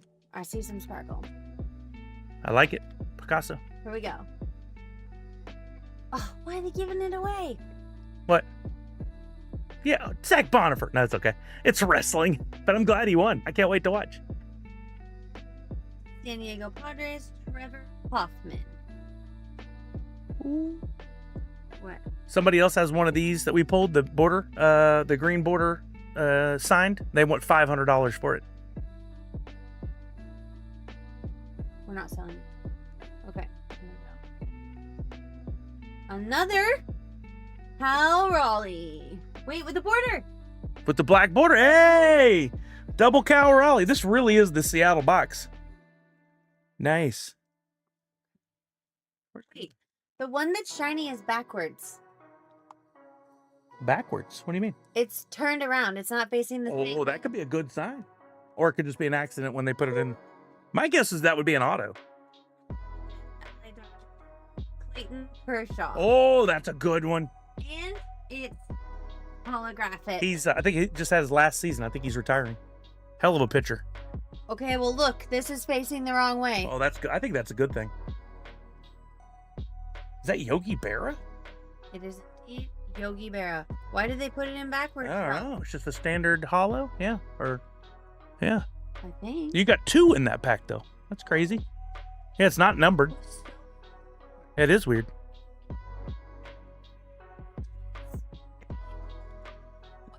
Red Ranger says this is the little big dumper. It is the little dumper. Chicago White Sox Chase Mead. Sounds good. Sure. Niederoff? Yeah. Wait, what if we pulled my client's husband? That'd be funny. Philadelphia Phillies Jimmy Rollins. Great player. Good ball player. Comedian, who I happen to like. Keenan Thompson. Oh, nice. I would love an autographed Keenan Thompson card. Oh. In athletics, Lawrence Butler. Current player? Well, I got his 2 shiny cards in that pack. Nice. So let's see if you can measure up. Can I have an M&M? You may certainly. I mean, so far, I'm very happy with the outcome here. Since we got that Kim card. Really, don't do that. Oh, classic A's, Dennis Eckersley. Is that him with the A's? No, that's him with the Dodgers. But no, it is Oakland. It is. He had a hell of a mustache. We got our mini card with the normal border of Vladimir Guerrero, I believe, Sr. with the Angels. We got the big card earlier. Cy Young. There's an award named after Mr. Cy Young. The Cy Young Award. Kyle Schwarber of the Phillies. Oh, Hammer and Hank Aaron of the Atlanta Braves.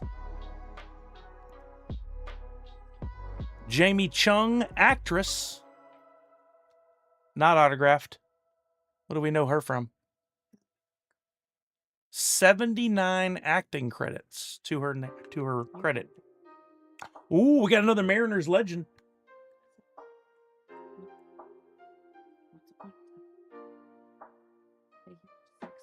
Oh, she's a voice actress.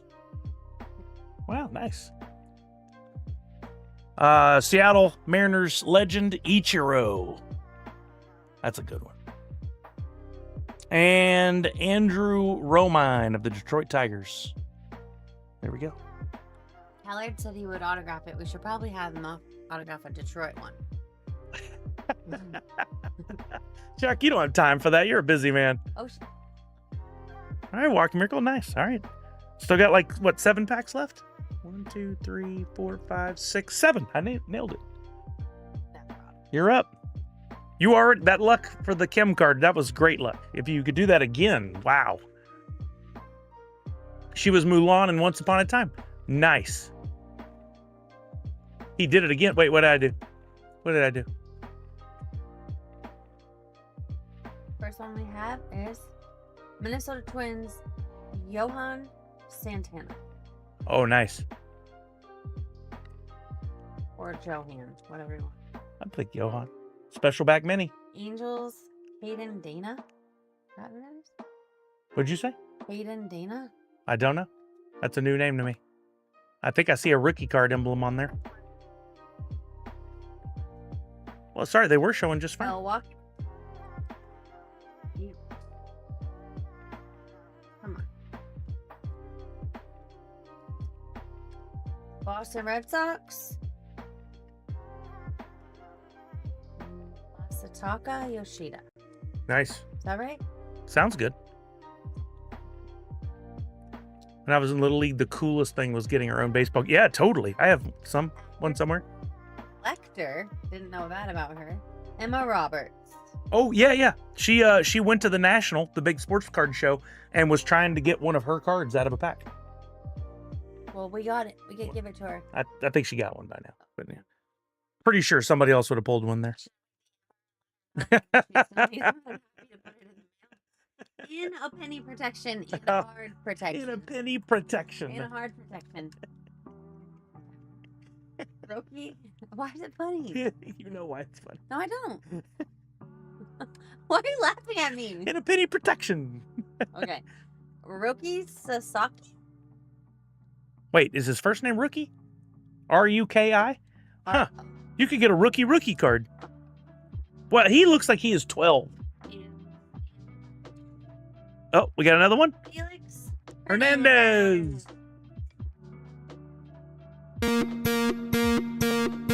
Yeah.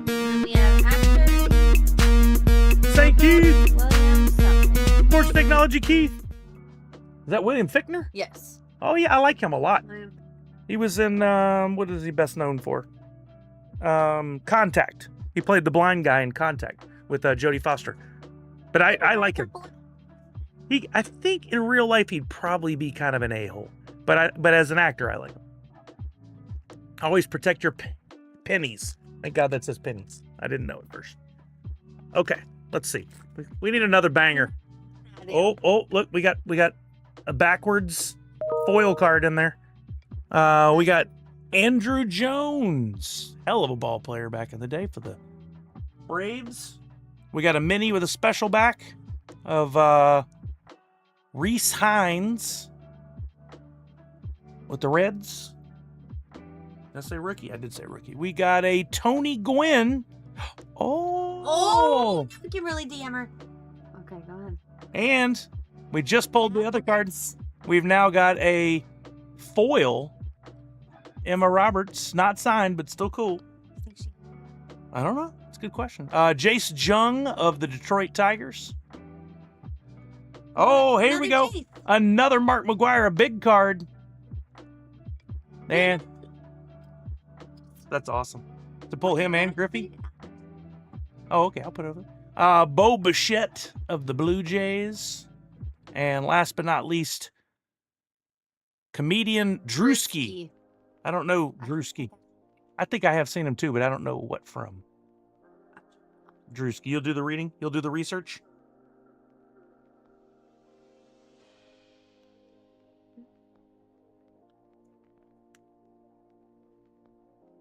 Used to work at Red Lobster. Look at his resume. Yeah. He became a viral sensation for his funny videos and emerged as a star while touring with rappers.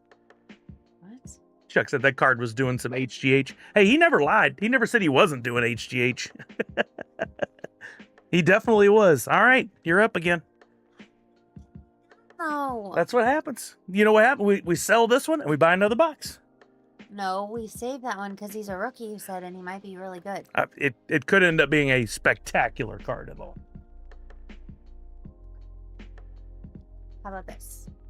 We trade all the pops in the garage for cards. Now, who sounds like a gambler? Okay.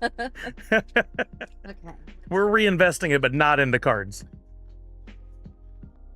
Nobody opens packs like this. Probably a reason why. Why? What's the reason, sir? The card breaks are like, can you hurry up? We opened a case and it took you the time it took you to do a pack. I forget. Must grow. I saw a video of him recently without his shirt on from an interview when he was playing, and dude was just cartoonly big. Like, how is it not obvious to everyone that's not a ball player build? Talking about McGuire, I think. Jim Bunning from the Phillies. Whoever that is. Yeah, he was massive. Tampa Bay Rays, Chandler Simpson. Ooh, foil. Or actually just a holographic. Or is it a foil? No, holographic. The foil have a different, like, see that? Oh, you're right. It's like raised. Yeah. Mm-hmm. Minnesota Twins, Carlos something or other. Correa. Correa. He used to play for the Astros. I think that's him. Yankees, Mickey Mantle. Hey, ooh. Classic. California Angels, Rod Carew. Rod Carew. Carew. Hall of Famer. Detroit Tigers, Al Kaline. I don't know that name. But he is an older player. He pulled 3 legends in a row. And rapper, Mr. Eon. Mr. Eon, the rapper. Not autographed again. That does not look like a rapper. Is anyone familiar with Mr. Eon? I think they just made that up. Is anyone even still watching this? It's actually a better question because we are slow. That's the least rapper-looking rapper I've ever seen in my life. Al Kaline is of the best players. First one to make $1 million, I believe. Oh, wow, that's cool, Chuck. It's a good little piece of history. Only 3 left after this. Oh, Karma's still here. Karma's a real one. All right, starting it off with Board. Brett Saberhagen. Classic. That's the name. I know that name. We got a mini with a special back. Oh, wait, I see glossy back coming up. Jackson Job. Rookie card. I like it in the rookie cards. Sorry. Yeah. Does anybody open them and just like drop them and then like let them fall out and like kind of see them and then like rifle through them? No, that would be frowned upon. Oh, because they could get damaged, yeah. Bubba James says, Pimp Daddy Leon. Mr. Leon. Mr. Leon is a rapper from Raleigh, North Carolina, known for his diverse style, working on projects. Probably, yeah. The Curse of Leon and tracks such as Pimp Daddy Leon with music available on platforms like often linked to his Raleigh roots and a style that blends different sounds. Interesting. Thank you. He looks like a math teacher. I was thinking something like that, Barrett. About George Kell of the Detroit Tigers. Old player. Here we go. We got a shiny back. Lauren Elena, singer. I love Lauren Elena. This is in an interesting spot in the pack that could grab. Oh, this was the first card we got, and you acted like you didn't know who she was. We got the first card, but not this version. Oh, because it just said wait, I thought it said something else. No, it said Elena. I mean, literally, she was. First name Elena. Oh, okay, yeah. And I was I'm like, Elena who? Because also, they don't really look like them. The art doesn't look like them. Yeah, this one's an actual... yeah, a holographic. Holographic. Yeah, I like Lauren Elena. Warren Spahn of the Milwaukee Braves. You know who I want to watch do this? Is my dad. Oh, yeah, he'd be good at it. Wilson Contreras of the Cardinals. And, reality TV, Cara Maria Sorbello. You'll have to read the back.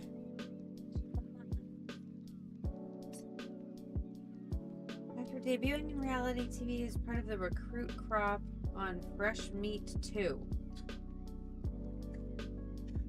One of the most dominant women on MTV's The Challenge franchise. What's up, Port? Okay. Yeah, we just opened some, Port. I showed mine. Yeah, I don't know her. And then we got Radio Hall of Famer Sway Calloway. What a name. Sway. That's a dope name. Yes. She was a runner-up. I loved that season of American Idol. They were both so good. Oh, okay. All right, down to 3 packs. You're going to open 2 of them. A PowerPoint with like a spreadsheet. I don't think so. It would be cool if I could lay them all out, take a picture, and then put that in a chat GPT and just say, what's all this worth? Wouldn't that be cool? What's the best of this? It's going to say that. Kim card, for sure. Yep. Are you ready? First card is Kirk Gibson of the Detroit Tigers. Nice. That's a Hall of Famer right there. Next card is A mini. Roberto Clemente from the Oh, Pirates. yes. Hall of Famer. Mini card. Normal border. Mini card. Dick Allen from the Philadelphia Phillies. Wait, retro. Can you get it to focus? Sorry. I looked away at the last second.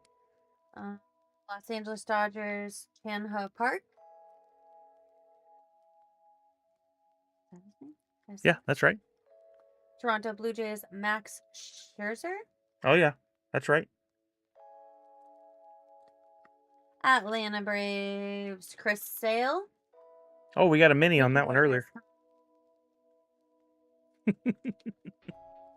Sports journalist Taylor Rooks. I don't know who that is. Don't recognize her. Los Angeles Dodgers, Blake Snell, the most boring pack in the world. Well, you have to have boring packs to appreciate how good the good packs are. I'm going to go bottom and leave that one for you. You get to open the last pack. Pressure. ATL, says Savage. Someone was from it. They were. Let's see. First up, we got Jonah Helm or Heim. I can't make it out. Of the Rangers. Something special? No. We got a mini card of Tyler O'Neill of the Orioles. Regular border. We got Pee Wee Reese of the Dodgers. That's a old school. Pete Alonso of the New York Mets.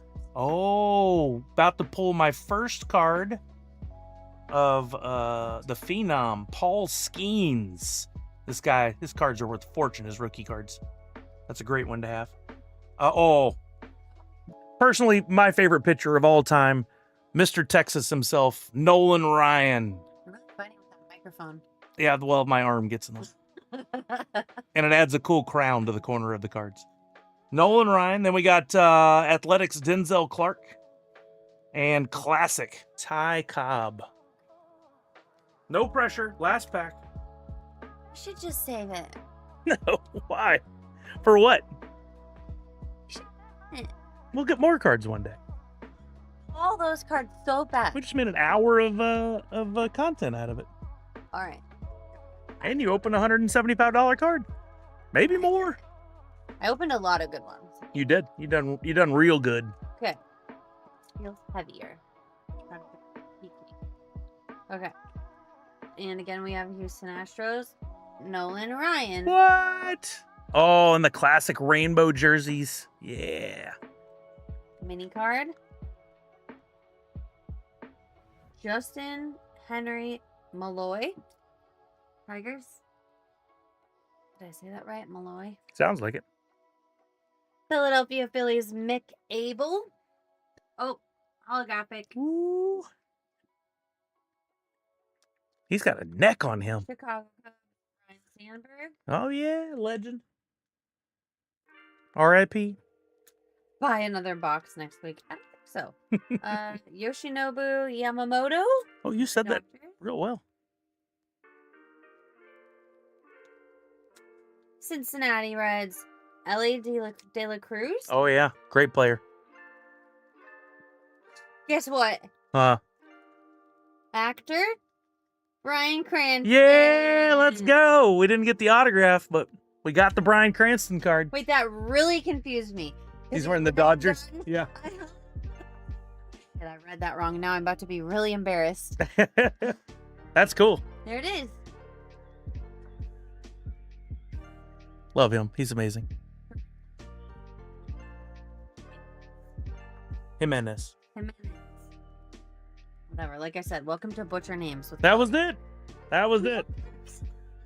That was some great cards though. The best pull, hands down.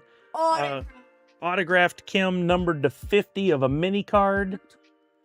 Is it a 25? Sorry. Oh, out of 50. Oh, that's it. Something else was Wait, 7 out of 25. what number is his? What number is that? 36.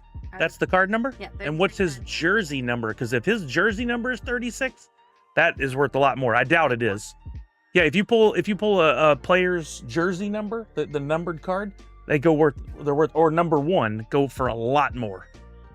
Let's see if we can find out. Yeah, we'll look at that also. Hi Song, Kim, jersey. Come on, 36. 6. If that had been 6, that'd have been like the one to have. Are we sure that the 36? Yeah. But that the one sold on eBay recently for $175. Others listed to $400 to $500 right now. So that could end up fetching quite a bit more money. Yeah, I don't like the way they clipped on. They don't really clip on. Yeah, that's not good. We pulled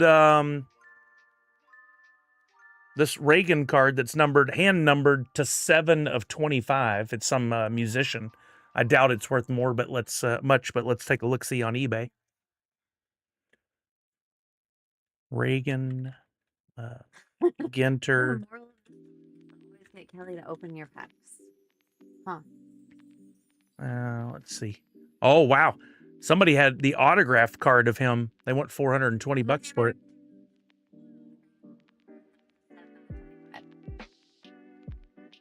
Who is this person? What's interesting about this one is it's a normal border, but it must be because of the back that makes it so unique. Wait, look at that like checkered holographic. Yeah, that's cool. Oh, they can see it on screen right now. Who is Chuck Reagan.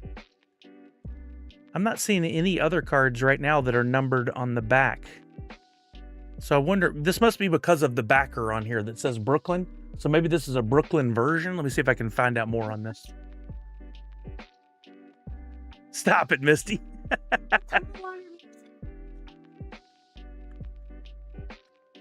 Oh. Missy, it wasn't the baseball. We got a bunch of like singers, reality stars, actors. We even got Bryan Cranston. Here's another one. They call this it just says mini hand numbered Brooklyn. But this was of William Fichtner, this other one. It also says 7 out of 25. It just randomly happens to be the same number. That's crazy. Well, that was of a different person. That's of William Fichtner. That would be a problem. Yeah, I don't know what kind of audience there is for these. Oh, this Livy Dunn numbered to 25 went for over $200. Yeah, me either.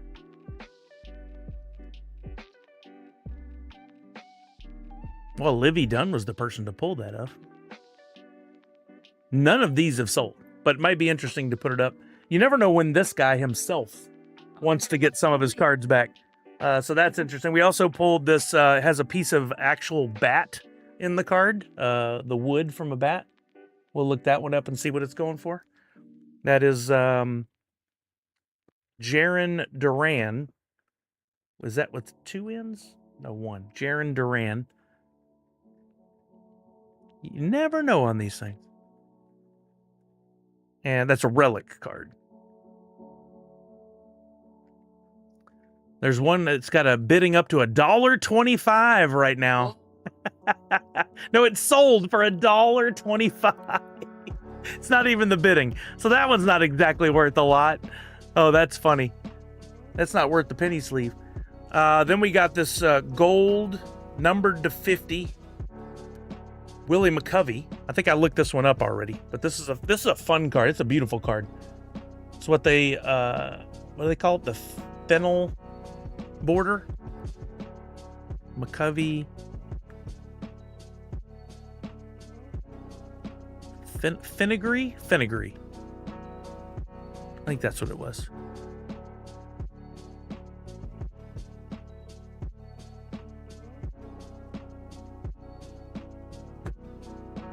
Can you read that number in there, in between those? That's 302? Yep, 302. Filigree, not fenugreek. That's number 4. Wait, that's so weird because we got 36 and his jersey was 6. And then we got 34 and his jersey is 4. Oh, how funny. Okay, that one fetches, like $5 maybe. Somebody graded it and got 47. That's the one I looked up. They graded it, got a 10, got $47. But it cost like $30 to freaking grade it. So then we got we got several of these. That's an actual, not a chrome, but well, no, it is a chrome. It's got kind of a raised surface on the metal. That is Jacob Wilson. Probably not worth much, but worth looking. This was from Alan Ginter, number 105. Is that the number up there?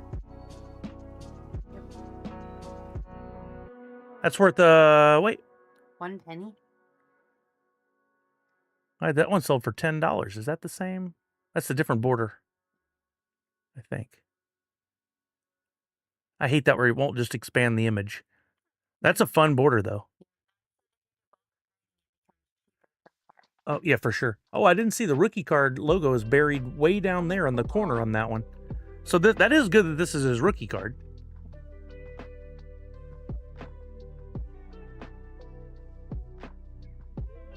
So that may actually be worth a couple of bucks. And then we got the not a rookie card.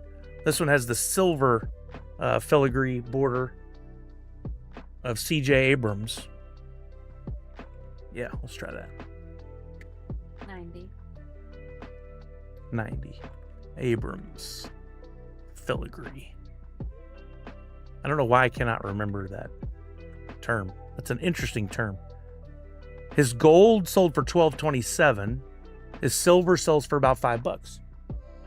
So, I mean, all in all, I think we have about $200 worth of value out of the 100 and whatever it was box. And we got the Grippies, we got the Raleighs. Those could be worth a little something. McGuire's probably won't be worth much of anything. Chris Sale, he's been around for a while. Unless it's a rookie card, stuff like that usually doesn't go for a whole lot. Let's see, were any of these rookies and I missed it? That right off the bat, that's a rookie. That's a rookie. I totally was looking on the wrong place for those logos, because on the mini card, it's in a different spot. So those might be worth a couple bucks. That Livy Dunn one is going to only increase in value, methinks. Says Walking Miracle.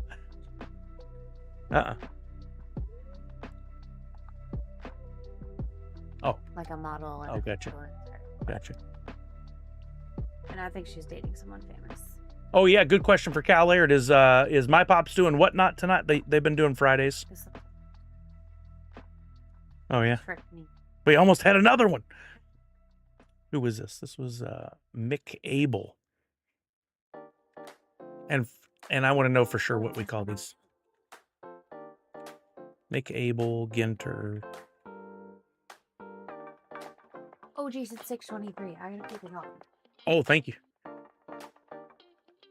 They call this a silver portrait. Is that right? Yeah, I guess so. Those are called a silver portrait. Not just a holographic or a...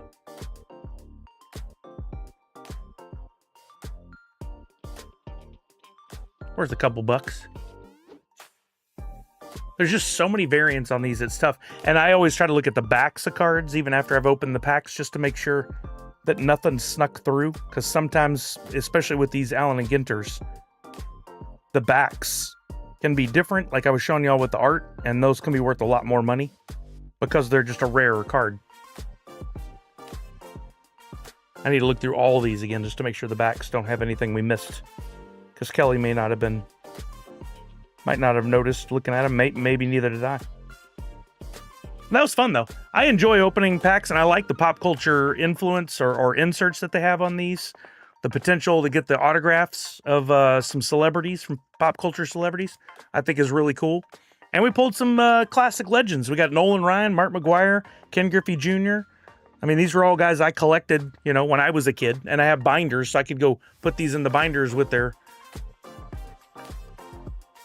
that they need to go with the other player. Lots of fun. It is 6:24. Started at 2. We've had some good conversations. Thanks again to everybody who helped with Extra Life fundraising. If you want a drop code or another prize, I'll be working on distribution of those tomorrow. So check, for those of you who want drop codes, the codes are good through January 27th, I believe it is. I'll be sending those tomorrow and with instructions on how to redeem them. So you want to make sure you do that sooner than later, because if you forget to do it, that's going to be on you. Allen and Ginter, I believe, is only baseball. I don't think that they've ventured into football or basketball. I think that would be fun. But I think that is a fun way to tie it into what I do. It's not just a baseball card. You've got the pop culture references. I know you've got, like, with V-Friends now, they have a deal with, what's his face? Just blanking. Of course I would blank now. The basketball player. But anyway, he's in some cards. Football predications for the Seahawks versus 49ers, or predictions. Seahawks versus 49ers. Oh, that's going to be a great game. I mean, both teams. Oh, I forgot Walking Miracle. We got to do that. Both great teams. I want the Seahawks to win. They've been on a tear, and I think they could totally do it. Yeah, we got to do the box game. Thank you, Walking Miracle. We can't walk out of here without doing that. Let me organize a few things here and get these cards out of the way, and then we'll do that. It's an exciting weekend for football because not only do you have that game, but the Texans are playing the Colts, and depending on the outcome of that game and a few others, we could go from like just a 7th seed to winning our division. So that's fun. So I'll be watching all weekend to see what happens. Right, Walking Miracle, but I don't want to totally forget since I advertised that we'd be doing it. Let me pull together some prizes real quick, make sure I got what we need. Let's see, what did we have last time? Yeah, I totally forgot, but I advertised we were gonna do it, so I'm gonna do that and then we'll close it out. Let's see.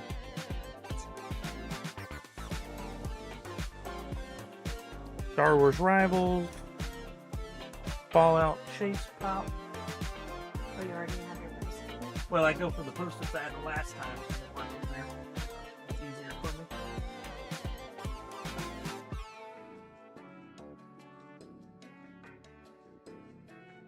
Nerds Unite prize pack, which I don't know what was in there, but I think I kept it all together. And a Priscilla prize pack. We got to have that for sure. And I still have some drop codes, so we'll make that work best we can here. Let's get some of this stuff out of the way. Where's that little insert that was in there that had what we were reading about the special card? Yeah, thank you. Because that keeps it's a card size in the middle now.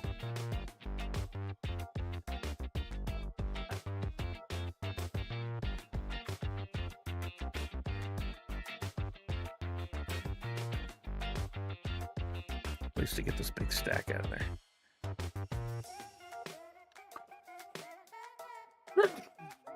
Bless you. Let's see. What did I have for a Nerds Unite prize pack? Now that I already have up here. I don't remember where I set all that stuff last time. No, it's just a bag of stickers. Bless you again. Wow, you've been sneezing all day. I know. From kicking up all that dust.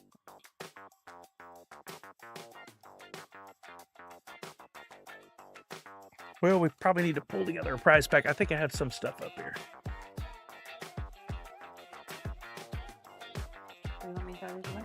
Oh, I know what we need to do. I totally forgot about this, and Priscilla even reminded me that I totally forgot. When we went to TwitchCon, they had some really cool freebies that they gave out to people, and so I collected some. I didn't get to show you guys. They had these fun patches, like this star, and here's one of a little cat, or no, bear. And there's a Twitch logo. These are all patches, so you can make a hat or a shirt or something with these if you wanted to. There's a microphone. Good one, Zach Bonfer. What'd he say? My wife got so angry when she found all the letters I was hiding. Now she says she'll never play Scrabble with me again. So we'll make this part of a little prize pack with some TwitchCon stuff. And we'll put in a Priscilla sticker from DesignerCon. A freebie I got. Oh, Know if anybody would even want Chuck. No, you do not need to be in here. Her tail is so dangerous. He just runs around. The tail just got into my nice stack of stuff I had back here right before I literally was going to reach to the left though. Everything you mailed. Awesome.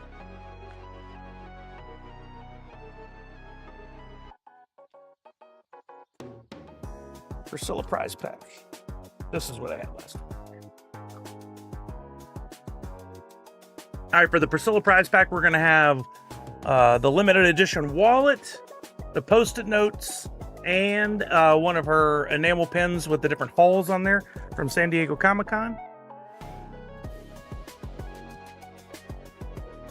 Then this, I just put together a couple of Ziploc bags of my stickers, but I may have put them over there.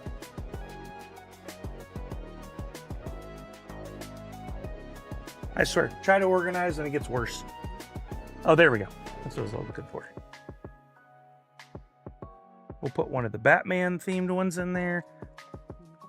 And one of the X-Men themed ones in there. Hey, Funko Photo Lady, what's up? You're at SAC Anime, so I'll say hi to Priscilla for you. Yeah, please do. Yeah, we can put those in there. Let's do it. Make sure they have numbers. Whichever one's your floor. On the front. No, that'd be fun. 100 out of 100. That's fun. How you just randomly pulled that? That's pretty amazing.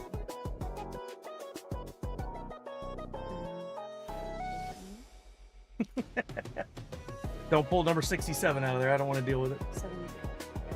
Okay.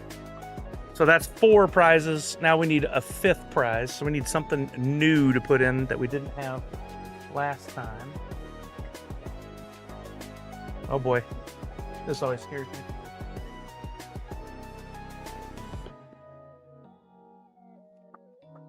Oh, here, I got enough to pull a cool Rick and Morty thing together.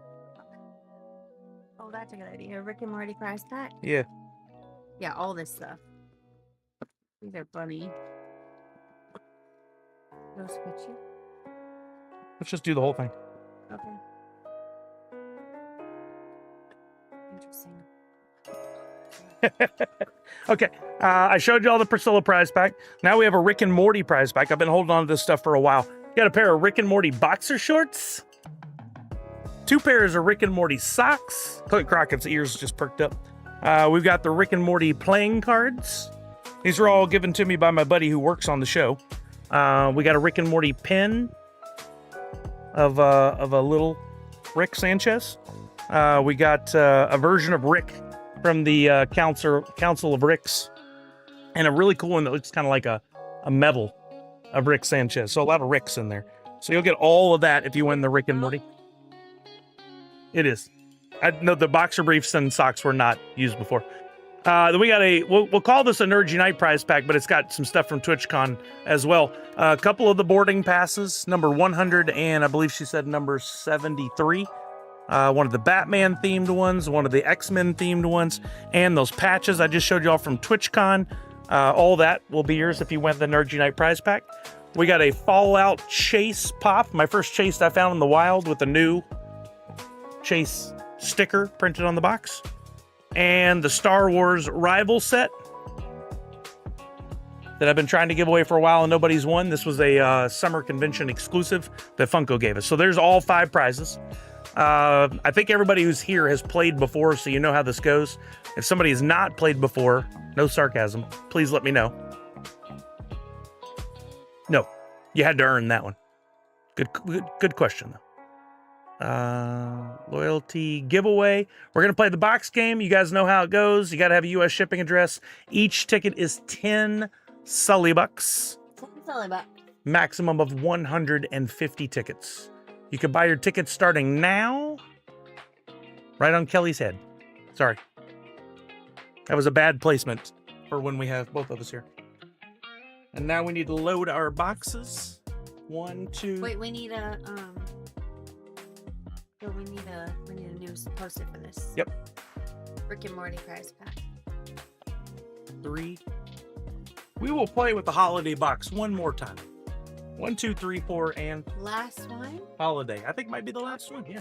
Oh, this is a risky stack of boxes here. You gotta risk it for the biscuit. Daddy, hand me- Hold on, I'm gonna make this last one.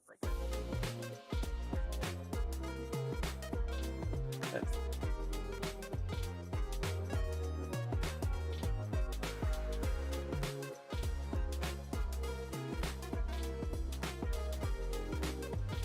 Huh.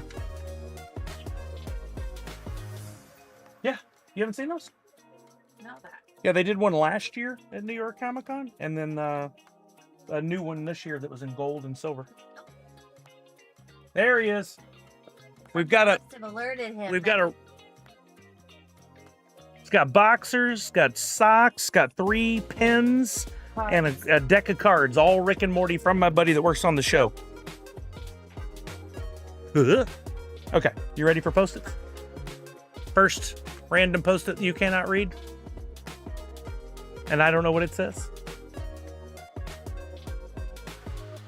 Second, here I am. This whole process looks like we're up to something shady. I'm gonna refresh this page. Oh, actually, let's do this. So people can see that. Wait, nobody's entered? No, here it is. Sorry. Oh, I was a little worried. It doesn't refresh for some reason. I'll refresh this page. I'm like, wait a minute. This information. No one There we go. Amazing odds right now. 13 entrants. But people are going kind of hard. There's a few 150s. Definitely shenanigans. Really good odds. Allie with her 1 ticket. And she could win on that 1 ticket. Or when they want something really bad, they go all in to get it done. Okay. All right, boxes are loaded. We're good to go. 1, 2, tree, 4, and holiday. We'll show the prizes. Red box. Yep, it is easier. All right, first prize up. We'll go back through these one more time. First prize up is a Rick and Morty prize pack with 2 pairs of socks, unused, 1 pair of boxer briefs, unused, a deck of Rick and Morty playing cards, and 3 enamel pins. I think they're all enamel pins. That one's got one of the Ricks from the Council of Ricks. This one's got like a baby chibi Rick Sanchez. And this other one has got a cool like copper coin look to it. That's my favorite one, I think. That's the Rick and Morty prize pack. With a mystery? What is this? Blind bag? Yeah, it's one of the Hall ones that look like Hall H or Hall E or Oh, that goes with the Nerd Unite. No, let's put it with that one. You're right. Designer Con sticker from Priscilla.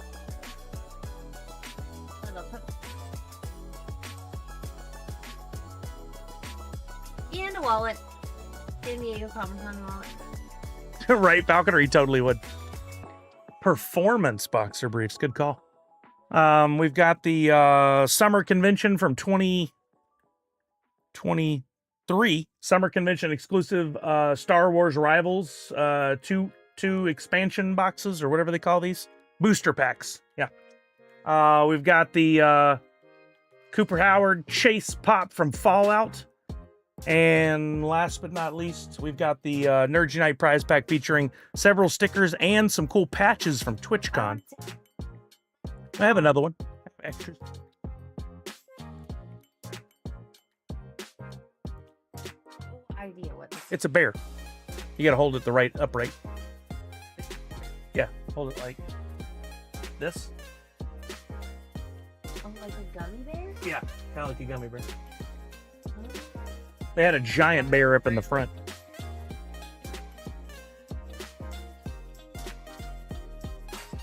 And these, which I kept thinking on our trip, they look really cool on your suitcase. Yeah, it was easy. We had. Really Oh, I didn't tell the story.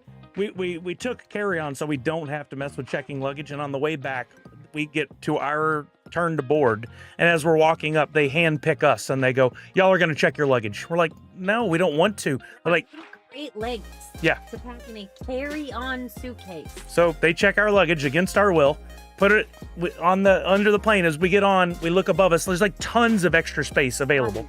It was huge compartments empty. But then at the end, we had to go all the way over to the baggage claim and wait 15 minutes for our bag. And then it was partially rained on.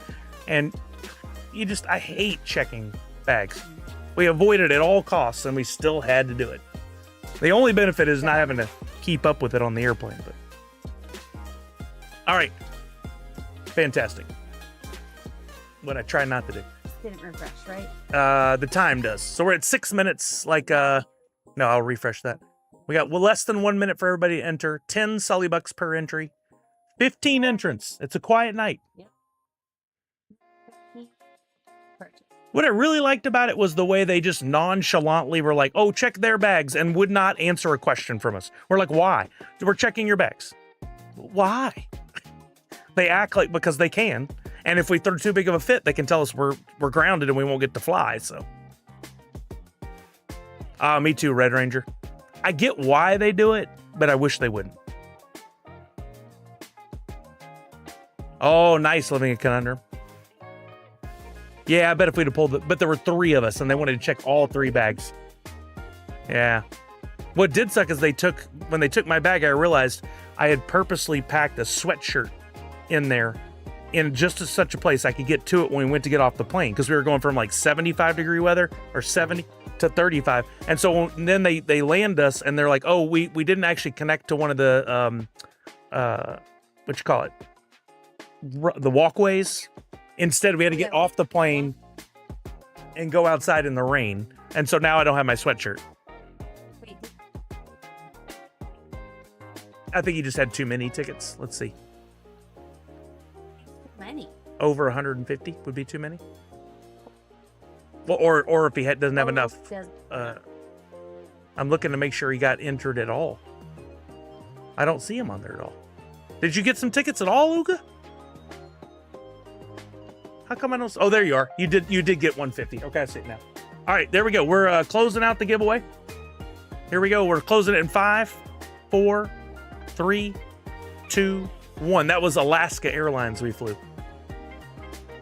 And let's get a drum roll because we're about to pick our winner. In 3, 2, 1. And this week's participant in the box game is Monster Pete. Yeah. Monster Pete. Monster Pete is the first player of 2026. Monster Pete, you've been here. You know the drill. We need your box number and the prize you hope to win. Falconer just gave us the rundown of the prizes. Thank you. Monster Pete says box 2. And what prize are you hoping to win, Monster Pete? We'll just spin this little doodad here. He says he wants the Star Wars Rivals boxes.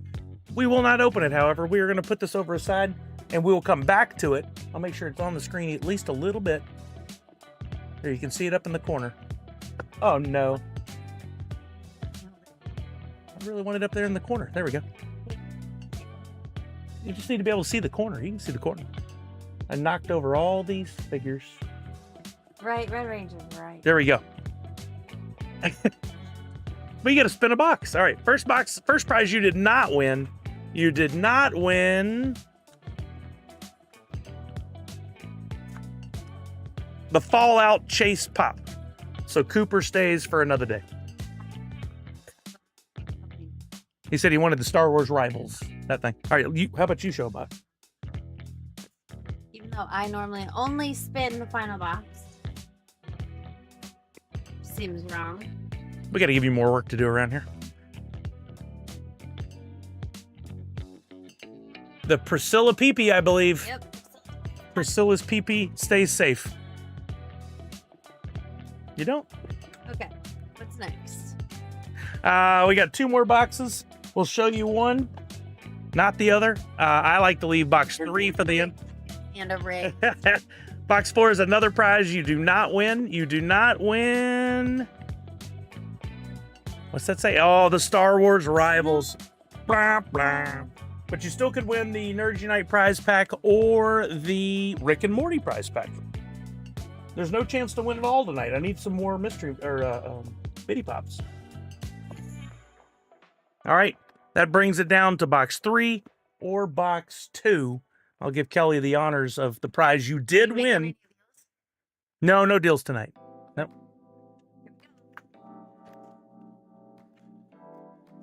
Zach Boffer. Nice spelling. You won the Rick and Morty prize pack. New prize always goes. Yep, exactly. Red Ranger already called it. So let's put your name on there before I forget. That's Monster Pete. Congratulations. Monster Pete. I hope you like Rick and Morty. If not, you might be able to work a deal with Collector Clint. Clint Crockett. All right.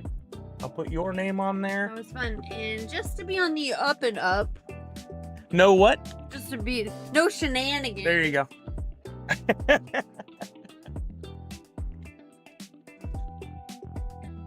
Here's the Nerds Unite prize. You could have Did not won. win. Didn't happen. Maybe next time, folks. Put that there. We'll put the box up.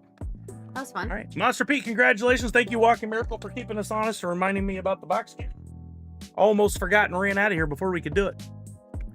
Set worn boxer shorts and socks, says Nadu6. He's the only one that can verify the validity of that statement.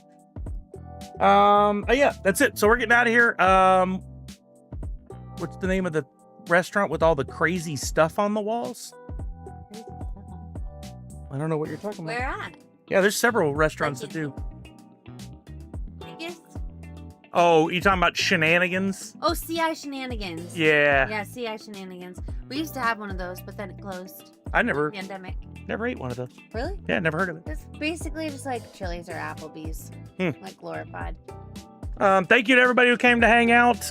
Appreciate you guys. I hope you all had a happy new year. And I'll be back on Tuesday later than normal for a little while. I got to change my schedule up. We'll see how things go in the future, what the schedule ends up being. I'm going to try to stick with Tuesdays and Fridays, but you never know.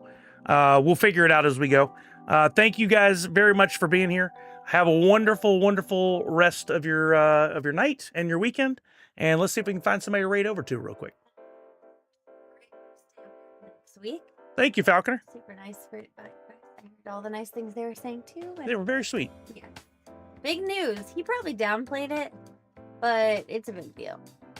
You're a pretty big deal Yeah, we'll see. in the Blockies world. In the soon-to-be giant Blockies universe. Let's see. Pop and Stock is on with his Tops cards.